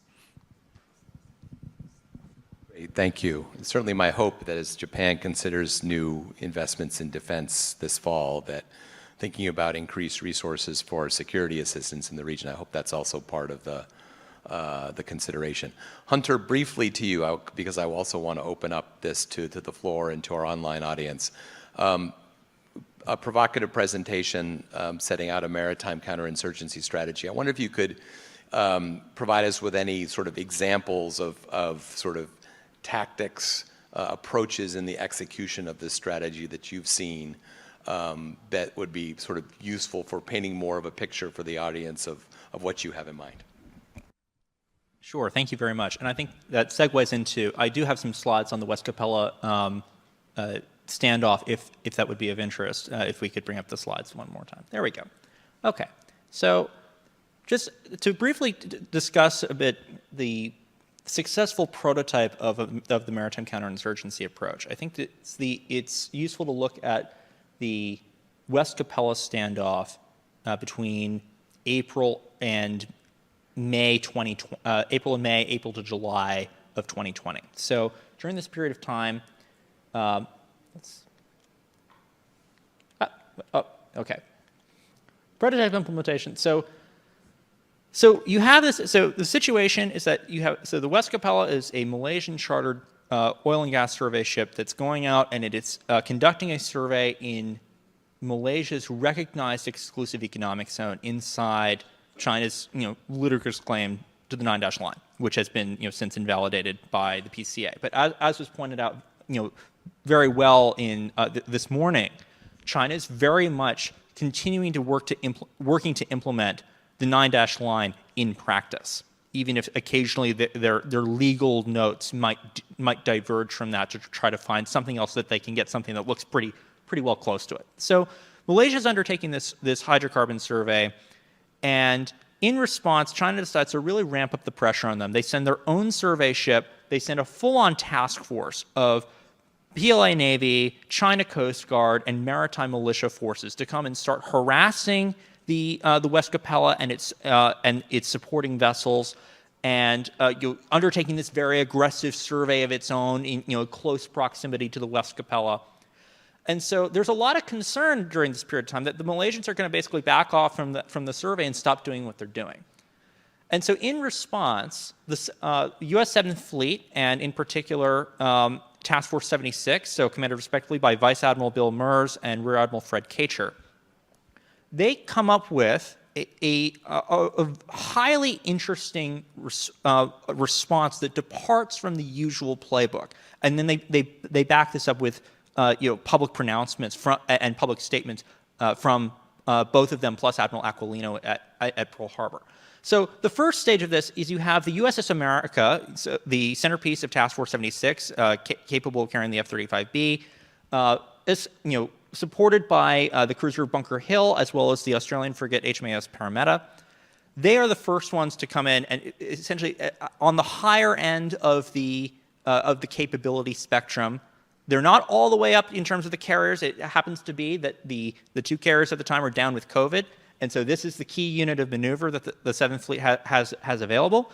So they show up, and what is quite interesting is a departure from the usual practice is that unlike the standard model of freedom of navigation operations, where we take one of our fancy surface combatants and we drive through and we feel really cool, the disputed area, and then we drive away.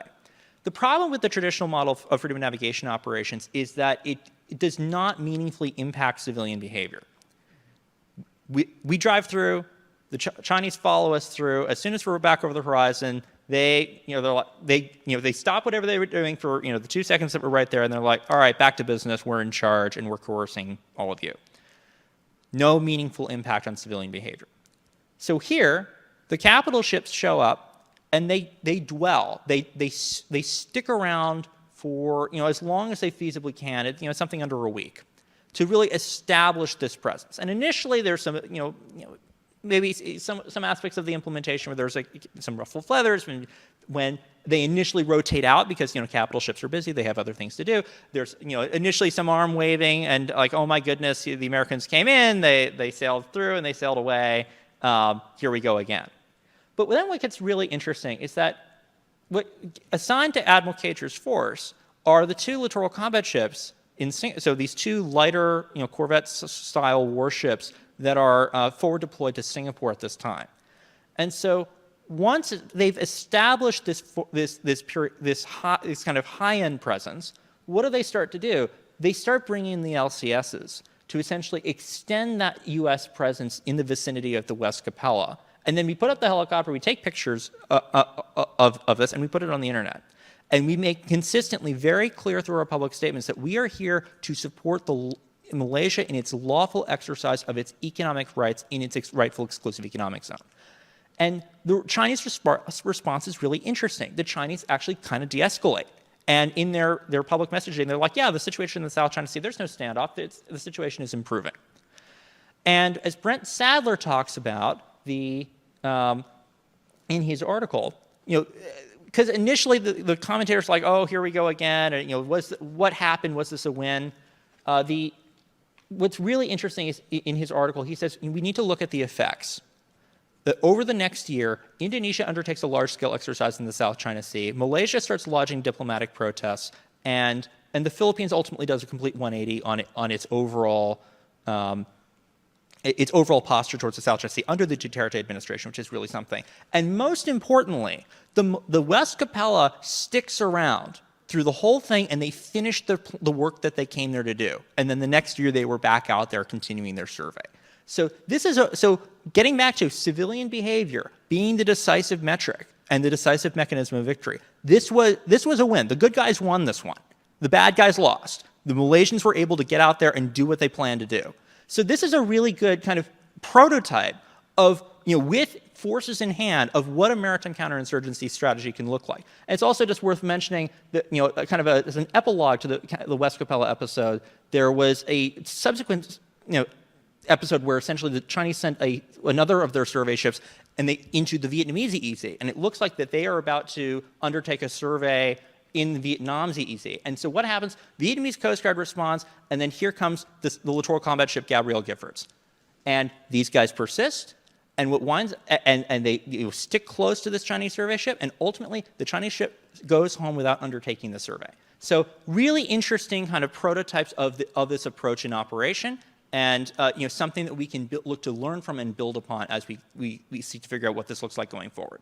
Thanks, Hunter. It's an interesting case study to look at. I was in OSD at the time in our Southeast Asia office, and it's interesting because in the moment, the sense was that this had not gone well for the United States because of the very public criticism that Malaysia offered at the time. But you made interesting case that over time it did have a positive effect. So thank you for that. We're very short on time, so there are two folks standing up to ask questions. I'll ask you to both of you raise your question, and we'll collect them together and then have the panelists answer, and then we'll have to wrap up. So go ahead, please. Thank you so much. I'm Lan Nguyen from the Diplomatic Academy of Vietnam. I have one comment and one question for Hunter Stir. The first begin with the comment. Thank you very much for drawing a very broad picture, strategic picture on the insurgents activities of China toward the rules-based order and how dangerous it is if we keep it happen. However, one note that perhaps the insurgent concept may not precisely apply for North Vietnam because of the historical context. At that time, due to the Geneva Peace Accord, 1954, it was violated by the relevant parties. So a supported referendum for an unification of the two Vietnam would never happen. So that's why it led to the war later on. And the questions, come back to your last slide. It's very interesting that you say that perhaps it's very the deterrence by denial backed by a threat of punishment in case of open attack will be more effective. And also you mentioned about the means of low present to the current periodic high-end performance. How it be applied in fight? Can you give it a more clarification, please? Thank you. Thanks. Go ahead. Thanks. Hello, I'm Robert Maxwell with CSIS International Security Program. I have a question for Mr. Murano. And one of the hallmarks of the last Japanese reassessment of their force posture was going from 16 to 20 submarines as a matter of their force structure. Do you see the force in part of the Kishida force structure expansion or reforms further expanding their submarine force? Thank you. Thank you. Hunter, do you want to take the first question, and then we'll give the last word to Masashi? Sure. So first of all, your point is well taken about, in terms of the historical context of, and this has been a matter of discussion, within, the proceedings team and among the folks in the project about, this specifically, applying, referring to the case of North Vietnam and South Vietnam. Does that qualify as an international conflict? Does it qualify as an internal conflict? And I think that's a really interesting area of discussion. And I guess I would primarily respond and say, I think this is a really, this particular strategic approach, I think is going to be a really interesting engagement opportunity between the United States and Vietnamese partners and more broadly within the alliance. Because, let's just remind ourselves, Vietnam won that particular conflict. And if Vietnam was using the strategic logic of insurgency, there were certain efforts that the Americans did during the conflict that I refer to and actually a number of our authors refer to the combined action program that the U.S. Marines did up in I Corps during where essentially you combine a small U.S. force with a larger local force at this very local level and effectively wage a sort of, from a political standpoint, a counterinsurgency campaign because we are defending the established order in this particular area of, the South Vietnamese government and so forth.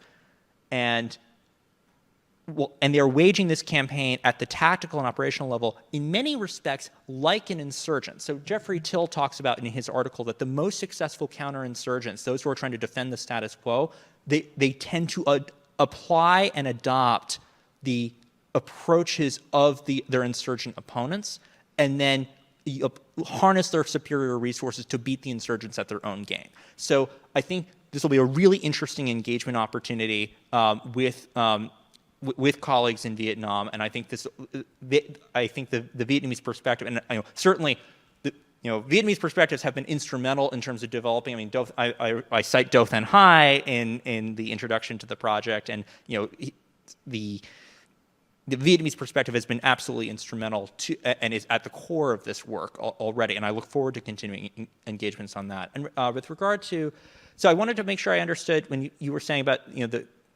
combining the persistent low-end presence with the periodic high-end presence, you were saying, how does that work in a fight? Is that what you were saying, or did I mishear you? In reality, okay. Sure, so I think, so essentially what you want to do, you want to have some kind of, I briefly flashed through a slide which showed a number of different kinds of small combatants that would be the types of vessels that you would want to apply at that low end of, there all the time, basically think like, we refer to in the United States as a beat cop. The policeman who is walking around the neighborhood, they're not like the SWAT team that can come and break down everybody's door. And right now, our military is very much predisposed towards the SWAT team. We need to balance that SWAT team, a really high-end capability, with the folks who are there. They're not as expensive, they're more numerous, but they can persist and stay on station for a long period of time.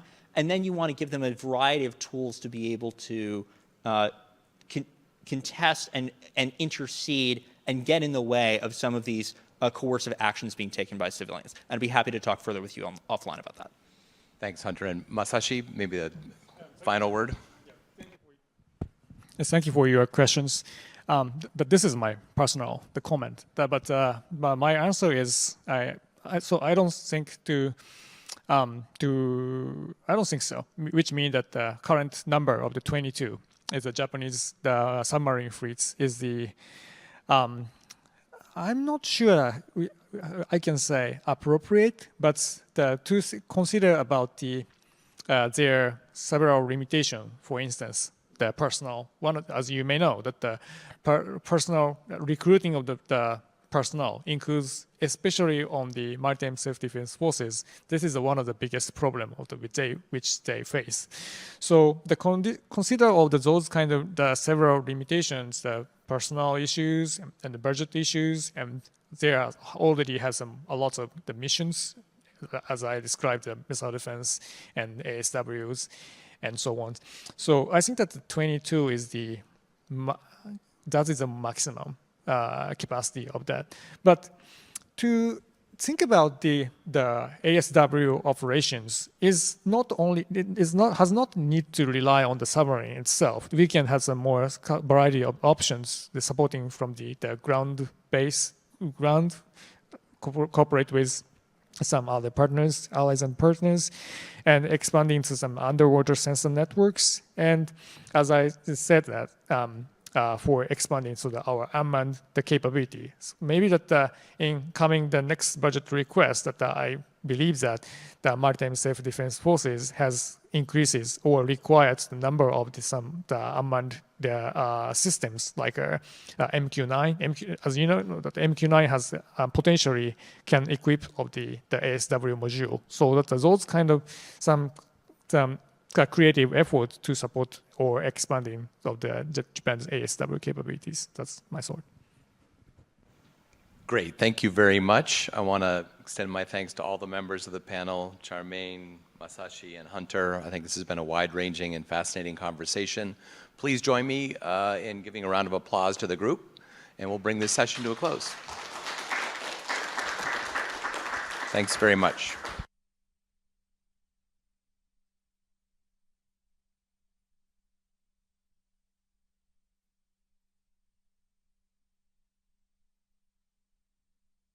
All right, I think we're ready to kick off on our final panel of the day. Don't worry, for all of those of you watching online, for those of you who have made it through all the conference today, we have saved the best for last in terms of the panel and the substance. I just want to make sure everyone's awake for that one.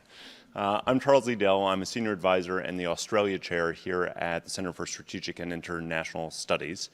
And after listening to panels on the ongoing state of play in the South China Sea, legal developments, looking at posture in and around the region, we're going to now turn to our final panel of the day, which is where we have a smorgasbord, a smattering of the larger strategic picture and other players who are involved in the region too, taking a look at AUKUS, at the Quad, and at Europe. And we'll be exploring these groupings and how they work in the South China Sea. And I think this is extraordinarily important because, as we've heard all day long, Chinese provocations in the South China Sea continue unabated, and the security and the political dynamics remain in flux. In fact, just the other day, China's Foreign Minister Wang Yi tried once again to limit who is allowed to comment on what is happening in the South China Sea, declaring the South China Sea, quote, must be handled properly by countries in the region and must not be a hunting ground for outside nations. While not naming the Quad or AUKUS or Europe, one can assume that his comments were directed at those institutions, those organizations, and those nations seeking to ensure that Beijing does not dominate the South China Sea or overwhelm the capacity of Southeast Asian nations. Which brings us to this terrific panel of distinguished experts to discuss the role of Quad and the AUKUS and Europe in the South China Sea, and their efforts to expand what they have been doing in the South China Sea, and also to counter Beijing's increasingly aggressive behaviors. I'm really pleased to be joined on stage by this panel. Just moving right down here, next to me I have Darshana Barua, who is a fellow with the South Asia program at the Carnegie Endowment for International Peace, where she leads the Indian Ocean Initiative. Her primary research focuses on maritime security in Asia and the role of the Indian Navy in new security architecture.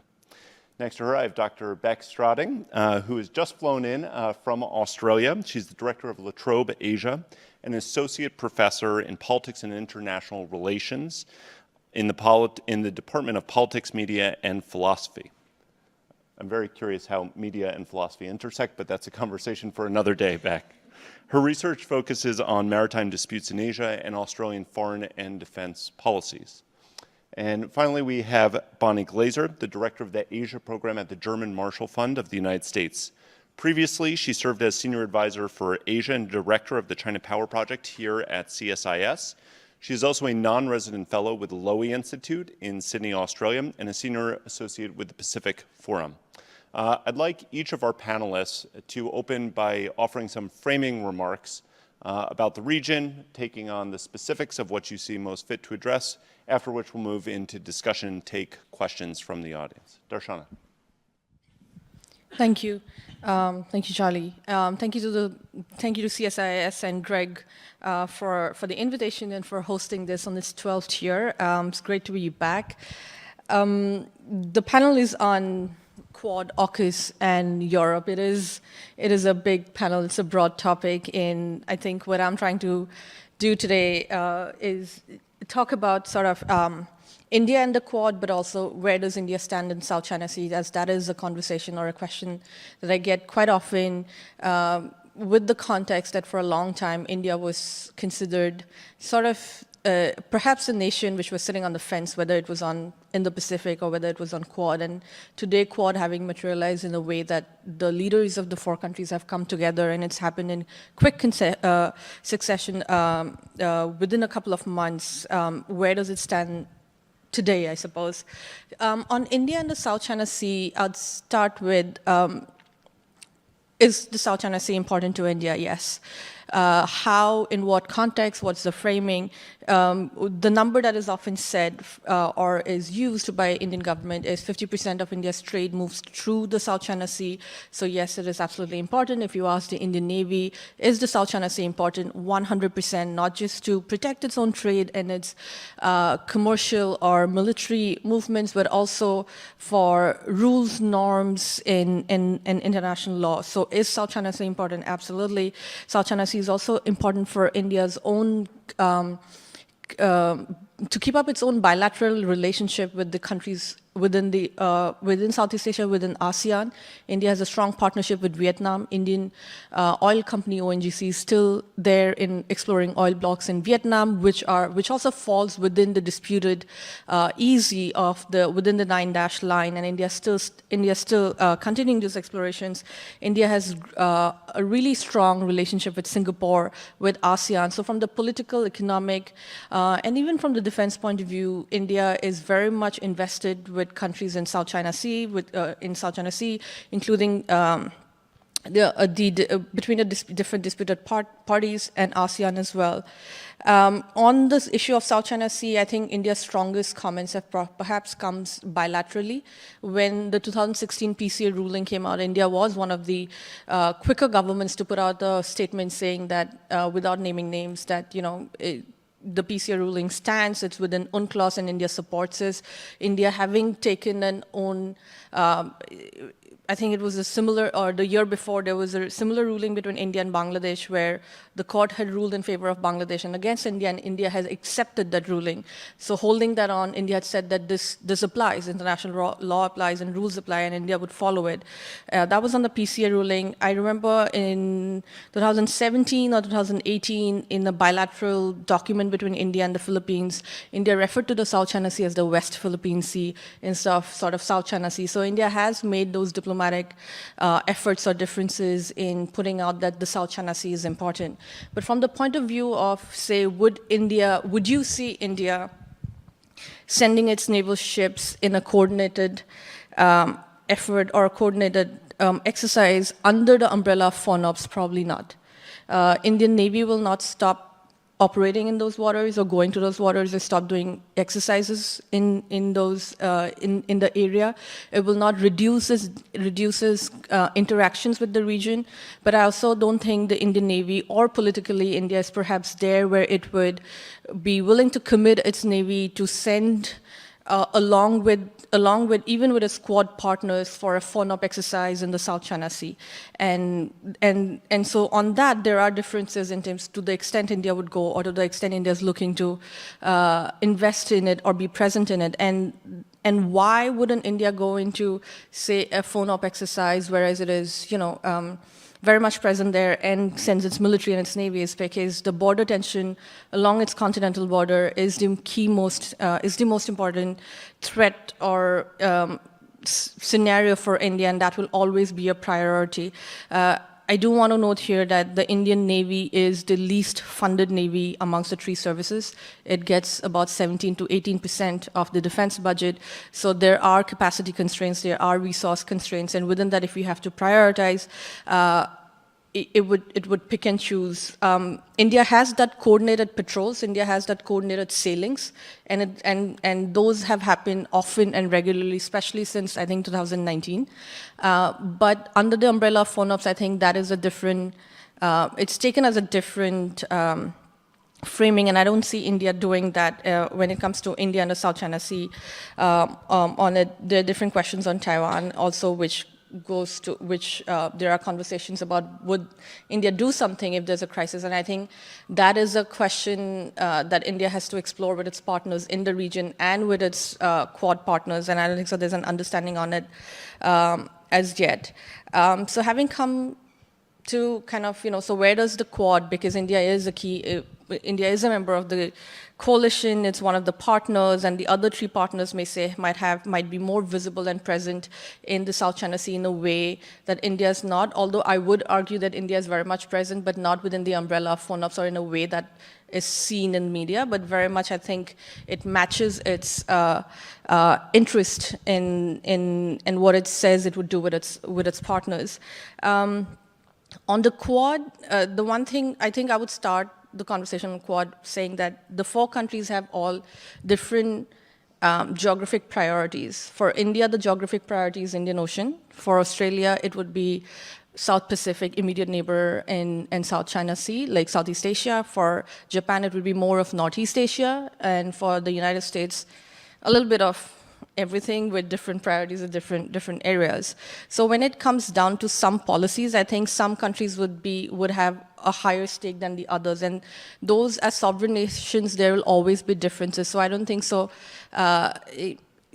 Each would all four would be on the same issue or the same conversation or the same dispute will stand equally. There will be differences as sovereign nations.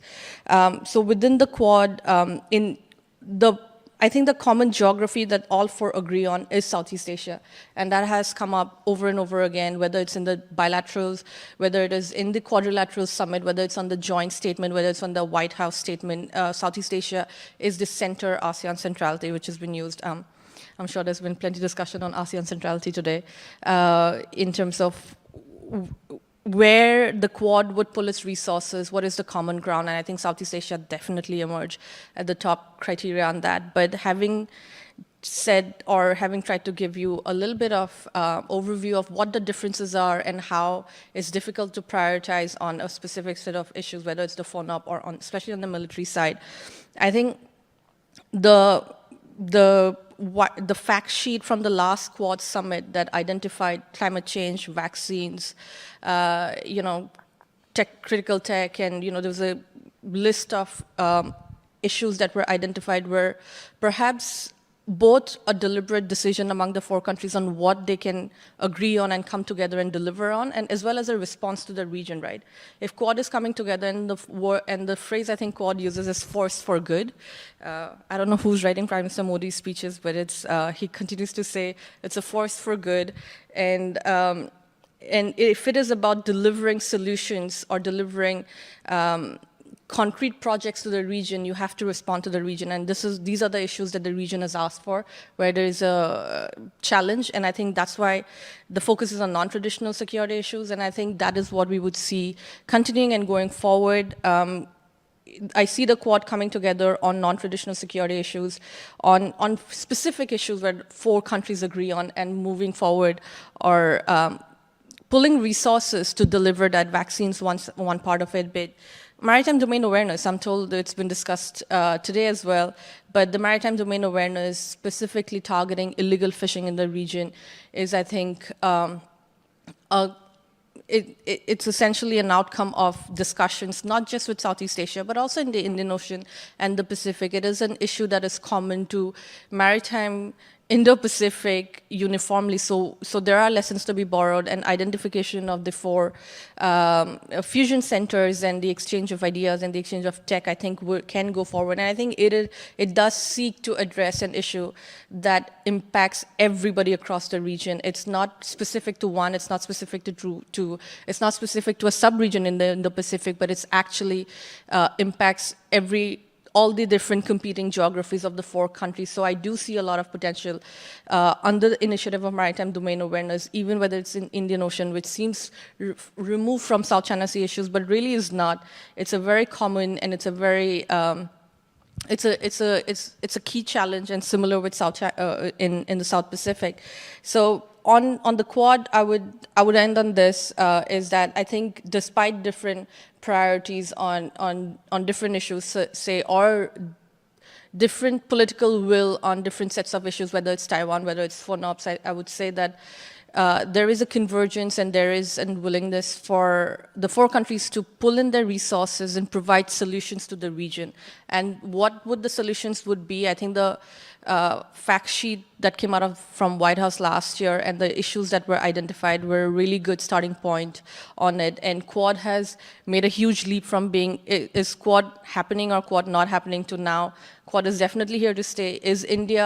Would India's stance on Quad change with a change in government? No, it would not, because it has been institutionalized in a way that India is very much committed to it, and Quad is linked to India's Indo-Pacific engagements and aspirations.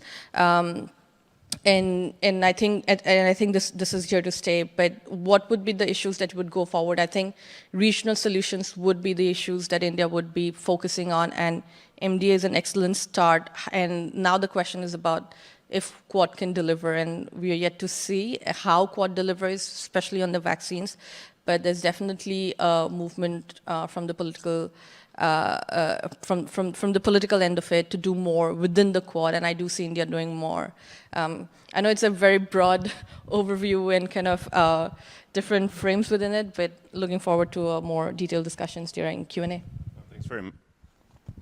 Thanks very much, Darshana, actually, for giving us both a view into how India thinks about its role, but also Quad as both an entity, but also India's engagement. We're going to return to both of these. But Beck, let's go a little bit further south and start with the Australian perspective about South China Sea, but also more broadly the evolving security architecture. Thank you, Charlie, and thank you, Greg and CSIS, for the invitation to be here today. The last time I was in Washington, DC, at the end of, for 3 months at the end of 2019, I spoke at the South China Sea Conference, and I spoke about Australia's interests and approaches in the South China Sea, talking about its trade interests. So Dashana mentioned India's 55%. I think the number that gets thrown around in Australia is 60% of trade through the South China Sea. Also talking about Australia's interest in regional stability.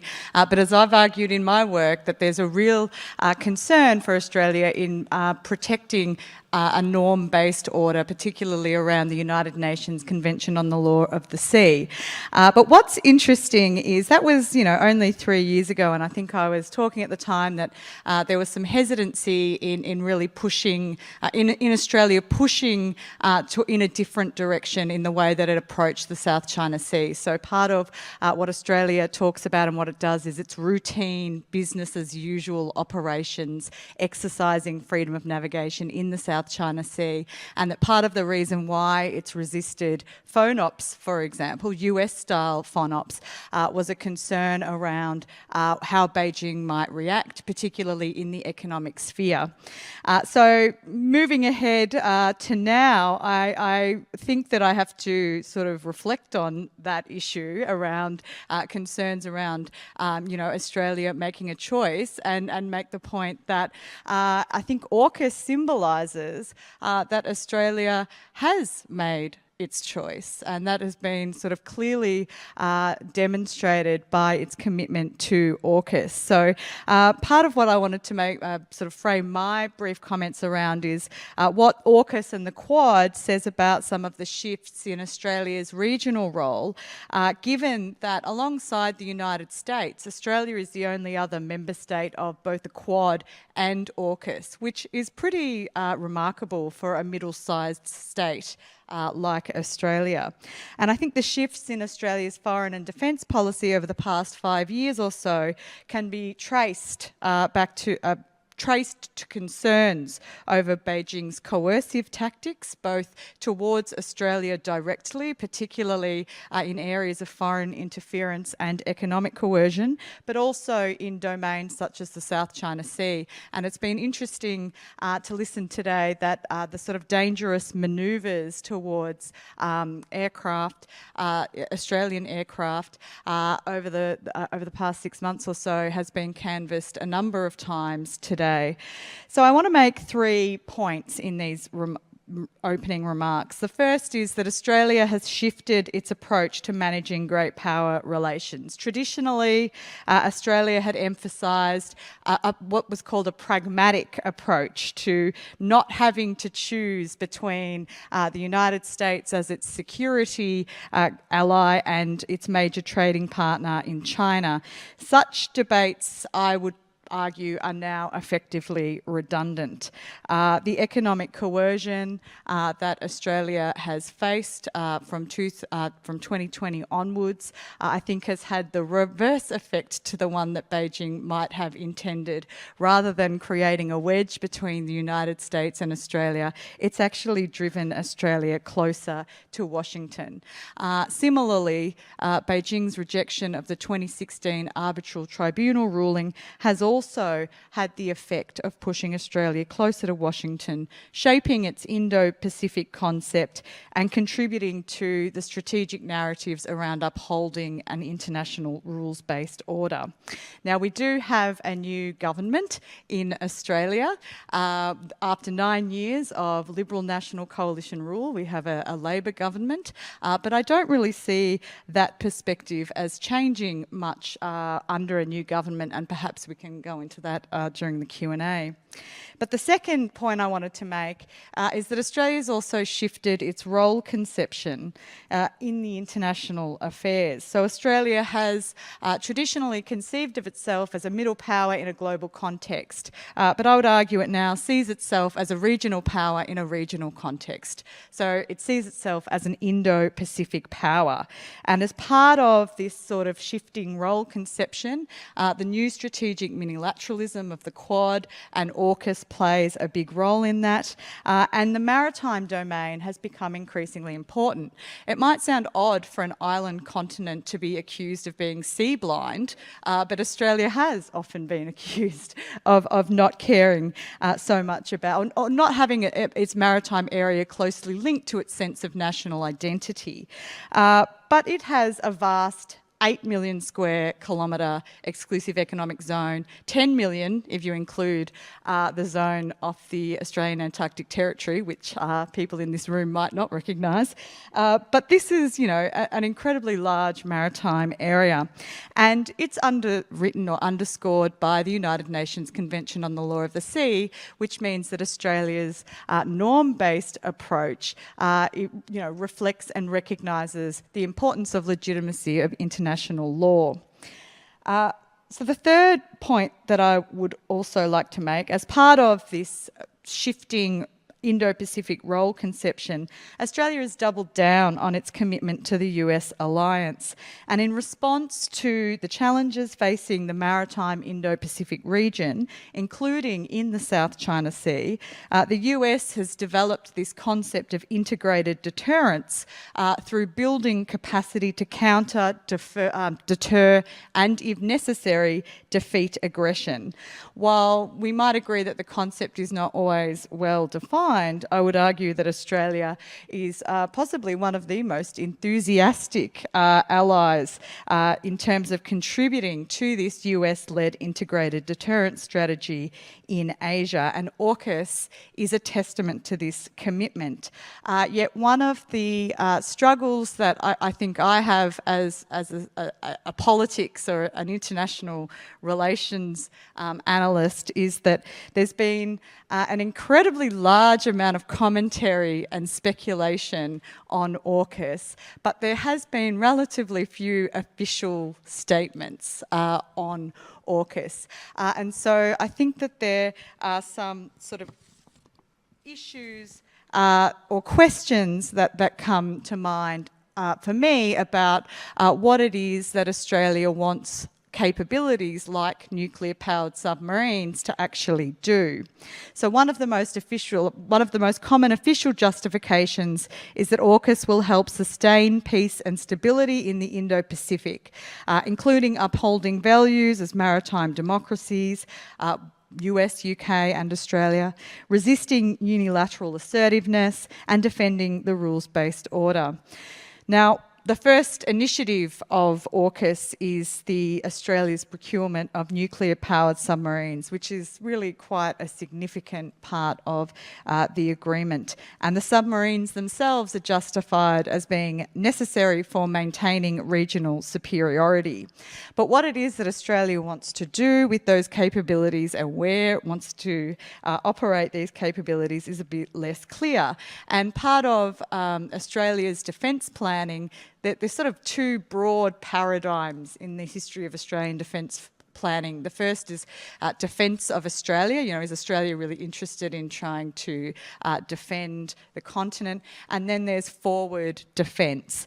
So one of the questions, you know, that I think about is the focus really on the defence of Australia's own vast maritime domain, or is this about forward defence operating in faraway maritime theatres such as the South China Sea?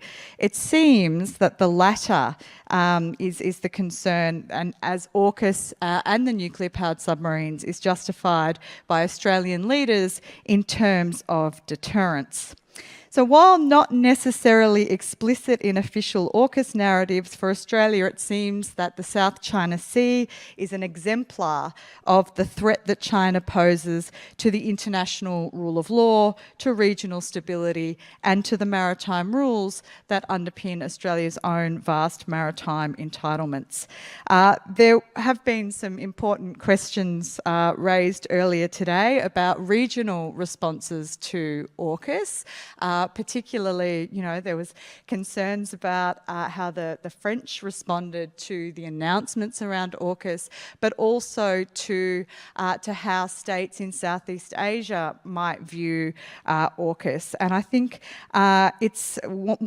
the lunchtime keynote with Dr. Eli Ratner, he said that there needs to be more consultation and more transparency, and I think that that is a really good thing for the region to have some of these explanations made explicitly. Not just that AUKUS is about providing for regional stability, but how exactly it's going to go about doing that would be very handy. So I'm just going to conclude my remarks by saying that AUKUS and the Quad signals that Australia is asserting itself as a more confident regional power, but that it is also at least partly motivated by anxieties around China's unilateral assertions in the maritime domains, including South China Sea, but also East China Sea and the Taiwan Strait. So thank you.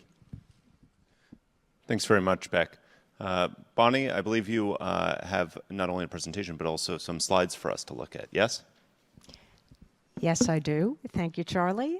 Thank you, Greg and CSIS, for another terrific conference on the South China Sea. I've been tasked to talk about Europe's interests and activities in the South China Sea. So I do have some slides, and if you'll go to the next slide, please. First, I just want to address the issue of European interests. And of course, my colleagues have already talked about the interests of India and Australia. And there's a great deal of overlap between European interests and those of Australia, India, and the United States. Freedom of navigation is important to European countries. Frequently, European statements call for all parties to respect freedom of navigation and overflight in the South China Sea.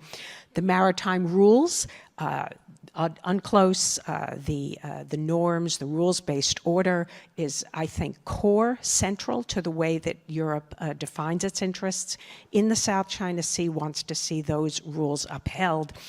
And of course, Europe's economic interests. And if we just look at ASEAN itself overall, it is the EU's third largest trading partner outside Europe after the US and China. There's more than 215 billion euros of trades in goods last year.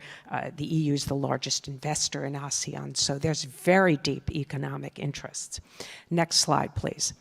I'm going to very briefly go over some of the evolution that has taken place in EU and US positions on the 2016 Arbitral Tribunal ruling. And I think it's interesting to look at how they have changed. So for Europe, when the ruling came down in July of 2016, the EU called on the parties to resolve disputes through peaceful means and in accordance with international law. It did not endorse the award. It did not call on China to comply with the award or to uphold international law. And of course, the United States at the time said that the tribunal's decision is final and legally binding on China and the Philippines. It called for the countries to comply with their obligations, but it didn't until later say that China's claims were actually illegal. At the time, I think the EU was quite divided. There were several countries, including Croatia, Hungary, and Greece, that were very heavily reliant on Chinese investment and very reluctant to criticize China, I think, too sharply. Next slide, please. So, of course, we saw during the Trump administration that the United States adopted a much more explicitly critical stance on the 2016 ruling. And we heard then Secretary of State Pompeo say that Beijing's claims to offshore resources across most of the South China Sea based on the 9-dash line are completely unlawful. And that was a statement that was mostly echoed by 3 countries in Europe, not by the EU in its entirety. And that was, of course, France, Germany, and the United Kingdom. And they submitted a note verbal to the UN in which they said that this claim of historic rights over South China Sea waters is not consistent with international law and UNCLOS provisions. But at the time, they still did not say that, that China explicitly should comply with the ruling. Nevertheless, I think that was a fairly significant evolution in terms of, what we could call the big three in Europe. Next slide, please. So then we saw further evolution, I think, during the last year, where the EU issued its Indo-Pacific strategy, and it called for the South China Sea to remain free and open, and it emphasized that the EU has a big stake in the Indo-Pacific, and it actually called out China for using law enforcement vessels to intimidate the Philippines in one episode. And so that was a significant step for Europe. Next slide, please. And then we saw just last December, U.S. Deputy Secretary of State Wendy Sherman met with the head of the European External Action Service, Stefanos Sonino, and they jointly expressed concern over China's unilateral actions in the South China Sea, the East China Sea, and the Taiwan Strait that undermine peace and security and have a direct impact on security and prosperity of both the United States and the European Union. And of course, last month, we saw the NATO strategic concept unveiled, which is a very significant document, the first time ever that a NATO strategic concept has talked about China. I would add, though, however, there is no explicit mention of the South China Sea in the document, but the strategic concept does highlight the systemic challenges posed by the PRC to Euro-Atlantic security, and it says that NATO will stand up for our shared values and the rules-based order, including freedom of navigation. So once again, underscoring those really core EU interests in upholding the rules-based international order and freedom of navigation. Next slide, please. So I'm going to talk a little bit about a few of the actions, some of the things that the EU is doing in support of its interests. And the first thing I'd like to mention is this Crimerio project, the EU Critical Maritime Route Wider Indian Ocean project. That was it was established for the Indian Ocean, but extended to Southeast Asia in April 2020. And this is essentially a maritime capacity building project that seeks to enhance maritime situational awareness, promote interoperability, cooperation, increase communication among law enforcement agencies, and promote compliance with international regulations. So this is a relatively new platform in the region that the EU is using to engage with the Southeast Asian countries, with claimants, to strengthen the maritime rules-based order. Next slide, please. So then what I'm going to do is just very quickly look at what some of the individual countries are doing in the region, particularly with their militaries. The UK probably being the most significant in terms of its presence.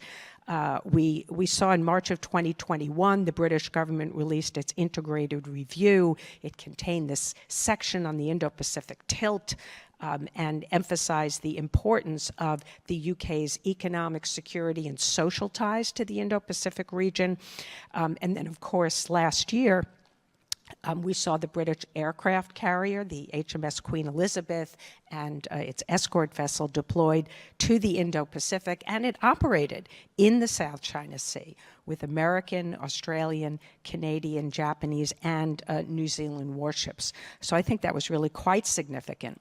Another thing that I would mention is that in February of this year, Australia's previous Prime Minister Scott Morrison and the UK's previous Prime Minister Boris Johnson issued a joint statement that called for protecting the maritime rights and freedoms of all countries in the South China Sea. So we're seeing these kinds of statements be issued by like-minded partners, and of course the United States is not necessarily involved in all of them, which is a good thing. So that's some of the things that the UK has been engaged in. We'll go to the next slide, talk a little bit about France. France, of course, has a very significant presence in the Pacific and sees the South China Sea and the preservation of peace and stability there as very much serving its interest. And so we have seen France also boost its military presence and its operations in the South China Sea. It was really notable that in February last year, there was a French nuclear attack submarine that was among 2 Navy vessels that conducted a patrol in the South China Sea, passing through the Strait of Malacca, and that was made public. And we heard France's ambassador to Singapore say at the time that our presence in the region, including in the South China Sea, is part of our commitment to the freedom of navigation, freedom of flight, and the right to innocent passage in the South China Sea, as it should be everywhere else in the world, and called for all of the parties to peacefully resolve their disputes. So again, consistent support for upholding the maritime rules-based international order, and freedom of navigation being part of that. So lastly, next slide, please, talk a little bit about Germany, which sent a warship, the Bayern, to the South China Sea for the first time in 2 decades in August of last year. And Germany's defense minister at the time tweeted, "For our partners in the Indo-Pacific, it is a reality that sea routes are no longer open and secure, and that claims to territory are being applied by the law of might is right."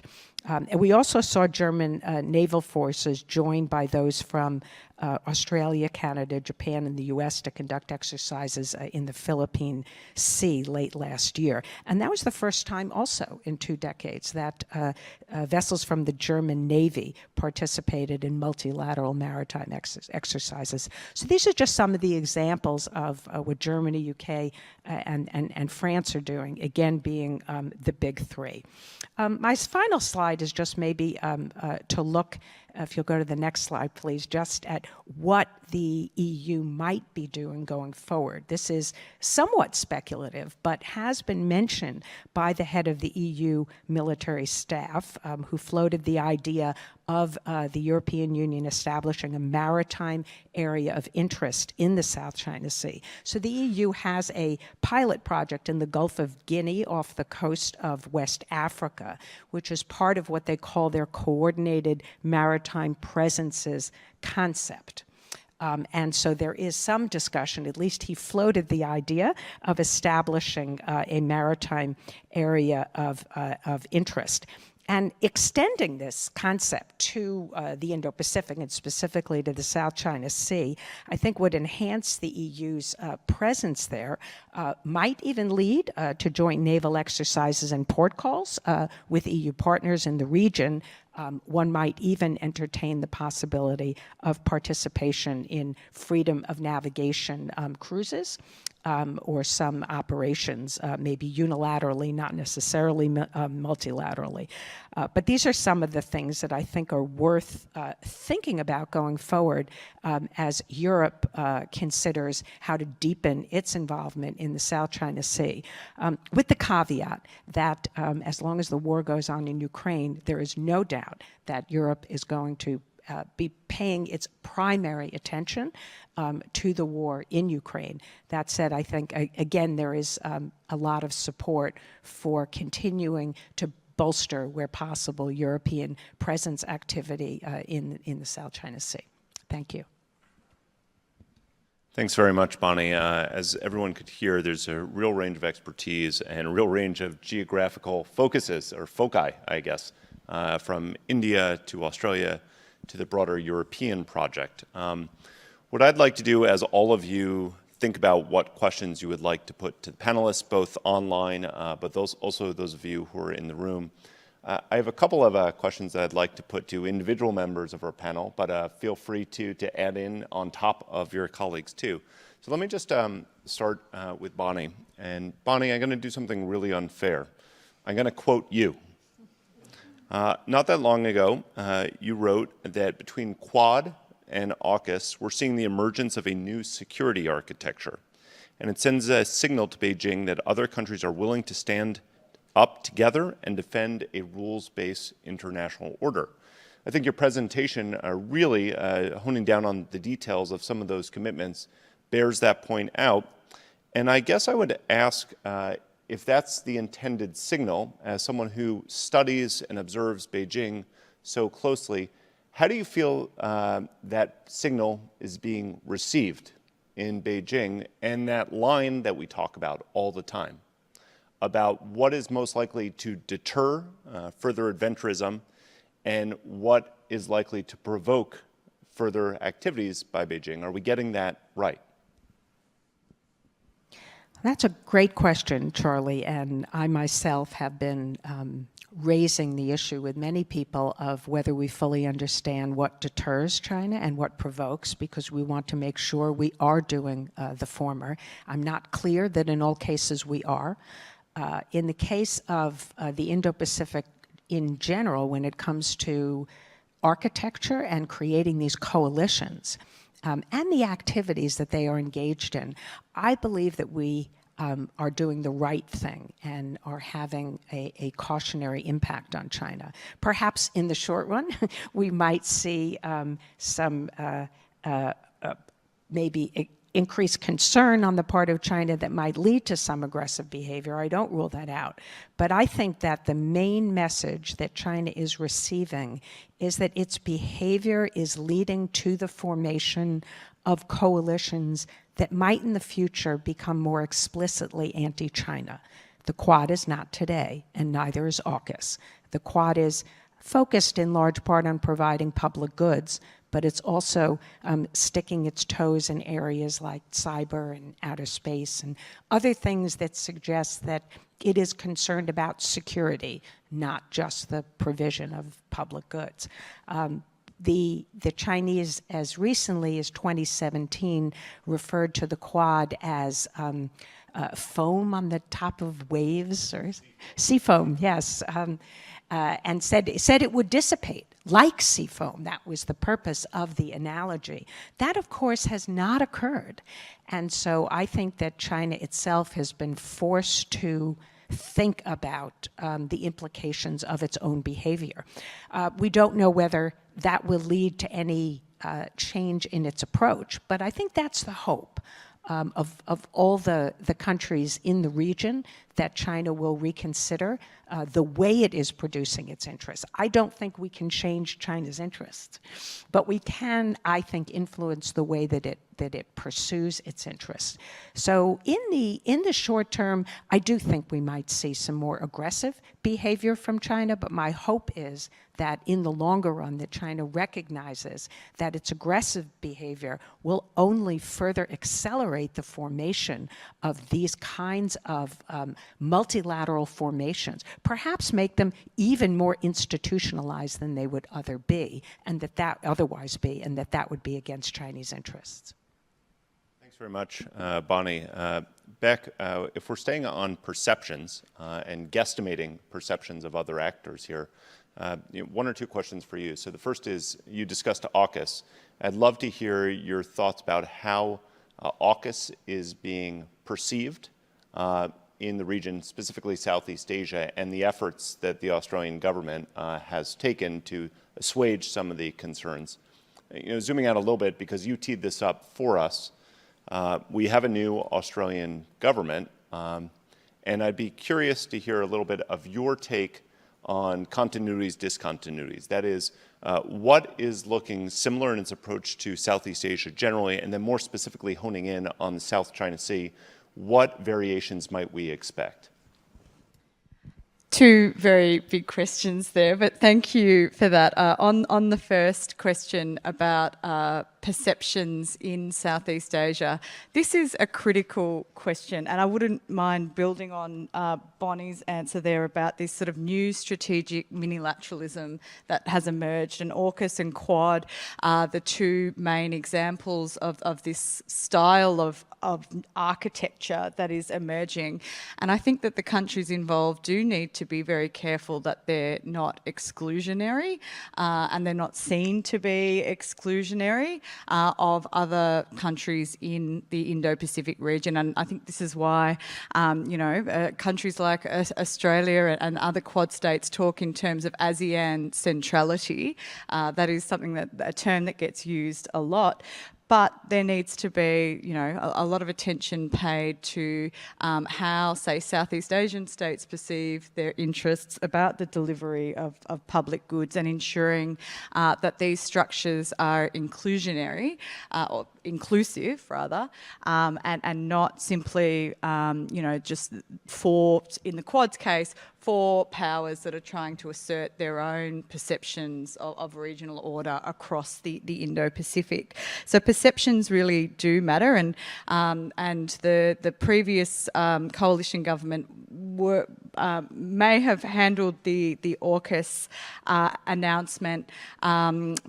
Perhaps it may have been a little bit more diplomatic in the way that it announced AUKUS. Particularly the French were annoyed, but there were also countries in Southeast Asia, Indonesia and Malaysia are the two that are most cited, where there are concerns around you know, issues of non-proliferation, issues of an arms race, and how AUKUS might contribute to destabilising dynamics in the region. But the previous government did go out into the region, Foreign Minister Maurice Payne go out into the region to try to explain Australia's approach to AUKUS and to try to sort of allay some of those concerns, recognising, of course, that Southeast Asia, along with the South Pacific, are areas of paramount importance to Australia.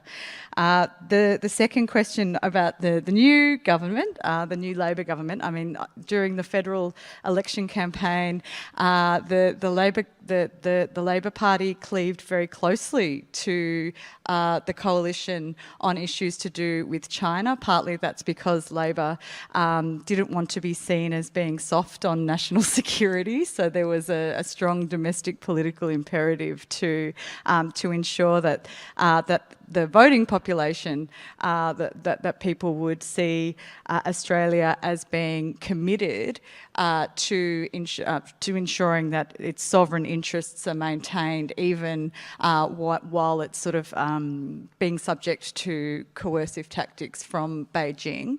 I think in essence, policy stays the same. The commitment to AUKUS, the commitment to the Quad is the same. I mean, new Prime Minister Anthony Albanese, 3 hours after being sworn in, was on a plane to Tokyo.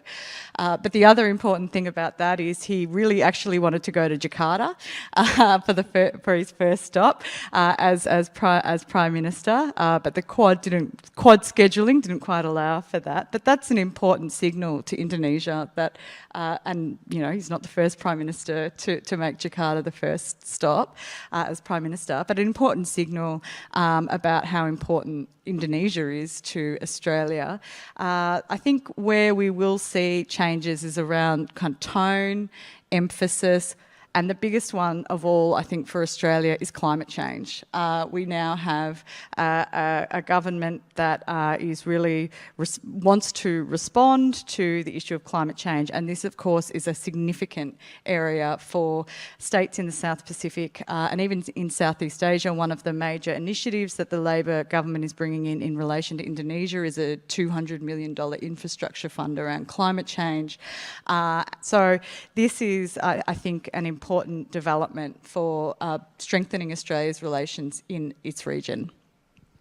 Terrific, thanks. And also because this is a public forum and we get to broadcast here a little bit too, it's also worth noting the narrative around arms races, that fundamentally there has been an arms race going on for the past decade and a half, but only one nation has been playing in it. So what we see, what we're hearing described, are the catch-up efforts of other nations to begin to make sure that the balance looks more even as opposed to tilting in one direction. Darshana, when you started off talking about Indian activities in the South China Sea specifically, you said, don't expect a FONOP. Okay, so what ought we to expect beyond the continuation of activities, noting that, as you said, there's different geographic priorities for the different Quad states. And zooming out a little bit more broadly, because you also discussed the Quad with us, I'd be curious to hear your thoughts going beyond the MDA initiatives. So MDA, great start. We heard Dr. Ratner talking today in Q&A about how quickly it might come online. We might see a demonstration effect in September, hopefully by the new year. But if showing things is important, if giving maritime domain awareness is important, specifically when we drill down into the security space, where might we see other Quad security initiatives moving into? On the first, beyond FONUP, I think freedom of navigation operations, again, I say it from the point of view, is there going to be where India sends, well, if you actually ask the Indian Navy, they say we do it, but we don't call it FONUP. We sail through the waters, they're international waters. We sail in accordance with UNCLOS, and if it comes within a particular, within the 9-dash line, we are sometimes asked to leave the waters, and then we respond that we are in international waters, and we do not. So that would be the Indian Navy's sort of answer to that. But what I meant by FONUP is, would the 4 countries come together and coordinate and sail together under the framing of FONUP? I think that is a little harder for me to say coming out of Delhi, simply because it would mean that Delhi is committing to any future iterations of something like that happening. And that is very much a resource question. Can India send a ship every time, say, there is some sort of sailing that goes on? For instance, even after the PCA ruling, take India out of the Quad, you didn't see physical action out of the other 3, right? Like Japan, Australia, and India, and the US did not coordinate and sail through it and to say that, we do not, or we support the UNCLOS ruling. So I feel putting that as the litmus test also undermines somewhere what the 4 countries can do, because if you're not able to respond one time, it immediately goes to show that, okay, maybe you're not as committed and you do it's an ad hoc. So again, India continues to sail there, but perhaps here today they deploy a particular size, and I don't see that size increasing unless there's a direct threat to its commercial interest in the area, the trade, but also India's own relationship with India's bilateral exercise with Japan. It has to sail through those waters. So anything that might threaten it, I would say India are responding to it, but not necessarily under the umbrella of FONUP. Beyond MDA, I think on the Quad, it would come down to two ways. One is offering regional solutions, which MDA is one, which is centered on illegal fishing. Again, it's something that has been asked by the region, or it's a problem for the region and that you can address. And the second is more on the military and strategic side, that is within the 4 countries themselves, which is to build their own capabilities, capacities, interoperability, ability to do exercises, and interact with each other. And Malabar has, at some place and level, become that. It actually takes away from, so India no longer now has a bilateral exercise with the United States Navy, because Malabar was the bilateral exercise. It has turned into quadrilateral. India still has a bilateral with Japan. India still has a bilateral with Australia. So I think Malabar, at some sense, even if there is a conscious decision to separate Malabar and Quad, I think it's a conscious decision to say that whatever the 4 countries do in the military side of it, it would be in tune with the strategic assessment and the military assessment of the threat that the 4 see, or if there's a convergence where they can offer a response. And it's very much about the individual interest and priorities of the 4 nations. What Quad does together is essentially what can the 4 countries bring to the table and make an offer to the region. So I think that's where the military and the strategic side and the non-traditional side we would try to see, and perhaps why capitals have decided to keep the two separate. So I think for India, it would, on the Quad, would again,